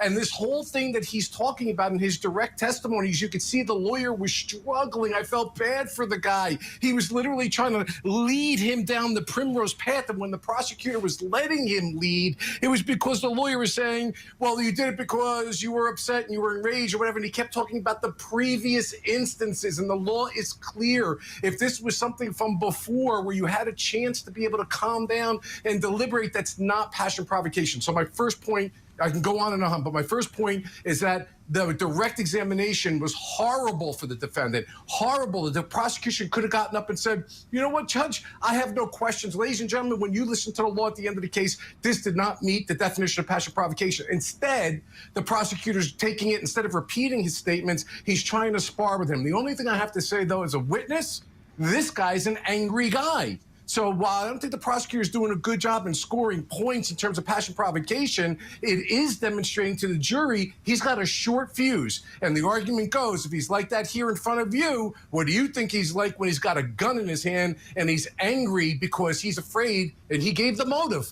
that she was never going to let him see the daughter again? That's not passion provocation. This whole thing is lunacy to me.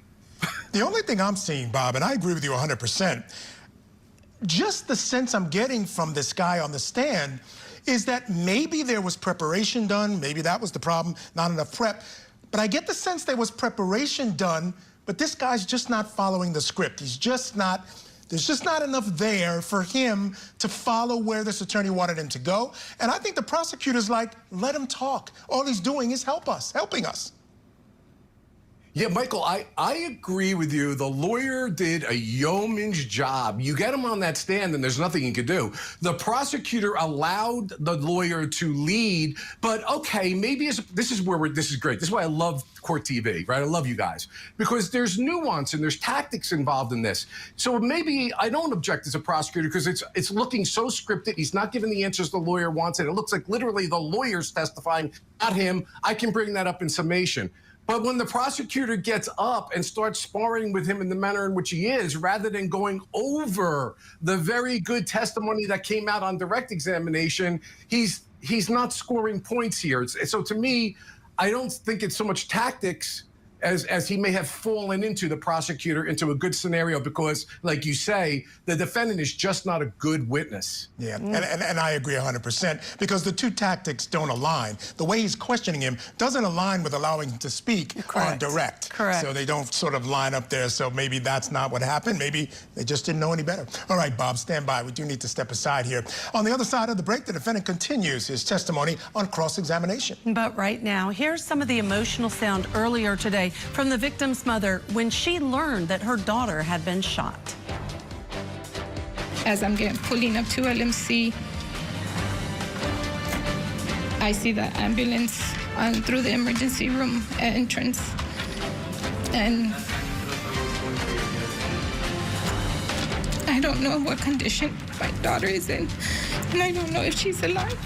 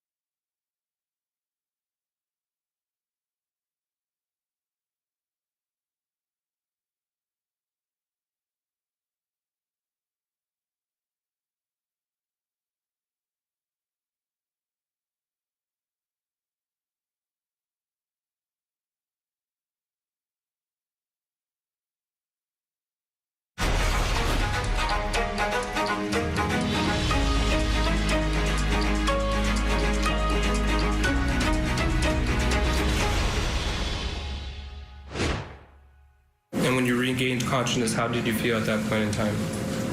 Pain. Pain, pain, pain. I felt so much pain that I wanted to die at one point. I did ask to stop. I did not want to live anymore at one point.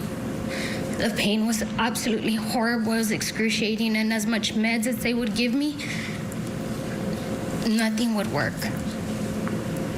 I wanted to die at one point. I thought it was better.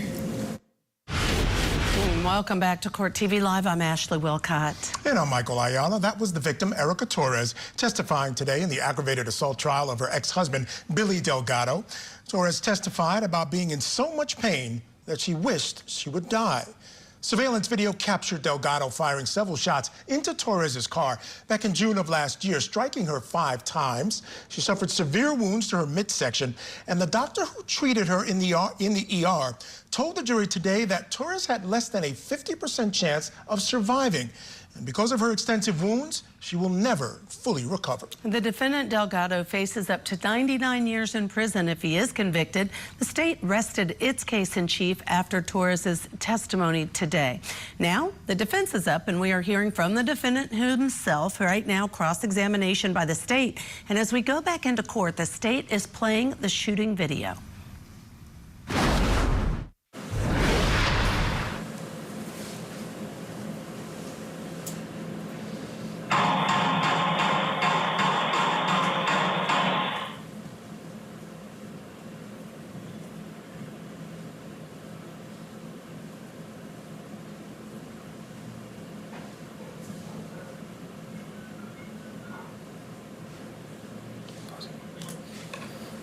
Mr. Delgado, you're walking up to Erica's Kia Soul there, correct? In the video, yes. Because you were walking up to her to kill her, correct? No. You were walking up to finish the job? No. I don't know what was going through my head at the time. But it does look like on the video that I was approaching her vehicle.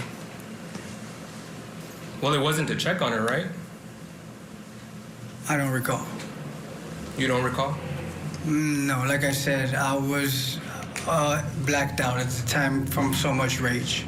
But yes, it does look like I'm approaching her vehicle. So you say you blacked out. When did you come to? I guess I would say as soon as I was walking up the stairs to put my pistol back on the chair. And when did you say that you blacked out? When she told me what she told me on the phone, and we hung up. And she hung up. Okay.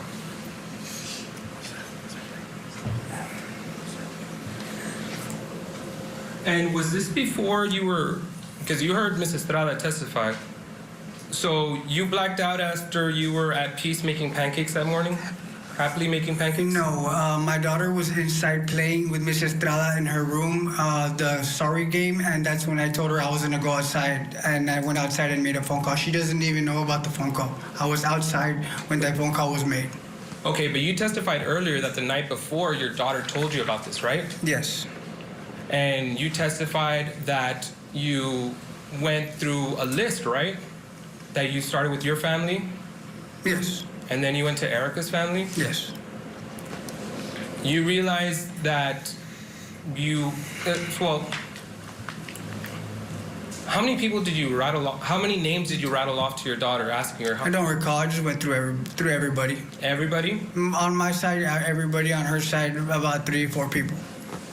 And you said that your daughter at some point just finally cried and said, yes, Dad, this happened. No, not at some point. When I brought up his name, she was coherent and listening to the names that were coming out of my mouth and telling me yes or no. Okay. Mr. Delgado, you saw Investigator Vaquera testify earlier here today, correct? Yes, but I don't recall who Mr. Vaquera looks like. Okay. Well, do you know that children are supposed to be interviewed by a trained specialist? Yes or no? No. Do you know? I don't know how that process works. Okay. Well, children are interviewed because they are highly susceptible to being influenced when someone asks them constant questions. And you were asking your daughter constant questions. You would agree with that, correct? I only asked her one question, sir. You just said you listed off a bunch of names until she finally said That's not yes. asking her questions. I asked her one question, and then I started giving her names. I'm going to object to non-responsive, Your Honor. You gave her a bunch of names, correct? And I'm going to object. It's been asked and answered. I don't know where he's going with this. Your Honor, because he's under oath and he's saying that he didn't ask her a bunch of questions, but he's asking her, did so-and-so, did so-and-so, did I'll so-and-so. overrule the objection. Go ahead. You realize each time that you ask her a person's name, that is a question, correct? Oh, I guess if that's what you're saying, yes. I asked her one question, and I started stating names. Okay. But yes, if I'm asking her, was... We need to take a break here. Stay with us. Up next, the cross-examination of the defendant continues here on Court TV, your front row seat to justice. Parents face a jury over the attempted murder of their own daughter. Court TV takes you inside the trial that's torn a family apart. The attempted honor killing trial. Live coverage today, only on Court TV. Tonight in closing arguments, a jury decides whether or not two parents tried to kill their own daughter. We're live with the very latest as deliberations get underway. Closing arguments with Vinny Politan tonight at 8/7 Central, only on Court TV.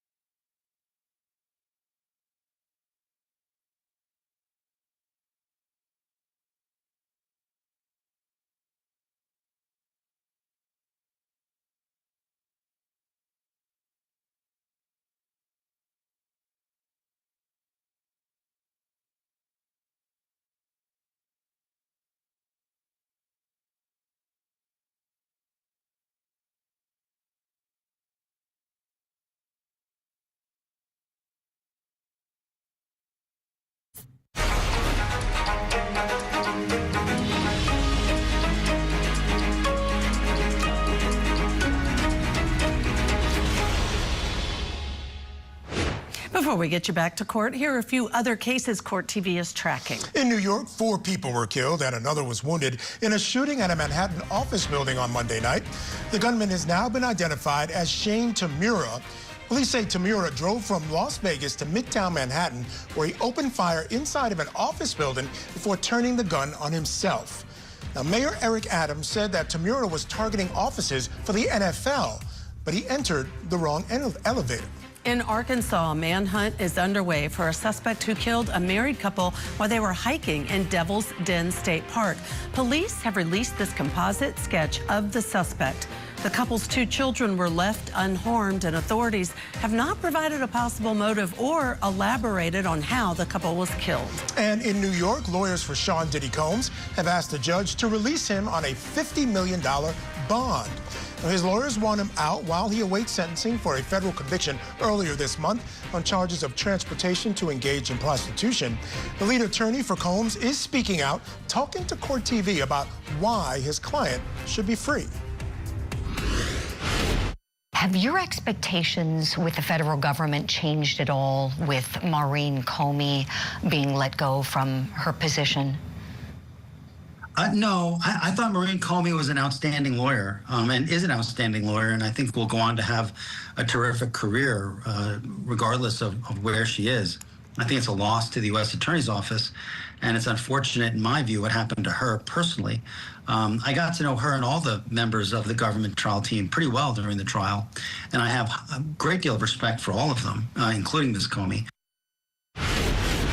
Mark Agnifilo talked to our Julie Grant about what he wishes the public could have seen from the trial and what's next for Diddy. See the entire interview tomorrow morning at 8 a.m. with opening statements with Julie Grant. Now let's get back to court for more of the defendant's testimony in the shot 5 times assault trial in Texas. This is cross-examination by the state. That question. And yet you somehow landed on Uncle Louie, right? Yes. After I listed a bunch of people, yes. Okay. Now, after this video was taken, you got arrested, right? Yes, you know this. They told you that. Yes, we're just doing this for the questioning. Thank you, Mr. Delgado. Now, when you got arrested, you went to LPD, correct? They took me to the police station. To the police station. All right, and prior to that, you had already confessed, yes, I shot her, I did what I did, I'll take my consequences, correct? I do not. I recall telling the police officer that I unloaded my clip. I don't recall telling him that I'm willing to deal with the consequences. Okay. You don't remember telling Officer Amezquita, I'll deal with the consequences? No, sir. You don't remember telling your neighbor while you're in the back of the cop car? I remember yelling out to my neighbor that my daughter was violated, yes. Okay. I don't recall ever saying that I'm willing to deal with the consequences. No, I'm going to ask you, you said you were taken to LPD? Yes. All right, you remember going to LPD? I remember getting there, yes. Okay, you weren't in the supposed blacked out stage still? No, sir. Okay, so then you remember your interaction with Mark Vela? I do. Okay. You remember telling him how Eric has the rap sheet and you don't have a rap sheet, so you don't deserve this? Do you remember that? I don't think I ever said I don't deserve this, but I do recall what me saying that I don't have a rap sheet and she has a rap sheet, yes. Okay. You remember bragging about Blasa Bloom? I wasn't bragging about it, I was just stating. What were you stating? Her name. That she's my relative. Okay, no, you didn't just say that she was your relative. You said, go look at the pictures, right? What pictures? You told, when the officer said, who's Blasa Bloom? You said, go outside. She's my grandma, first police captain of Laredo. I never said, I don't recall saying go look at the pictures. It's in evidence. But if it isn't there, I guess, yes, I said a lot of things that day. In fact, you use that. You tried to use that as leverage, correct, with Erica? No, sir. You would always tell her, I know LPD? Never. You never told her that? Never. So you wouldn't use the fact that your grandmother was an LPD and that you knew the police? Never. My grandma has not been a part of my life for a really long time, sir. Then why would you say that I don't know. Bless your grandma? I just stated it just to state it, sir. Did you state it so that they would take off the cuffs and let you go that day? I would never think they would do something like that, sir. That would be ridiculous to even think that. Well, I guess you were thinking ridiculous that day. I don't see how, but if you say so. Now, you said that you stayed in this relationship because you're a real man. Right? A real Along man. those lines. You said a real man deals with this? I said a real man deals with what he has to deal with, and yes. So a real man shoots his wife while she doesn't suspect it? Is that what a real man does? Because that's what you did there. No, sir. So you're not a real man? I would say I degraded myself that day.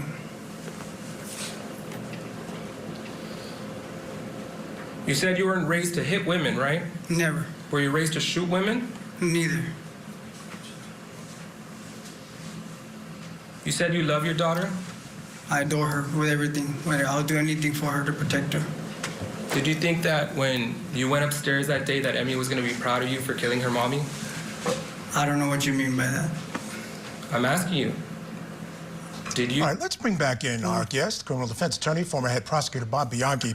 And Bob, you know, we just heard a line of questioning regarding being a man. And I had mentioned to Judge earlier that I think this is exactly a case of where someone doesn't quite know what it means to be a man. And you see this all the time, and they respond in ways that they think means that they're a man, but they're really not. But here's the thing I wanted to ask you. Let's assume that his story is true, that his daughter told him something, he believed it to be true, it was reasonable for him to believe it, and this is what he went and did. Is there any place or does that fit into any defense for this defendant if, in fact, the jury believes his story?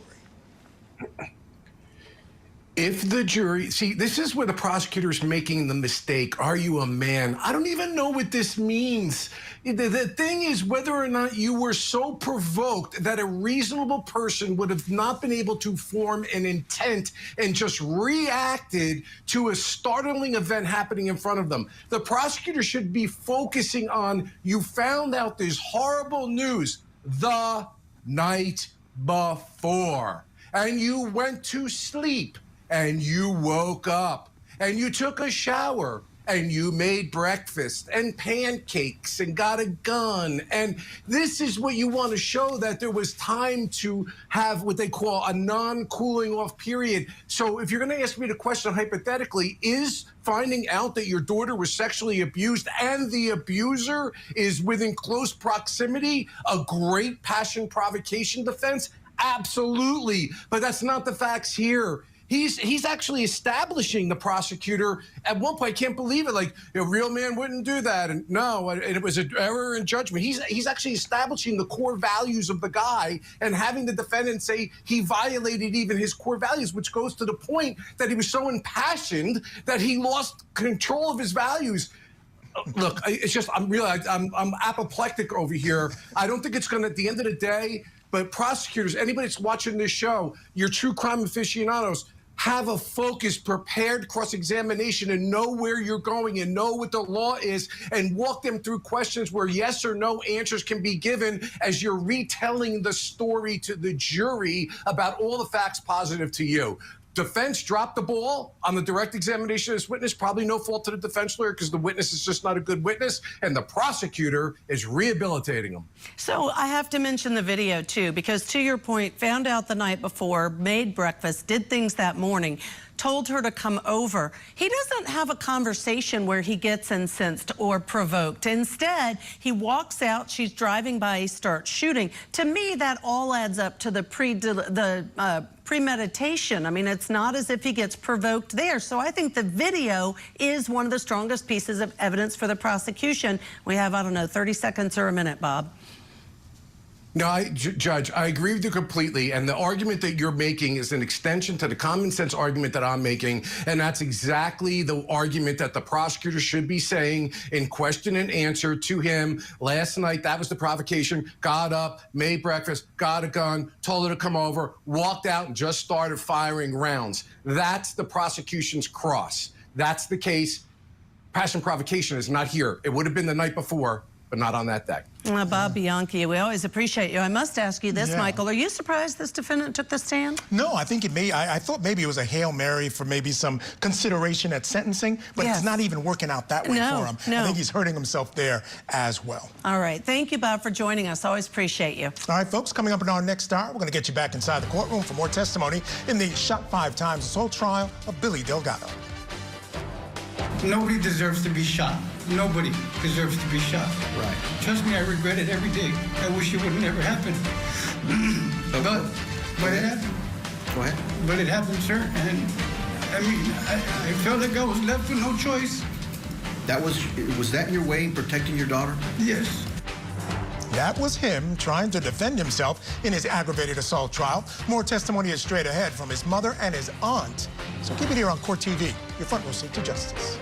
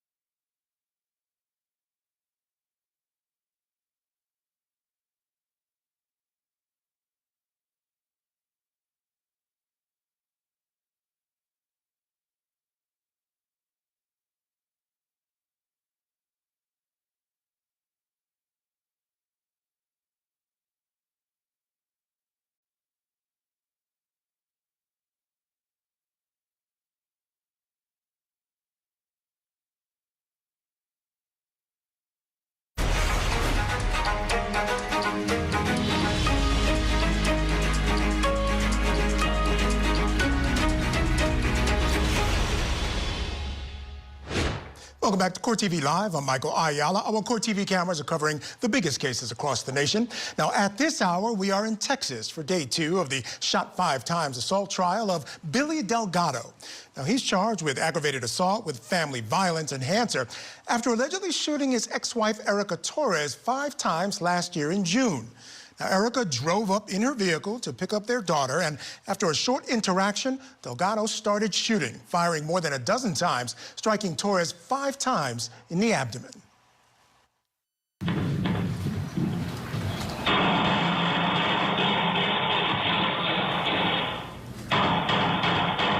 Torres was able to briefly drive away, but crashed, causing a 3-car pileup. Now, she survived and spent weeks in intensive care. Erica Torres is the state's star witness, and she took the stand to tell her story today. But now, the defendant is on the stand, testifying in his own defense, telling his story on cross-examination here. Let's get you back inside that courtroom. Did you love your daughter. Did you think that you were going to go back upstairs to your apartment that day and that Emmy was going to be proud of you for killing her mommy?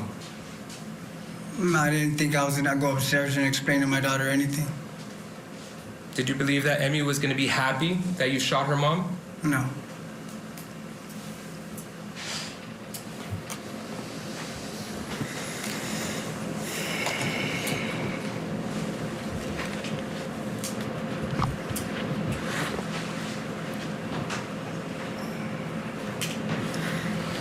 Mr. Delgado, you expressed that you're remorseful for what you did. Is that correct? Yes.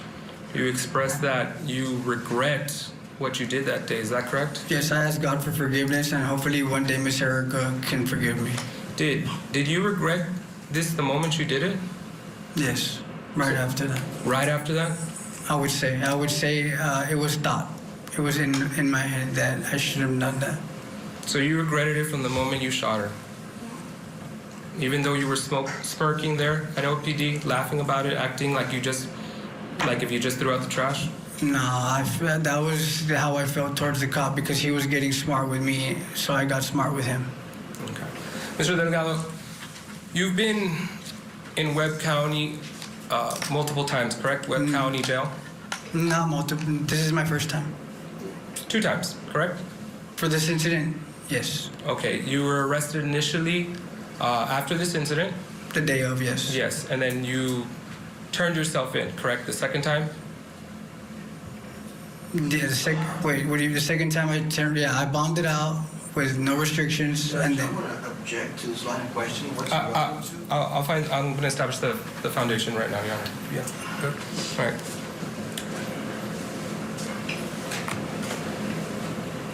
You use the jail phone calls? You use the phones in the jail, correct? I did. Excuse me? I did. You did? All right. I'm going to tender what's marked as State's Exhibit 52. First, let me show it to you. While you're at the jail, when you use these automated systems, they say that they record, right? Yes. They say that this call is subject to recording?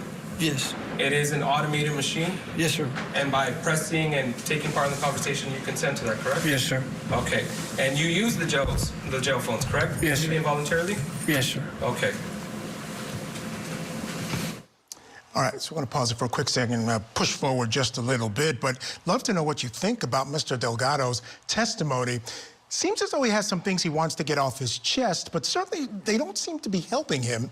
Basically, he has admitted to doing the shooting. The only thing that there may be some helpful elements to it where he talks about his mind wasn't in the right place, so he didn't necessarily intend to do it, but I'm not sure the jury's buying it. All right, looks like we're all set up. Let's get back into the court. Permission to publish State's Exhibit 52, Your Honor. Yes.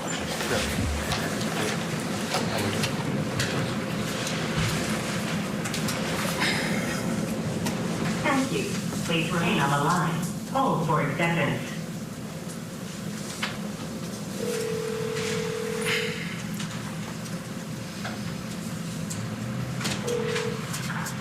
Several charges for your call have been accepted. It was not. They're not.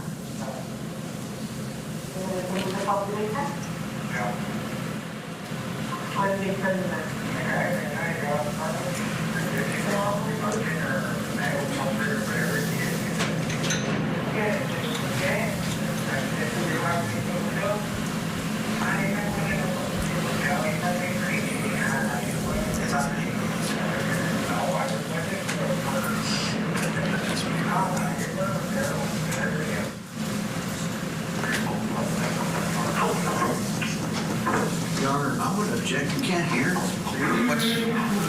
What was being said? It gets higher, Your Honor. Do they have a transcription of it? Your Honor, I could ask him if he's able to identify the voice in the call. Well, but not only that, Judge. The objection is that you're going to hear. They're higher in the volume there. Okay. So is there a way to get the volume up? Right. Yes. It's going to get higher, Your Honor. All right, let's see what happens. I'll rule the objection.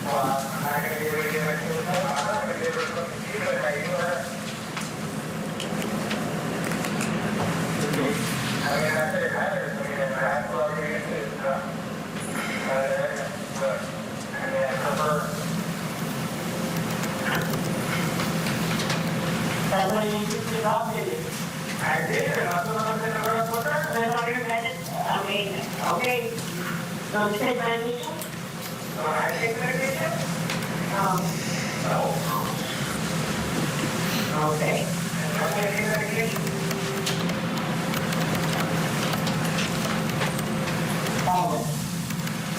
I need it.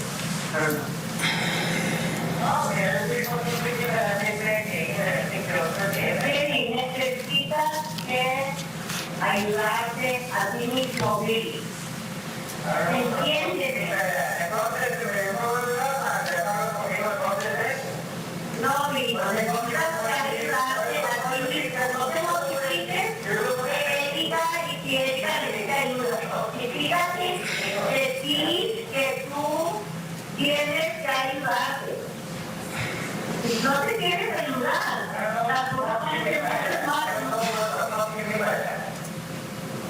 Who are you talking to in this phone call? It sounds like my mother.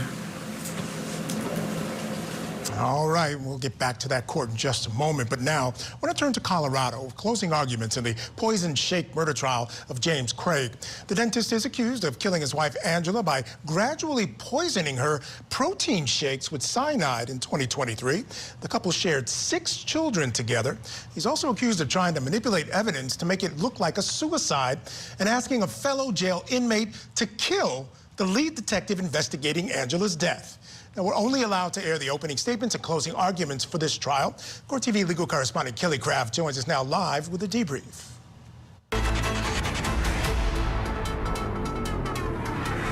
Good evening to you, Michael. The prosecution contends that Colorado dentist James Craig poisoned his wife by putting arsenic in her protein shake. But was this murder or suicide? A jury has been deliberating for quite some time today after closing arguments in the case concluded. That was a little bit earlier. Here's what the prosecution had to say in closing. He spent 10 days killing Angela Craig. And he could have stopped on day 1, or day 2, or day 10. He kept going. Kept going right until the end. Angela Craig was innocent. James Craig is guilty. James Craig in court today listening as the prosecution reviewed internet searches made on Craig's phone as well as his work computer, one of which was how to make a murder look like a heart attack. Also, how long does it take to die from arsenic poisoning? The prosecution said James Craig's wife, Angela, was thoughtful, hopeful, and the ultra-marathon runner of dealing with her husband's betrayal, in which he ultimately, according to the prosecution, decided to poison her to get out of the marriage. He did not want a divorce because it would ruin his image and he wanted to protect his money. Those were just some of the arguments made by the state. Here's some more. First and foremost, he wanted out of his marriage. He was tired of it. He was tired of going round and around, having an affair, getting caught, digging himself out, and then repeating that cycle. He wanted out. He wanted to be done. But he didn't want to get a divorce. And why? Motive number 2, money. A motive as old as time, right? It doesn't matter how much money he had. He didn't want to part company with half of it. He was greedy. He had it all, but he wanted more. And motive number 3, image, public image. This guy didn't want the reputational consequences associated with divorce. He didn't want to be the guy who left the mother of his 6 children to go out and chase other women. He didn't want that. Much better to be the grieving widower, get the sympathy. During this case, we did hear from several of Angela's family members who testified that she was not suicidal, but defense argued that this was just a broken marriage, and Angela was depressed due to his decades of cheating. Defense counsel read from Angela's journal, where she wrote she felt depressed and worthless. She even wrote it almost killed her, that her husband did not love her, and felt she was not enough. Let's listen to a bit of defense counsel's closing. She didn't tell them anything. And she certainly did not let them know the depths of her pain and that her husband continuously cheated on her and broke her.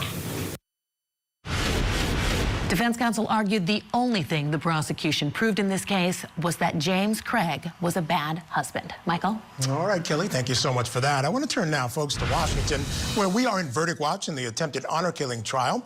Jurors have been deliberating now for almost 6 hours, just 10 minutes away from that. The jury actually went on a jury walk just a few moments ago. Now, Ihsan and Zahraa Ali are accused of trying to choke their 17-year-old daughter to death. Jurors will decide if the couple is guilty of first and second-degree assault and second-degree attempted murder after attacking Fatima outside of her former high school last October. Now, the incident was caught on multiple videos and shows Ihsan Ali punching Fatima's boyfriend and then grabbing her and taking her to the ground. Now, witnesses testified that Fatima's eyes rolled back in her head and that her body went limp when her father had her in that chokehold. We're going to continue to monitor deliberations, of course, and we will bring you the verdict as soon as it comes down. Let's take a short break here, folks. We'll get you back to Washington in just a moment, so keep it here on Court TV.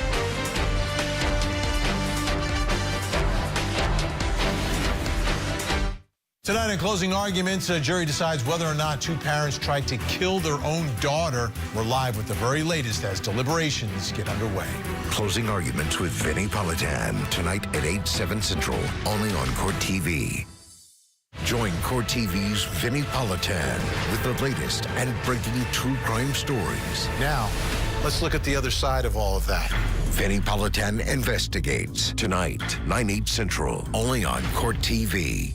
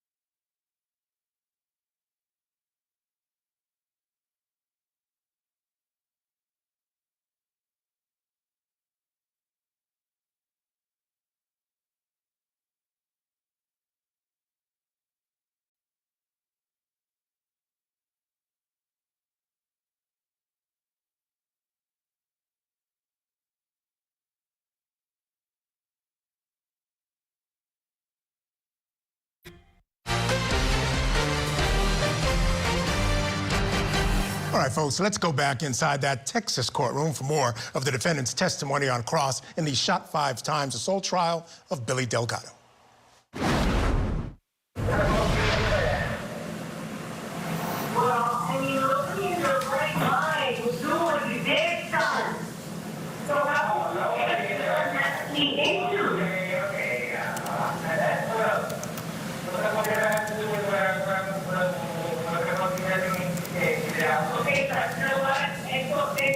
And so you can speak to me and I realize so I know you're not saying that understanding. I know that. But others, you're not understanding that this was not a slap in the face. And this is when we told our children as growing up, do not think that we cannot protect you. And you're going to regret. There's only so much we can teach you.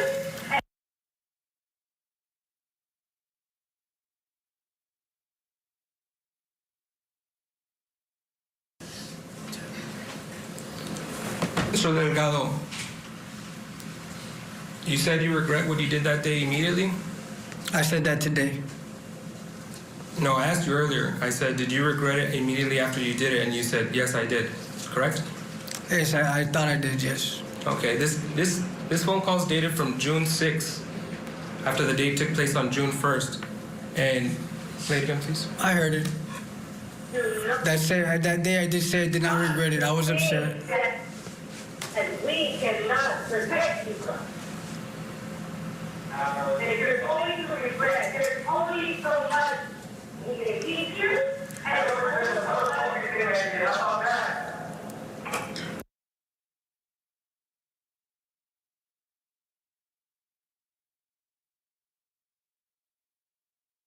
And now, John, he's got to let him answer the question. I don't object to any interruption.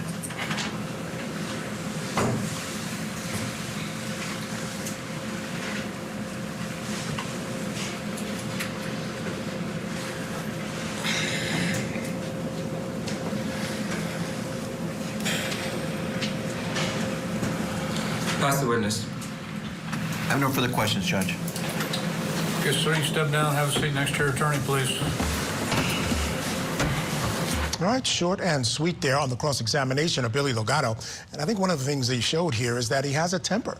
He has a temper. He showed it on the stand. He showed it in that phone call. He certainly showed it on that night as well. All right. Now, a new witness has taken the stand for the defense. This is the defendant's aunt. So let's go back in. Son. He's my sister's son. Okay. And the name of your sister? Maria Delgado. Okay. You're from from Laredo? I lived in Laredo for 18 years, and then now I live in San Antonio. So after graduating high school, you left? Yes. Okay. And you've lived in San Antonio ever since? Yes. And what do you do up there? I'm a digital product manager at USAA. Okay. You worked there at the campus there on I-10? Yes, for 20 years. 20 years. Okay. Well, my son-in-law works there too. I'll talk to you about it after. All right. You've been gainfully employed for 20 years there. Yes, sir. And you, we're talking here about Billy and Erica. I mean, what have you done to try to help them out? I was there many times after some of their disagreements when the cops were called to their place. It happened a few times between, the time that they were together and lived in San Antonio. Well, let's. Are you talking a few times here in Laredo or a few times in San Antonio? In San Antonio. All right. So let's take one at a time, please. Mm-hmm. Maybe you can, if you could separate them. What incident happened, or? The one that I could remember, there's a couple, but one of the disagreements that they had called the cops, and I would usually get a phone call either from Billy or Erica or my sister, if my sister was not in town, asking me to come over. The cops were there. So this one time I got a call, and I headed over there to their apartment. I got there, the cops were already there. Billy was outside. Erica was inside the apartment with the girls. And they were questioning Billy because he had marks on his body. And they were asking if he wanted to press charges. Did he? At first he said no repeatedly, and at the end he said, okay, I will. You could visibly see the marks, so I feel like the cops kept asking, and he finally said yes. Okay, and you were present for that? I was. Okay, please only testify to what you saw or you were present to, okay? Yes. Okay, that was one of the incidents? Yes, that was one of the incidents. That was the night she got arrested. Okay. Did you take care of the children? I did. I ended up taking Emmy and Bella with me, because Billy and Erica had just had a disagreement, and they were both a little worked up. And Erica was going to jail, and Billy was going to stay behind. So I told him, let me take the girls, give you some time. And I just got clothes for Bella because she was in school, and just so that I could make sure to get her to school in the morning. Okay. And is there another incident that you were present for? There is another one that I showed up to the apartment. This one, nobody got arrested. I ended up taking Billy home with me that night to give them some time. The cop thought it would be best to give them time because they had just had a disagreement as well. And the police were there at that point? Police were there. Okay. And that's in San Antonio. Anything in Laredo that you were present for? No. All right. How do you describe the relationship? Toxic, unhealthy. Did you ever advise Billy what to do? I did. What was that? I felt like, and really it was only when they had their disagreements, I told him that I thought it was best that they go their separate ways because they were not a good match. I felt like she brought out the worst in him, or I just saw another side of Billy that I hadn't seen before. Okay. For the sake of the girls. Right. You know what he's accused of, right? Yes. Okay. Is Billy that type of person to shoot up people? No. Does he love his daughter? I'm sorry? Does he love his daughter, Amy? Oh, absolutely. Or both of them, actually? Absolutely. And his son? Yes. And those are the only two incidents that come to your mind in San Antonio, right? Correct. All right. Judge, that's all I have with this witness.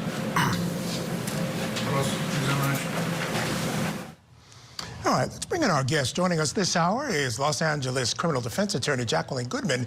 Jacqueline, thank you so much for joining me tonight. Truly appreciate it. And I want to get your thoughts on this trial, particularly where the defense is going with their case. I mean, clearly they're trying to go with some passionate provocation defense. Temporarily, or according to the time, it doesn't quite match up. But we are hearing some things about what he might have thought about what happened to his daughter, and also that the victim, she was a little abusive, and there was some abuse going back and forth, and I think, as we just heard, it was a toxic relationship. The girl seemed to bring out the worst in him. He might have brought out the worst in her.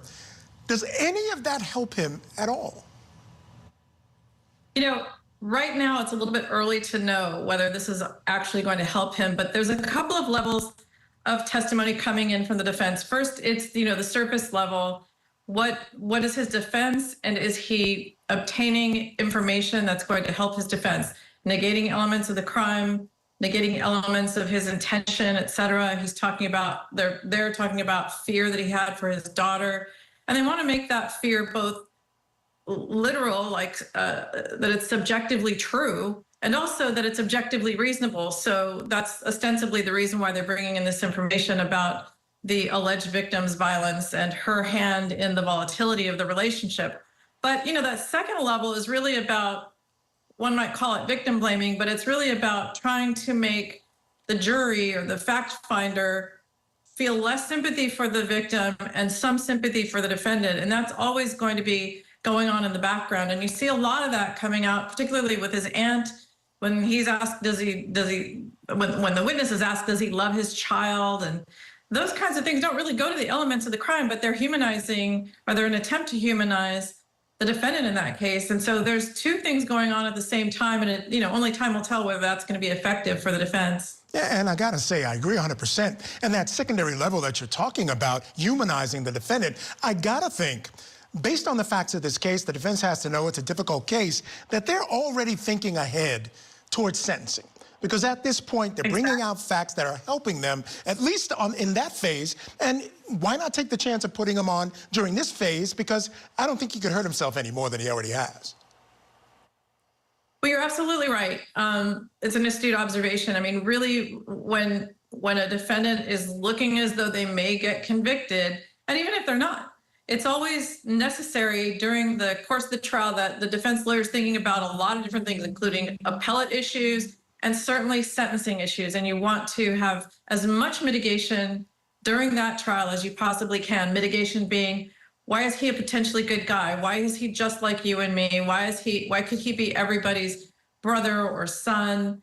Why should we have sympathy for him? And why might this have been something that was not planned and premeditated, but instead just the reaction to a situation that was terribly unfortunate, that maybe the victim had some hand in creating herself. And so all of those things are going on at the same time. Yeah, and the fact that they watch a video that looks like a really cold-blooded execution, maybe just explaining to them why it wasn't in his brain is certainly going to be helpful for him in the long run. All right, Jacqueline, stand by. I do want to take a break, but here, before we do, I have a quick programming note. The lead attorney for Sean Diddy Combs is speaking out. He's talking to Court TV about his client's new motion for bond and why he should be free. Does he hope to return to music? You know, I don't know that he's thought that far ahead. The phrase he uses with me, and I can share it because he said that I could, is he says he feels he has more to give. And I expect big things out of him. But I think we need to let him have a little transition, have some downtime. You know, I just spoke to him an hour ago. I said, I'm not going to rest until you feel the hot August sun on your neck.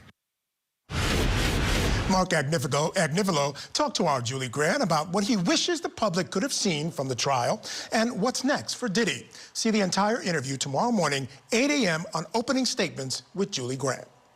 All right, we'll take that break now. Coming up, more testimony out of Texas for the assault trial of Billy Delgado. Plus, we're learning more about the Manhattan office tower shooting suspect that killed 4 people, including himself.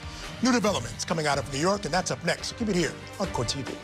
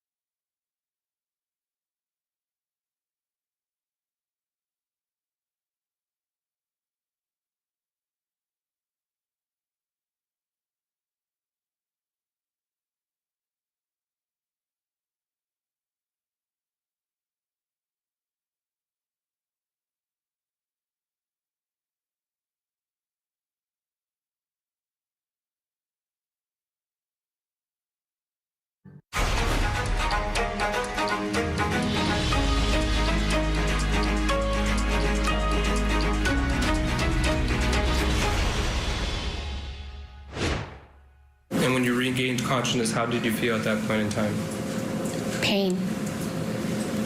Pain, pain, pain. I felt so much pain that I wanted to die at one point. I did ask to stop.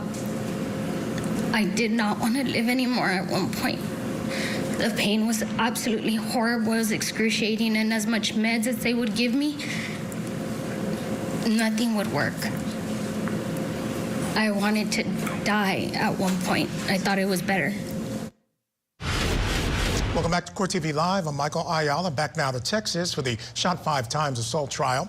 Now, the incident was caught on a neighbor's home surveillance camera where Billy Delgado could be seen opening fire, almost execution style, on his estranged wife. The prosecutors say he shot at her more than a dozen times, and he actually hit her 5 times in the abdomen as she approached in her car to pick up their daughter. Erica Torres survived her injuries, and she testified today against her now ex-husband. I want to get you back into court now, where the defendant's aunt is testifying on cross. She was called by the defense.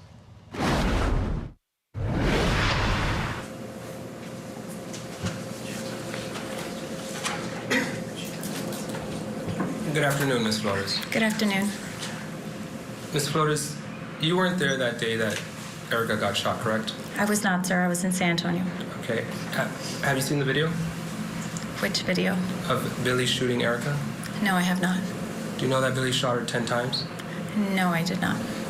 Do you know that he called her over and ambushed her and just shot her as soon as she arrived? I mean, I've read the newspaper. I've seen the news. And you said that they were not right for each other, correct? Correct.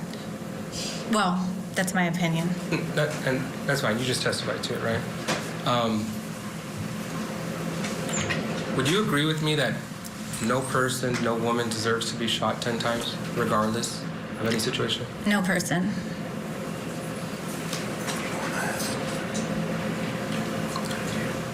Ask the witness, Your Honor. I have no further questions, Judge. Okay, not subject to recall, ma'am. You're excused. You can stay in the courtroom or you can leave. Thank you. Thank you. Judge, I'm going to call Connie Delgado.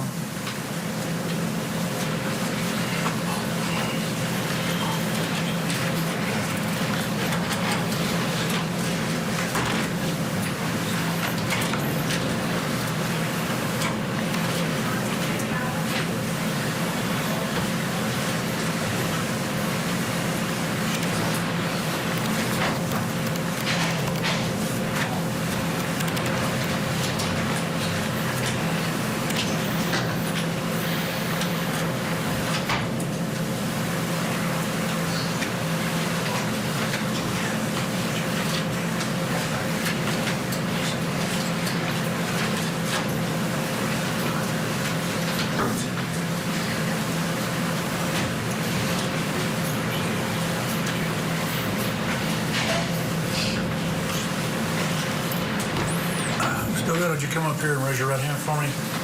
You do solemnly swear the evidence in the testimony given the cause will be the truth, so help you God. Yes, sir. Have a seat right over here, please.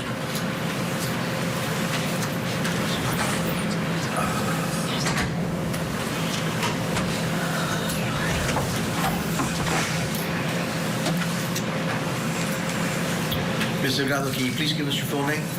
María Concepción Delgado.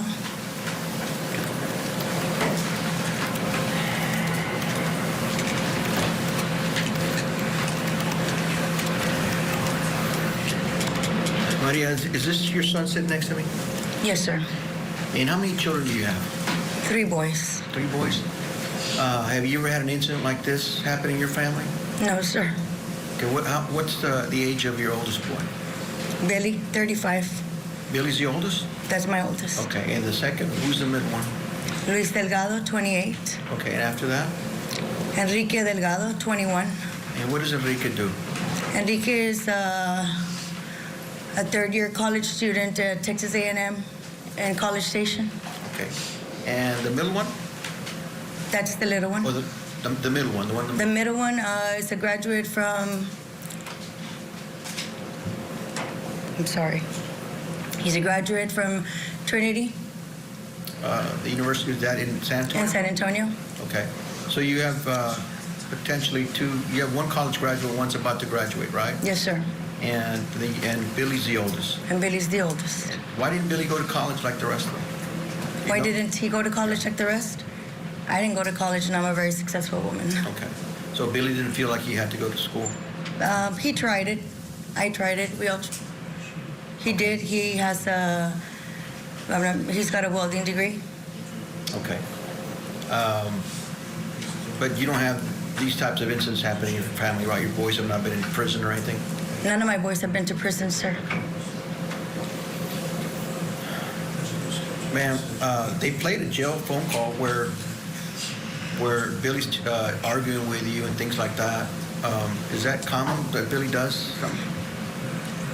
Billy changed after Erica came into his life. His whole persona changed. He was a different person? Very different. Okay. Like what? What changed in?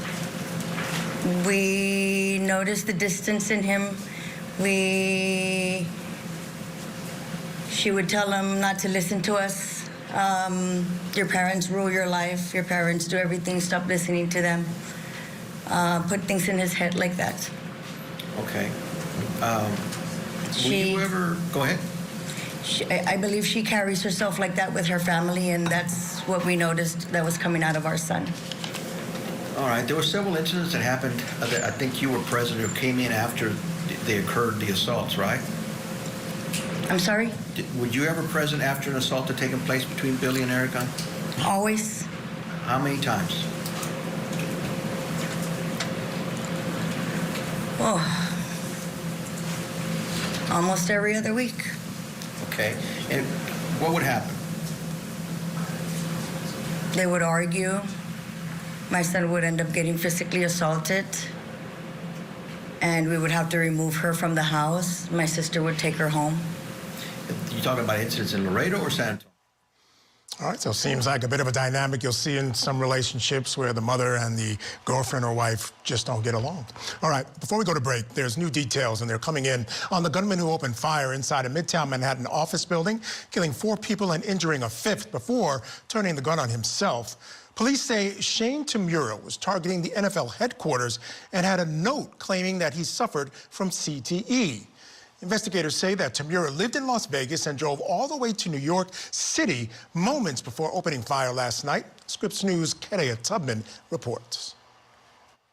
Here in busy Midtown Manhattan, law enforcement officials are still working to make sense of what the mayor called a senseless act of violence that took place here Monday evening at this Manhattan skyscraper. We're learning that 27-year-old suspect Shane Tamura shot and killed 4 people after driving across country, walking up to the skyscraper with an M4 rifle in his right hand in broad daylight and entering the lobby where he opened fire. He first shot an NYPD officer as well as another person in the lobby, then moving on to the security desk where he opened fire on the security guard who was taking cover. He then took the elevator up to the 33rd floor where he opened fire, shooting 1 woman before fatally shooting himself in the chest. At the end of what officials called a nightmare, 5 people were shot, 4 were killed, including that NYPD officer, an executive from Blackstone, as well as an employee of the company that manages the building. Here's what officials had to say about the shooting. I want to extend my profound sympathies to all of the victims and their families, and to the brave NYPD cops who today lost a brother. There are still many questions that we have to answer, and we will answer them. But for now, our city is in mourning for the innocent lives lost. May their memories be a blessing. As a part of that mourning, a memorial has been placed outside of the building with flowers and a balloon that reads, "Love one another." The building has been closed off as of Tuesday with multiple officers and barricades at the entrance. An NYPD crime scene unit was seen taking photos outside the building Tuesday and going inside. An investigation into the shooter as well as his motive is still ongoing. Kerea Tubman, Scripps News Group, New York. All right, thanks to Scripps News for that report. We're going to step aside now for a quick break. Now, when we come back, the defendant's mother continues testifying for the defense in the shot 5 times assault trial of Billy Delgado. Keep it here on your front row seat to justice.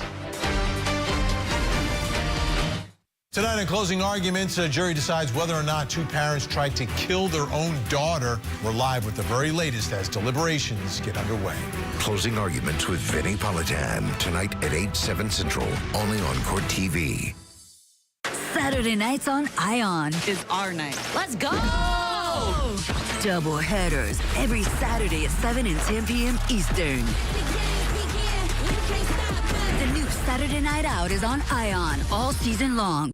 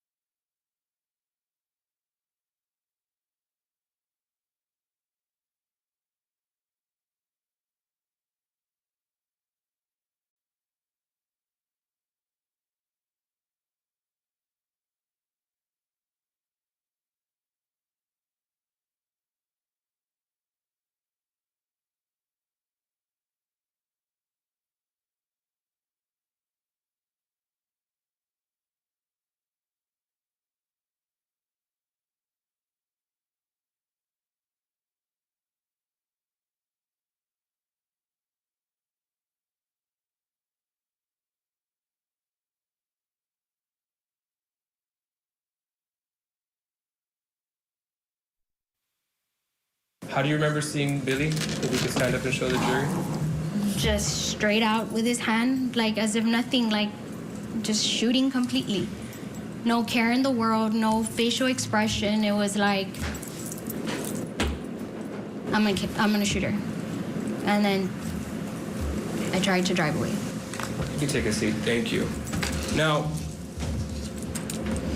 how did you come to realize that he was shooting at you? I came to a realization that I got shot because I felt like I couldn't breathe.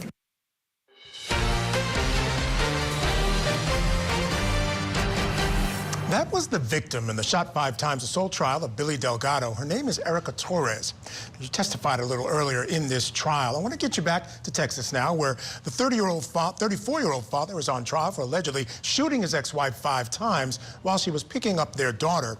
The victim, Erica Torres, who you just saw, took the stand in day 2 of testimony, and then the defendant took the stand. I want to go back inside the courtroom now, where his mother is testifying. Any incidents here in Laredo that you were there? That I was present? No.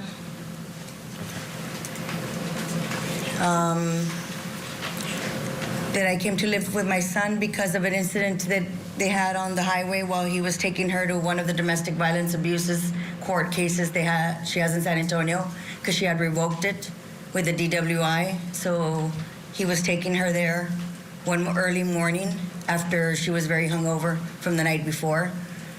Okay. Did you give your son any advice about this marriage? He should leave her or stay with her? All the time, to her as well. You need to leave my son. You're gonna hurt him, he's gonna hurt you. This is gonna get out of hand. She never understood. She'd continue dragging him on with her. Okay. If she said that it was him that was following her around, was that true? No, sir. It was her? She moved to Laredo after a domestic violence that they had in San Antonio, and she persuaded him to move to Laredo and follow her, move out of her father's house. I got my son a townhome, a lease with her on the lease agreement. They lived there. She moved in with him. She wanted him in Laredo. Okay, and after the lease agreement ended, or they separated? We kicked her out because she physically abused my son again in Laredo, and that was about all I could handle. Okay. So she's had more than one arrest or more than one incident in Laredo? Of her own, yes. She's got a domestic violence abuse that we put charges against her and sat on the DA's desk for over a year, and nothing ever happened.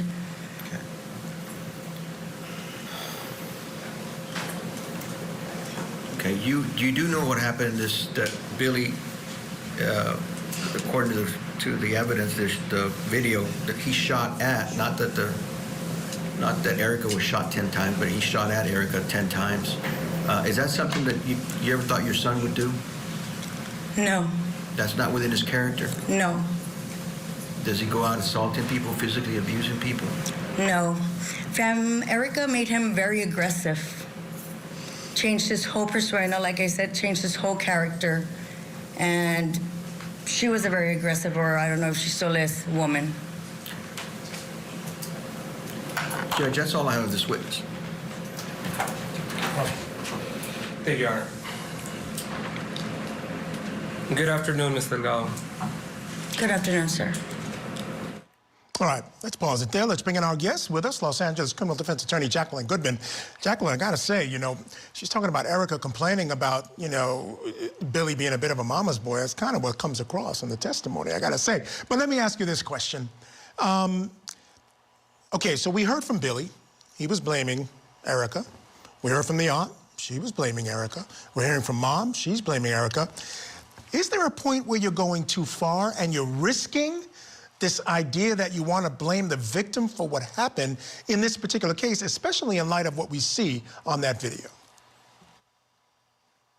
No, I don't know if there's a point to go too far, but I have to tell you, I have never seen anything. I don't know if I've ever seen anything like this. The prosecution, there's so much evidence coming in with no objection by the prosecutor, and it's all really improper. I mean, what someone else was thinking at the time, what was happening when this witness wasn't around, all of that information, she's just offering that, that the victim was hungover the night before and she had assaulted her son on various days. And all of this stuff is really objectionable. And I'm trying to think about a reason why strategically the prosecutor is not just stopping that. So it's really striking. It is absolutely striking. And to your point, bringing in information, just sort of bludgeoning us with all of this victim blaming, might turn some people off, but the defense needs one juror to believe that he didn't have the mental state necessary, that cold and sort of calculated attempt to murder. Again, if he just had an honest,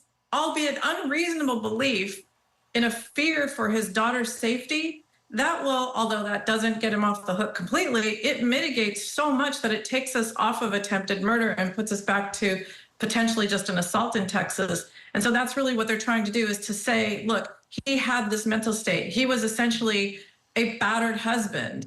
And after all of the things that had happened to him, he may have overreacted in that moment, but he was not intending to kill. And he had an unreasonable maybe, but honest fear for this woman who was violent. And you hear all of these witnesses coming in and telling us about how violent she was. Let me just cut you off for a quick second. Let me cut you off for a quick second, because you go to, and your answer goes to something that's really odd in this case that I want to ask you about. This is not an attempted murder case. This is an assault case. They decided not to charge him with second-degree murder. Now, that might have been because of the years involved. It's only 2 to 20 for attempted murder, and it's actually 5 to 99 years with the family enhancement and use of a weapon enhancement for the aggravated assault. So could that be the reason they wouldn't have charged second-degree murder in this case?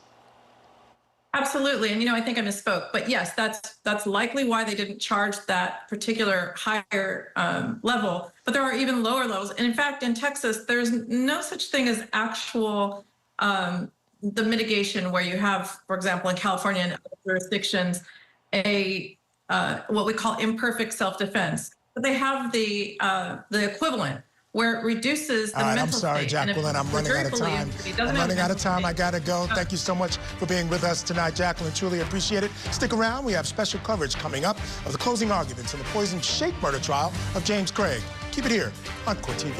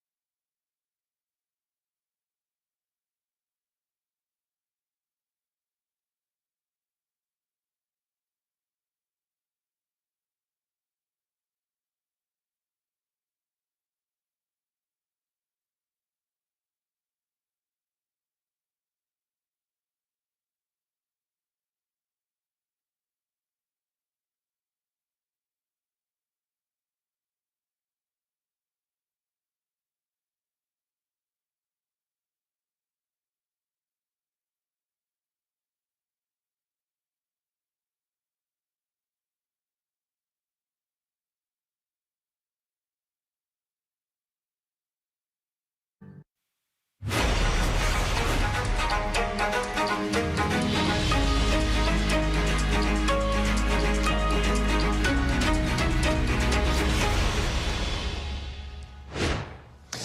back to Court TV Live as we begin our special coverage of the poison shake murder trial going on in Colorado. I'm Michael Ayala. The jury is deliberating the fate of former dentist James Craig.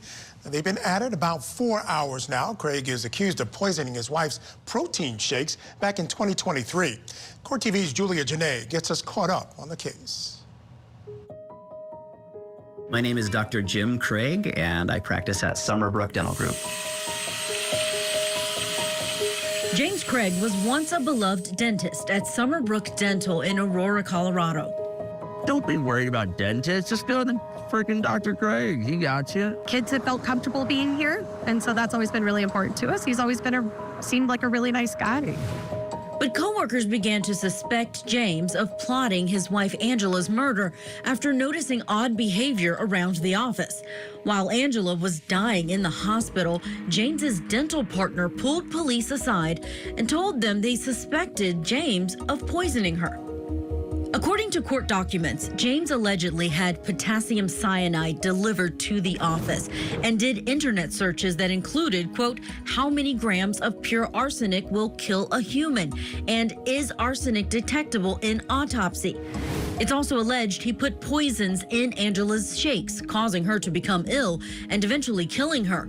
Prosecutors now believe the father of 6 killed his wife to be with a woman named Karen Kane, someone he met at a dental conference 3 weeks before Angela's death. ABC sat down with Kane. You've been labeled the mistress in this story. Yeah, I don't like that label. If I had known what was true, I would not have been with this person. Do you think that James Craig allegedly poisoned his wife to clear the deck so he could be with you? There's no way I'm motive. There's been no planning a future together. James Craig now faces trial and is charged with first-degree murder in his wife Angela's death. He has pleaded not guilty of the crime. All right, we're on verdict watch in 2 cases right now. First, of course, in this case, the poison shake murder trial, but also, as you can see, the clock there, 6 hours, 42 minutes. The jury has been deliberating in Washington versus Ali and Ali. If anything happens in that courtroom, of course, we'll take you there as well. And as we continue to wait for those verdicts, we do want to listen to some of the closing arguments that happened today. Let's begin with the state. They presented exhibits, including Angela Craig's journal. And what did they succeed in doing by presenting that journal to you? Feel free, take your time with it. What it shows is that Angela Craig was an incredibly thoughtful, patient, analytical, resilient, and hopeful person. Because this guy has been doing this stuff to her apparently since 2009. Remember some of the earliest entries that they talked about? 2009. How she was feeling about what he had done to her at that point, and then 2018, how she was feeling about what he had done to her at that point. And what does she do each time?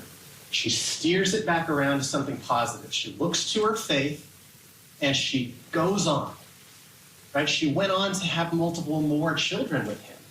She goes on to live another 14, 12 years from those earliest entries. She goes on to live another 5 years from those last entries. She is the ultra-marathon runner of dealing with this man's betrayal. But she couldn't outrun it in University Hospital on March 15th. Let's talk about the evidence. December 2022, Angela catches him in the latest affair, right? He's up in Montana with Elizabeth Gore. And she says, don't come home. I don't want you here. I hope she was worth it. What does he do? Well, she plans to leave him. She tells her sister, I'm leaving Jim. I'm going to wait until after Christmas, but I'm done. I'm leaving it. This is not a woman who can't fathom a world in which she's divorced from James Craig. This is a woman who is ready, willing, and able to leave Jim Craig. She's telling her sister, her best friend, her confidant, I gotta go. What does Jim Craig do? He talks her into staying. And how does he do that? He offers her some false statements. And then she tells Tony, it wasn't what I thought. But what did Tony say when Ms. Moses was cross-examining her? It was, wasn't it?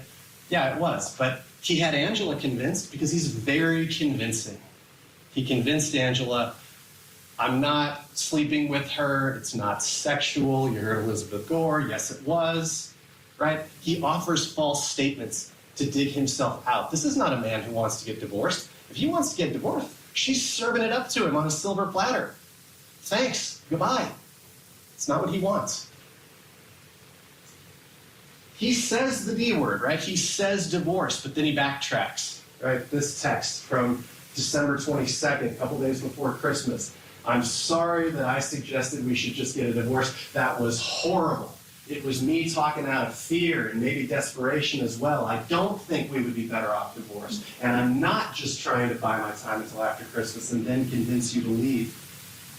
In fact, I hope that things just keep getting better and better after Christmas. This is a man who's digging himself out, reassuring Angela, convincing her that he's committed to their marriage. And she's definitely committed to it. January 2023, Angela discovers another affair. This is Carrie Hegeseth, right? And on January 3rd, the defendant texts Ms. Hegeseth, hey, big problems. Ange found the Doubletree Hotel receipt, discovered the missing money I used to buy the car, saw the money that I paid for the attorneys. I told her that we met on Seeking, but that I'm not sleeping with you. Another false statement that this man offers to his wife. And again, Angela believes him. Angela wants to believe in him. And he says, I'm going to have to go radio silent for a while, but I wanted you to know what I told Angela, all the false statements that I told Angela. In case she calls you, maybe you can back me up on these false statements. Right? He's no stranger to asking people to make false statements for him. Now again, he talks Angela into staying. He says, I hate that I lit our marriage on fire again and again. I just want to find some glimmer of hope that I can help you so I can feel like there's still a way forward with you. All the while he's telling Carrie Hegeseth, I've just had to lay low. I'm doing serious damage control over here. This is not a man who wants to get divorced. Every time this man says he wanted to get divorced, that's a false statement. He wasn't willing to get divorced. Now, he wanted out of his marriage, that's for sure, but he was not willing to do it with divorce. Angela was convinced. She was convinced. She believed him. He's very convincing.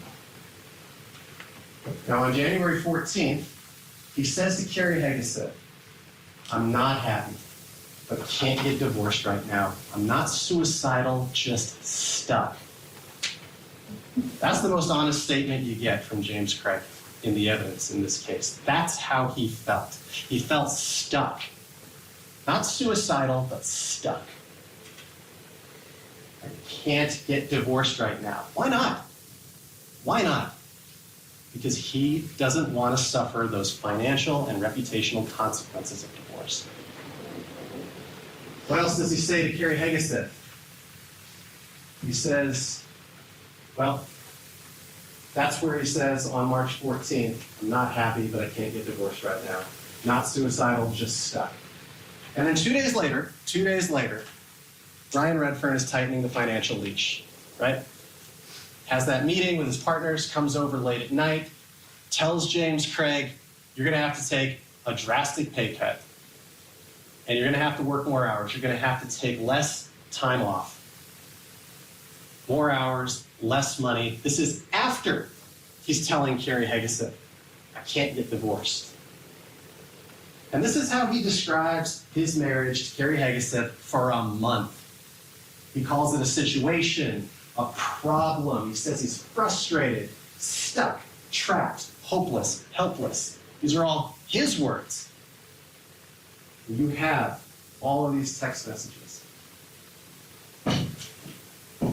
Hegeseth didn't deliver, right? He asks her, can't you help me with my problem? I know you're resourceful. I have all this money I'd like to get you, but Angela's really good at sleuthing.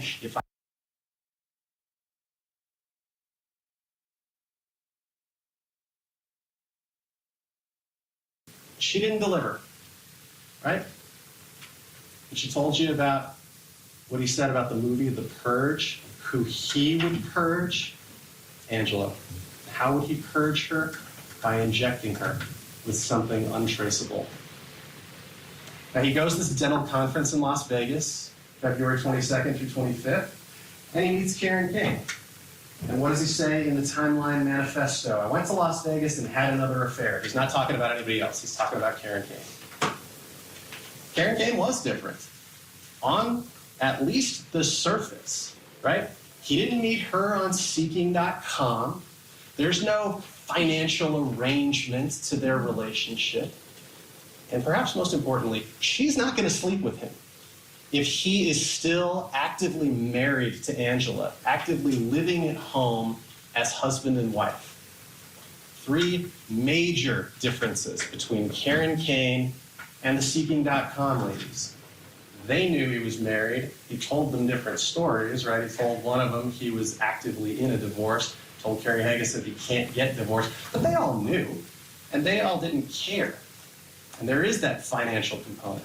Another important distinction, these ladies from Seeking.com were turned off by his grand overtures. But Karen Kane engages with that. She liked it, she reciprocated it to him. So, was James Craig's game or his goal with Karen Kane different? It doesn't matter, because the impediment was the same. The impediment was his continued marriage to Angela.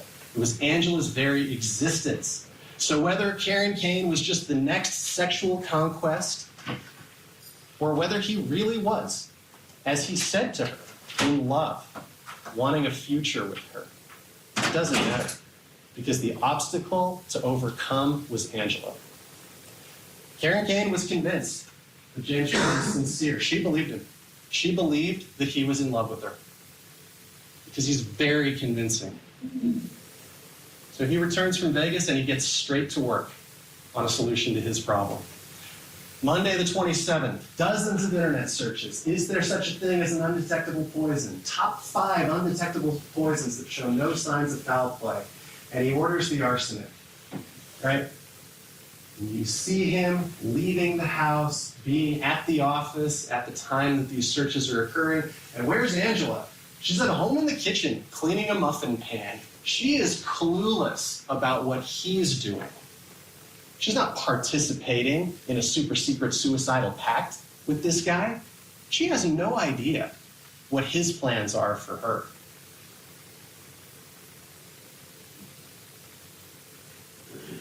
Orders the arsenic, delivered to the mailbox. And he's making plans, right? Invited Karen Kane. She's supposed to come on March 8th, right? The clock is ticking. He's got a date, and he's not going to miss it. Tuesday, dozens more searches. How to make murder look like a heart attack. Not how to make suicide look like a heart attack. Not how do I talk my wife out of suicide. How to make murder look like a heart attack. Because he knew what he was going to do. Make it look like an accident. There he is, leaving and returning. He's at the office when these searches are happening. Wednesday, heart attacks and murder. Not heart attacks and suicide. Heart attacks and murder. How long does it take to die from arsenic poisoning? He kind of needed that information because that's what he was about to do to her. There he is again, leaving and coming back at the office when all of this is taking place.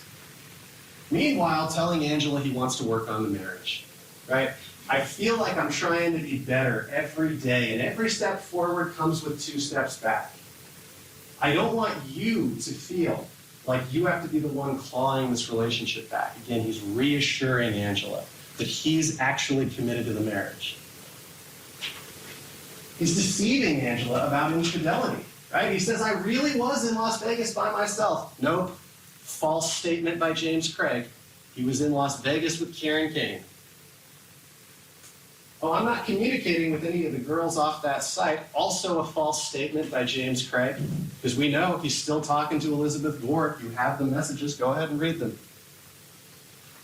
Angela goes to Utah, takes a last vacation. Of course, she doesn't know it's her last vacation because she's making other plans. right? Her sister told you they were going to go to Newport, Rhode Island. They had learned all about the Vanderbilts when they went to Asheville, North Carolina, and they were fascinated. They loved history. They loved genealogy, and they loved American history, and they were going to go to Newport, Rhode Island, learn more about the Vanderbilts. Prosecutor weaving a very, very sordid tale. All right, we need to take a break, folks, but first, we are also in verdict watch in the attempted honor-killing trial of Ihsan and Zahraa Ali in Washington State. Now, the jury began deliberating around noon Eastern, and they've been at it now about 6 hours and 55 minutes, almost 7 hours. They will decide if the Alis are guilty of first and second-degree assault and second-degree attempted murder after attacking their 17-year-old daughter Fatima outside of her former high school last October. The incident was, of course, captured on multiple videos, and it does show Ihsan Ali punching Fatima's boyfriend and then grabbing her, and then them being taken down or tackled or falling to the ground. Witnesses testified that Fatima's eyes rolled back in her head and that her body went limp when her father had her in that chokehold. Fatima also testified that she thought she was going to die. We're going to continue to monitor deliberations there. We're going to bring you the verdict as soon as it comes down, so we'll watch there closely. All right, let's pause it right there. We'll get you back to more of the state's closing argument when Court TV Live returns. Tonight in closing arguments, a jury decides whether or not two parents tried to kill their own daughter. We're live with the very latest as deliberations get underway. Closing arguments with Vinnie Politan tonight at 8/7 Central, only on Court TV. Donna Ihsan is facing charges of murder, the death of her former son-in-law. Terrible. Now that Donna has turned into a defendant, what's next for the Ihsan clan? The matriarch mastermind murder trial. Live coverage this August on Court TV.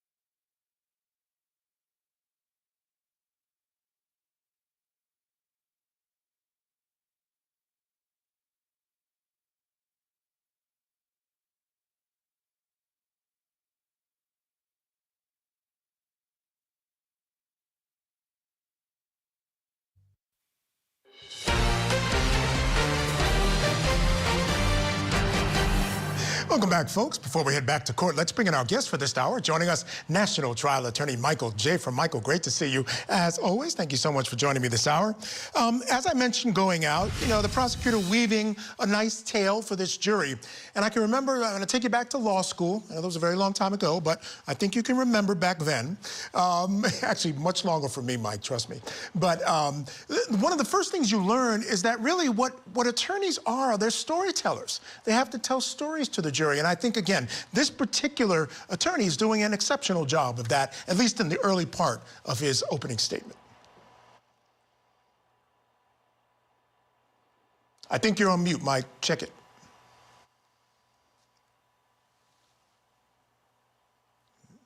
All right, it looks like we're having a bit of technical difficulties. I want to, let's step aside now. We'll get that fixed up in a second. Right now, I want to head back to court for more of the state's closing argument.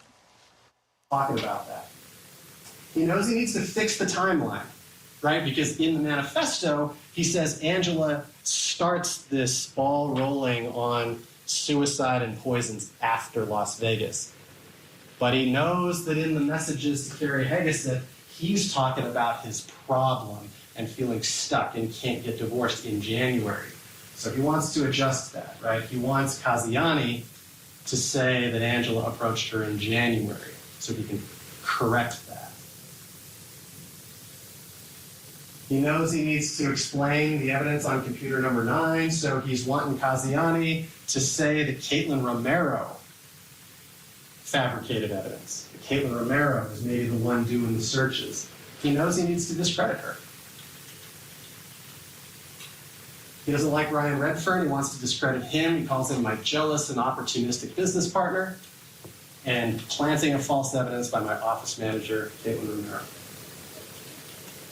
And he's talking about how to come up with convincing corroboration, because he knows the truth is going to prevail over fake corroboration, obviously fake corroboration. And he's trying to dupe his own attorney. The plan is to paint Angela as either suicidal or setting him up. At the point he's writing the second Kaziani letter, he doesn't really care. Either story will do. He's giving them carte blanche. But fabricating evidence is clearly his goal.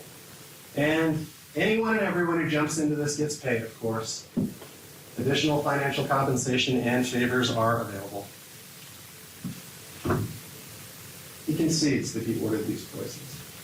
He makes so many false statements, right? Each time I would offer to let Ange divorce me, and I would let her keep the house, cars, I'd pay alimony, we'd split custody 50-50. Then he claims she would say, well, you're my retirement plan. Well, those two things don't track, right? He's offering to just give her all the money. She doesn't need him to be her retirement plan. She had plans to divorce me, but wanted to frame me for something like assault. So, like, which is it? Which is it? There are so many false statements by this defendant, it's tough to keep track. Close your eyes and pick up an exhibit. There's a good chance you've laid hands on a false statement by James Craig. He says, I knew for sure she wasn't really suicidal, but manipulative. Then he says, I sincerely believe she made a calculation mistake and accidentally killed herself. He says, I think she accidentally took too much. But then the manifesto, there's no accident about it. It's true, blue, unequivocal, intentional suicide. These things are not reconcilable. She can't miscalculate if he's the one preparing the doses. But he's not keeping track of all the false statements he's made to all these different people. It's no surprise that they conflict.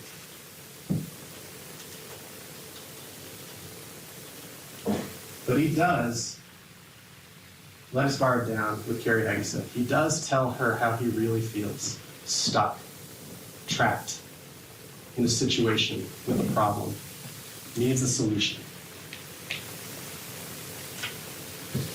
To believe James Craig, you'd also have to believe that Angela kept an incredibly dark secret. And not only that, but she kept it flawlessly. She left no evidence whatsoever of this deep, dark secret. You'd also have to believe that she acted completely out of character, that she deceived everyone. You heard from friends, children, siblings. She's not deceptive. She's not manipulative. She's not suicidal. She's not reckless. She's not risky. So you'd have to believe that suddenly, for reasons unknown, she went 180 degrees from her nature, deceived everyone, was suicidal or reckless and manipulative, that she was ready, willing, and able to die a slow, painful death, to abandon her family, her children, the youngest of whom is 8 years old at the time, her daughter Annabelle, weeks away from high school graduation, her oldest daughter, Mira, recently married, maybe gonna give her a grandchild. She's willing to just abandon all of that, and not easily and quickly, but slowly and painfully. And that she is so committed to this facade that she took this vacation to Utah, that she hospitalized herself repeatedly, underwent all the tests and procedures and medications that were recommended to her, engaged in false internet searches, false displays of affection and communication. You have to believe all of this to believe James Craig. You'd also have to believe that she had a sudden shift in her openness to separation or divorce. Remember, she was going to leave him in December. What has changed? Why is she now gone from I'm leaving Jim to I'm going to kill myself if I can't continue to be married to Jim? There's no explanation for that because it's not what happened. It's not reality. It's not the truth. It's a figment of James Craig's imagination. You'd also have to believe that the universe just handed James Craig an elegant solution to his problem, right? He wants out of this marriage, but he can't get divorced, and into his lap falls a suddenly and inexplicably suicidal Angela. He must be very lucky, in addition to being very convincing. And he'd have to be trustworthy and credible, and the great weight of the evidence and your reason and common sense tells you this guy is not trustworthy or credible. He spent 10 days killing Angela Craig. And he could have stopped on day 1, or day 2, or day 10. He kept going. Kept going right until the end. Angela Craig was innocent. James Craig is guilty. Thank you. All right, looks like we worked out our technical difficulties. I want to bring back in National Trial Attorney Michael Jaffer. And Michael, I just got to say, going back to the point I was making earlier, I enjoyed his opening statement. And again, I just thought he weaved a very nice story for the jury, which I think is really the best you can do in an opening statement. He won the case with his closing argument. He really brought it home. He brought it home for me, and I'm just baffled when I see these fact patterns and these situations. It was almost like this was like lobbed up for this prosecutor for him to have his courtroom moment. It was done by this defendant. He's innocent until proven guilty, but I think I've personally been convinced that he's guilty of this based on what I've seen and the way the prosecutor has laid it out. I almost want to have a billboard around the entire country telling people, if you're going to commit murder, don't Google the technical details on how to do it. It baffles my mind. We see case after case after case, and this is not a dummy. This is a dentist, a doctor. It boggles my mind, but it kind of doesn't boggle my mind because me as an attorney, Michael, I counsel people all the time. Now that I'm thinking about it, I just had an epiphany as I watched this closing statement. I've counseled many business leaders, successful people, doctors, lawyers, when they're looking into a divorce and their mind just boggles. There's something that happens, because I've never been through, but what I've noticed is something happens in their mind when they're entertaining a divorce, and they come up with these outlandish, crazy, dumb ideas. And I counsel them, hey, listen, don't do this, don't do that. Well, she's going to take my money. Just get a divorce. I can't just get a divorce because she's going to take this. So what? She's entitled to have. Who cares? Move on. Your peace of mind is worth it. And I think that this person, if he in fact did what they're alleging he did, I think this guy went to the dark side. I think he just could not do the right thing, which is just divorce his wife and give her half. Give her all of it. You're a doctor. You're a dentist. There's no price of your freedom and having the person that you were married to still be alive. Who cares? She's going to have a difficult life anyway, just like you. And so that's what happened. So I think this prosecutor wove it for me. I think he got me over the burden of premeditated murder. And you know what's interesting is that we talked a lot about unlikability and how, remember in the Monica Sementilli case, you were talking about how much they wanted this jury not to like her. I think this is that kind of case as well, because the things that this guy is doing, it's just mind-boggling. It's like, why are you in this relationship and all you want to do is run around on these apps and talk to all these... I mean, this guy is a not likable guy. The things he's doing, not likable. I think that's a big part of the case as well. I'm glad you brought that up, because what I said about her, I'll say about him. She was the most unsubtle defendant in the history of unsubtle defendants. This guy is part 2 of Monica Sementilli. He's so unsubtle. It is unbelievable. And again, I know I know where this is coming from. When people are looking into a divorce and they have money, they have assets, they go crazy. They go nuts. They go.